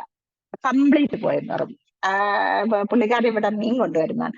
അപ്പൊ പുള്ളിക്കാരൻ വന്നപ്പോ പറഞ്ഞു ഡോക്ടർ എന്തായാലും അത് കംപ്ലീറ്റ് പോയി രക്ഷപ്പെട്ടെന്ന് പറഞ്ഞു. അങ്ങനെ അത്. പിന്നെ ഒരു കേസ് ഇതുപോലെ തന്നെ വാട്സ് ഒരു പെൺകുട്ടിക്ക് 8 വയസ്സുള്ളതാണ്, 8-9 വയസ്സുള്ളതാണ്. പെൺകുട്ടിക്ക് ഈ നോസ്ട്രലിന്റെ ലെഫ്റ്റ് സൈഡില് ഇവിടെ ഒരു ഇങ്ങനെ പിരമിഡ് പോലെ ഒരു വാട്ട് നിൽക്കുകയാണ്. അപ്പൊ എന്നെ കൊണ്ടുവന്ന് കാണിച്ചു. അപ്പൊ പുള്ളിക്കാരുടെ ക്യാരക്ടറും ഇതുപോലെയാണ്. ഇളയ പയ്യനെ വീട്ടുകാരെല്ലാം സ്നേഹിക്കുന്നത്, എന്നെ മാത്രം സ്നേഹിക്കുന്നില്ല, ഇങ്ങനെ പരാതി പറച്ചിലാണ്. അപ്പൊ ഞാൻ വെച്ചിട്ട് ലാക്കസിസ് ആണ് കൊടുത്തത്. ലാക്കസിന് ഭയങ്കര ജലസി ഉണ്ട്. അപ്പൊ ജലസി വെച്ചിട്ട് ലാക്കസിസ് കൊടുത്തു 200 കൊടുത്തിട്ട് ഒരു മാറ്റവും ഇല്ല. ഒരു തരത്തിലും അത് കുറയുന്നില്ല. ലാക്കസിസ് കൊടുത്തു കഴിഞ്ഞ് 1 മാസമൊക്കെ കഴിഞ്ഞപ്പോഴത്തേക്ക് അത് വന്ന ഒരു മാറ്റവും ഇല്ല ഡോക്ടറെ. ഇപ്പൊ പിള്ളേരെല്ലാം എന്നെ കളിയാക്കുന്നത്, എനിക്ക് നാണക്കേട്, സ്കൂളിൽ പോകാൻ പറ്റുന്നില്ല, എനിക്ക് നാണക്കേടെന്ന് പറഞ്ഞു. ഇത് ഇപ്പൊ തൊടുമ്പട്ടേ ബ്ലഡും വരുന്നുണ്ടെന്ന് പറഞ്ഞു. അപ്പൊ മോൾക്ക് ആരോടെങ്കിലും ഭയങ്കര വിരോധം ഉണ്ടോ? ഒട്ടും സഹിക്കാൻ പറ്റാത്ത. എനിക്ക് എല്ലാവരുടെയും വിരോധം തന്നെ. എന്റെ ടീച്ചറാണ്, ഒരു ടീച്ചറുണ്ട് ലെഫ്റ്റ് ഹാൻഡഡ് പിള്ളയാണ് കൊച്ച്. അപ്പൊ ലെഫ്റ്റ് സൈഡിൽ തന്നെ ഉണ്ടാക്കുന്നുണ്ട്. ഞാൻ ചോദിച്ചത് ആരെങ്കിലും സ്കൂളിൽ ആരെങ്കിലും വിരോധമാണ്? ഉണ്ട്. എന്റെ ഒരു ടീച്ചറുണ്ട്, ക്ലാസ് ടീച്ചർ. അവരെപ്പോഴും എന്നെ കുറ്റപ്പെടുത്തിക്കൊണ്ടിരിക്കും. എന്നെ എന്തിനാ കുറ്റപ്പെടുത്തുന്നത്? ബാക്കി എത്ര കുട്ടികളുണ്ട്? എന്നെ മാത്രമേ കുറ്റപ്പെടുത്തുള്ളൂ. ഞാൻ എന്നാ നല്ലപോലെ പഠിക്കുന്നുണ്ട്. അപ്പൊ ഞാൻ പറഞ്ഞു മോള് പഠിക്കുന്നോണ്ടാണ്, നല്ലപോലെ പഠിക്കാൻ വേണ്ടിയാണ് ഒന്നുകൂടെ കുറ്റപ്പെടുത്തുന്നത്. അത് മോൾ ആ രീതിയിൽ എടുക്കാത്തന്ന്. അല്ല, അങ്ങനെയൊന്നും അല്ല. എന്നെ എല്ലാവരുടെയും മുമ്പ് വെച്ച് കുറ്റപ്പെടുത്തും. ഡോക്ടർ പറയുന്ന പോലെയൊന്നും അല്ല. അപ്പൊ മോക്ക് ഭയങ്കര വിരോധമുണ്ട്. എനിക്ക് ഭയങ്കര വിരോധമാണ് അവരോട്. അപ്പൊ അൺഫർഗിവിംഗ് നേച്ചറുള്ള ഒറ്റ മെഡിസിനേ ഉണ്ട്. ബ്ലീഡിങ് വാട്സ് ഉള്ളത് nitric acid. Nitric acid 200 dose അപ്പോഴും വായിൽ ഒഴിച്ചു കൊടുത്ത്. ഞാൻ പറഞ്ഞ നമ്മൾ ഇനിയിട്ടല്ലേ കുറയും. PL കൊടുത്തുവിട്ട് ഇതില് മോക്ക് കുറയും, അത് ചുരുങ്ങി വരുമെന്ന് പറഞ്ഞു. അടുത്ത ആഴ്ച ഞാൻ നോക്കിയപ്പോഴത്തേക്ക് അതൊക്കെ ഉണങ്ങി കുഞ്ഞു ചുറുതായിട്ട് വന്നു. അതിന്റെ അടുത്ത ആഴ്ച കംപ്ലീറ്റ് പോയി. നല്ല രസമായിരുന്നു. പക്ഷെ ഈ ഇതില് പറയുന്ന നോസ്ട്രലിലുള്ള വാട്സിന് റെപ്പർട്ടറിയിൽ പറയുന്നത് ലാക്കസിസും കോസ്റ്റിക്കും ആണ് പറയുന്നത്. അതിന്റെ ലാക്കസിസ് കൊടുത്തിട്ട് ഒരു ഉപയോഗം കിട്ടിയില്ല. പക്ഷെ അതിന്റെ മൈൻഡ് എടുത്തപ്പോഴത്തേക്കാണ് ഈ അൺഫർഗിവിംഗ് നേച്ചർ കിടക്കുന്നതുകൊണ്ടാണ് ഇതുണ്ടായത്. അത് കംപ്ലീറ്റ് പോയി. അത് നല്ലൊരു കേസായിരുന്നു. പിന്നെ ഒരു കേസ് അത് ഇപ്പൊ ഈ ഇടയ്ക്ക് വന്നതാണ്. അത് ഞാൻ നിങ്ങൾക്ക് അതിന്റെ കോസ് മനസ്സിലാക്കാം. നമ്മളെ കഥയൊക്കെ പറഞ്ഞ് ചിരിച്ച് കേസൊക്കെ പറഞ്ഞ് വളരെ സമയം പോയത് അറിഞ്ഞില്ല. അറിഞ്ഞില്ലല്ലേ? ഞാൻ പറഞ്ഞിട്ട് ഇതോട് പറഞ്ഞിട്ടൊക്കെ തീർക്കാം. നമുക്ക് അടുത്ത പ്രസന്റേഷൻ ചെയ്യാം ഡോക്ടറെ. എല്ലാം പറഞ്ഞ് അല്ലേ തീർക്കല്ലേ, കുറച്ച് വെച്ചേരെ. അതും അതിന്റെ കൂടെ കുറെ കേസുകളുമായിട്ട് നമുക്ക് ഓക്കെ അടുത്ത ഓക്കെ പ്രാവശ്യം. ഓക്കെ ഓക്കെ ഓക്കെ അപ്പൊ ഇനി നമുക്ക് ഡിസ്കഷന് വളരെ 3 മിനിറ്റേ ഉള്ളൂ ഡോക്ടർ. Okay okay. എമർജൻസി ആർക്കെങ്കിലും എന്തെങ്കിലും സംശയങ്ങളോ അഭിപ്രായങ്ങളോ പറയാനുണ്ടെങ്കിൽ ദയവായി ഹാൻഡ് റൈസ് ചെയ്യുക. സമയവും കുറവാണ്, 1-2 പേർക്ക് അവസരം ഉണ്ട്. എന്തായാലും തകർത്താടി എന്ന് പറയുന്നതായിരിക്കും. ഡോക്ടറെ ഹോമിയോപ്പതിയെ നമ്മൾ ആ ശരിയായ രീതിയിൽ പഠിച്ചു കഴിഞ്ഞാലേ അത് ഞാൻ പ്രകൃതി സാറിനെ നമസ്കരിക്കുകയാണ്. എപ്പോഴും ഞാൻ അദ്ദേഹത്തെ നമസ്കരിച്ചിട്ടേ ഇത് ചെയ്യുള്ളൂ. കാരണം അദ്ദേഹം എന്നെ ഇങ്ങനെ നയിച്ചുകൊണ്ടിരിക്കുക. ഒരു ഇരുത്തമൊക്കെ വന്നതായിരുന്നു, പക്ഷെ ഇപ്പൊ വീണ്ടും സൂപ്പർ ഫാസ്റ്റ് ആയിട്ടൊക്കെ ഓടി. അത് ശരി, സ്പീഡായല്ലേ, സ്പീഡായിപ്പോയല്ലേ? ഭയങ്കര സ്പീഡായിരുന്നു. എനിക്ക് ചിരി വന്നേ ധനേഷ് ഡോക്ടറെ. വേറൊരു പേഷ്യന്റ് ഭയങ്കര സ്പീഡാണെന്നൊക്കെ പറഞ്ഞുകൊണ്ട് വന്നപ്പോഴത്തേക്ക് ഡോക്ടർ അതിനെക്കാട്ടി സ്പീഡിലാണ് ഇവിടെ പൊക്കോണ്ടിരിക്കുന്നത്.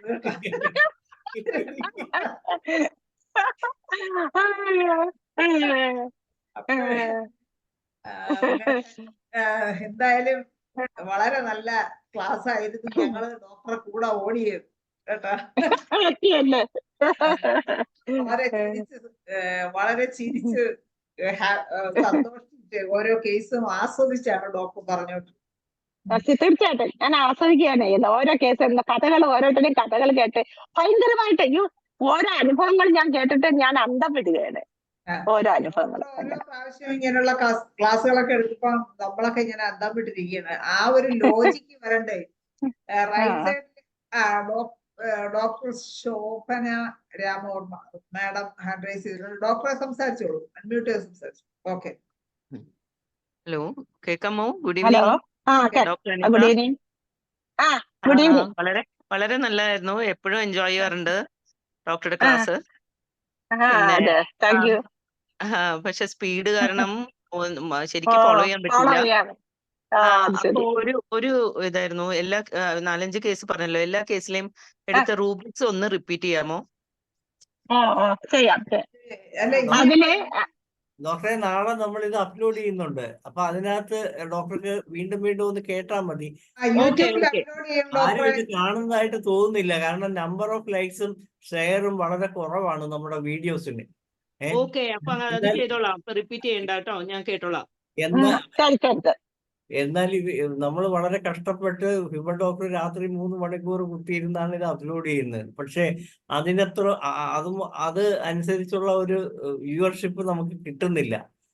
എല്ലാരും ഒന്ന് ജസ്റ്റ് കണ്ടിട്ട് ഒന്ന് ലൈക്ക് ഒന്ന് അടിച്ചാലും മതി. അത് ഷെയർ നിങ്ങളുടെ ഗ്രൂപ്പിലൊക്കെ ഒന്ന് ഷെയർ ചെയ്യുകയും കൂടി ചെയ്യുകയാണെങ്കിൽ അത് കൂടുതൽ ആൾക്കാരിൽ എത്തും. നമ്മുടെ ആ IFBHന്റെ ശ്രമം എന്ന് പറയുന്നത് ഹോമിയോപ്പതി പരമാവധി പേരിൽ എത്തിക്കുക എന്നുള്ളതാണ്. അത് ഇതുവരെ നടക്കുന്നില്ല എന്നുള്ളതാണ് വാസ്തവം. നമ്മളൊക്കെ ചെയ്തിട്ടും സാധാരണക്കാരിലോട്ടൊന്നും എത്തുന്നില്ല.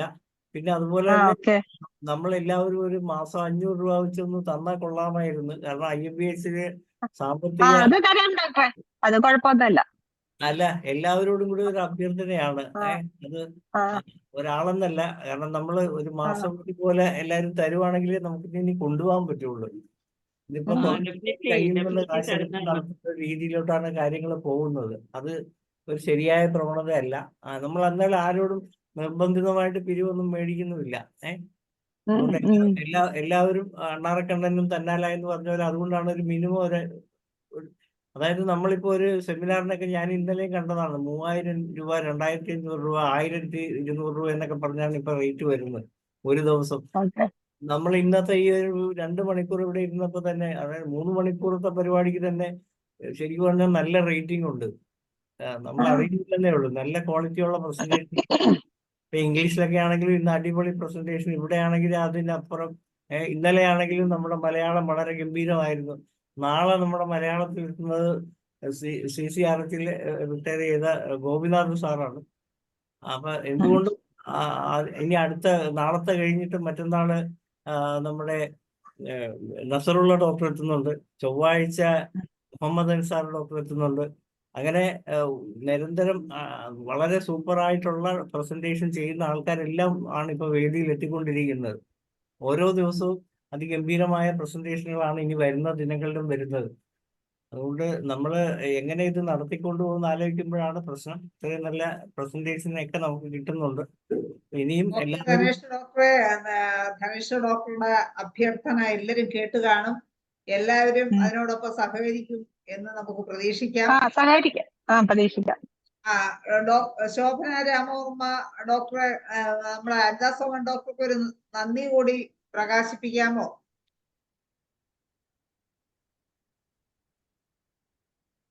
കേൾക്കാമോ? കേൾക്കാം. ഒരു ശകലം കൂടിയേ കൊള്ളാം. Thank you so much doctor Anitha. And എല്ലാ പ്രാവശ്യവും നിങ്ങളുടെ ക്ലാസ് വളരെ നല്ലതാണ്. ആൻഡ് ഈ പ്രെഡിക്റ്റീവ് ഹോമിയോപ്പതിയെ കുറിച്ച് കേട്ടറിവേ ഉള്ളൂ, പഠിച്ചിട്ടില്ല ഞാൻ. പക്ഷെ പഠിക്കണം ഡോക്ടറെ, നല്ലതാ, വളരെ നല്ലതാ. നമ്മുടെ ബേസിക് വെച്ചിട്ട് നമുക്ക് ആ ഇന്നറിലോട്ട് കയറി പോകാൻ ഭയങ്കരമായിട്ട് പറ്റും. ഓരോന്നിനും ഓരോ കോസ് ഉണ്ട്. മൈൻഡിനെ ബാധിക്കാൻ. Mind is the boss, body is the slave ആണ്. ഹനുമാൻ തന്നെ പറയുന്നുണ്ട്, മൈൻഡ് റൂൾസ് ദ ബോഡിയാണ്. അപ്പൊ മൈൻഡിനെ ബാധിക്കാതെ ഒന്നും ശരീരത്തെ തൊടത്തില്ല. അപ്പൊ അത് കൂടുതൽ പഠിച്ചാൽ കൊള്ളാന്ന് തോന്നും നിങ്ങളുടെ ക്ലാസ് കേട്ടു കഴിയുമ്പോ തന്നെ. അപ്പൊ അത്രയും നല്ലതാണ്. എല്ലാ കേസുകളും വളരെ നല്ലതായിട്ട് തോന്നി. അപ്പൊ താങ്ക് യു സോ മച്ച് IFPHന്റെ വകയും എന്റെ വകയുമായിട്ട്. Good night. ഓക്കെ, നന്ദി ഡോക്ടർ ശോഭന രാമവർമ്മ. അങ്ങനെ അനിതാ സോമൻ ഡോക്ടറുടെ ഒരു വെടിക്കെട്ട് ക്ലാസ്സിന് ശേഷം മലയാളം സെഷൻ പ്രോഗ്രാം നമുക്ക് വൈൻഡപ്പ് ചെയ്യാൻ സമയമായി. ഇന്നത്തെ ഈ ക്ലാസ്സിൽ ഉണ്ടായിരുന്ന എല്ലാ ബഹുമാന്യരായ ഡോക്ടേഴ്സിനും ഹോമിയോപ്പതി സ്നേഹികൾക്കും സ്റ്റുഡൻസിനും അതുപോലെ തന്നെ നമ്മുടെ അനിതാ സോമൻ ഡോക്ടർക്കും ഒരിക്കൽ കൂടി നന്ദി പറഞ്ഞുകൊണ്ടും ശുഭരാത്രി നേർന്നുകൊണ്ടും ഇന്നത്തെ മലയാളം സെഷൻ പ്രോഗ്രാം ഇവിടെ വൈൻഡപ്പ് ചെയ്യുന്നു. നന്ദി, നമസ്കാരം. Good night.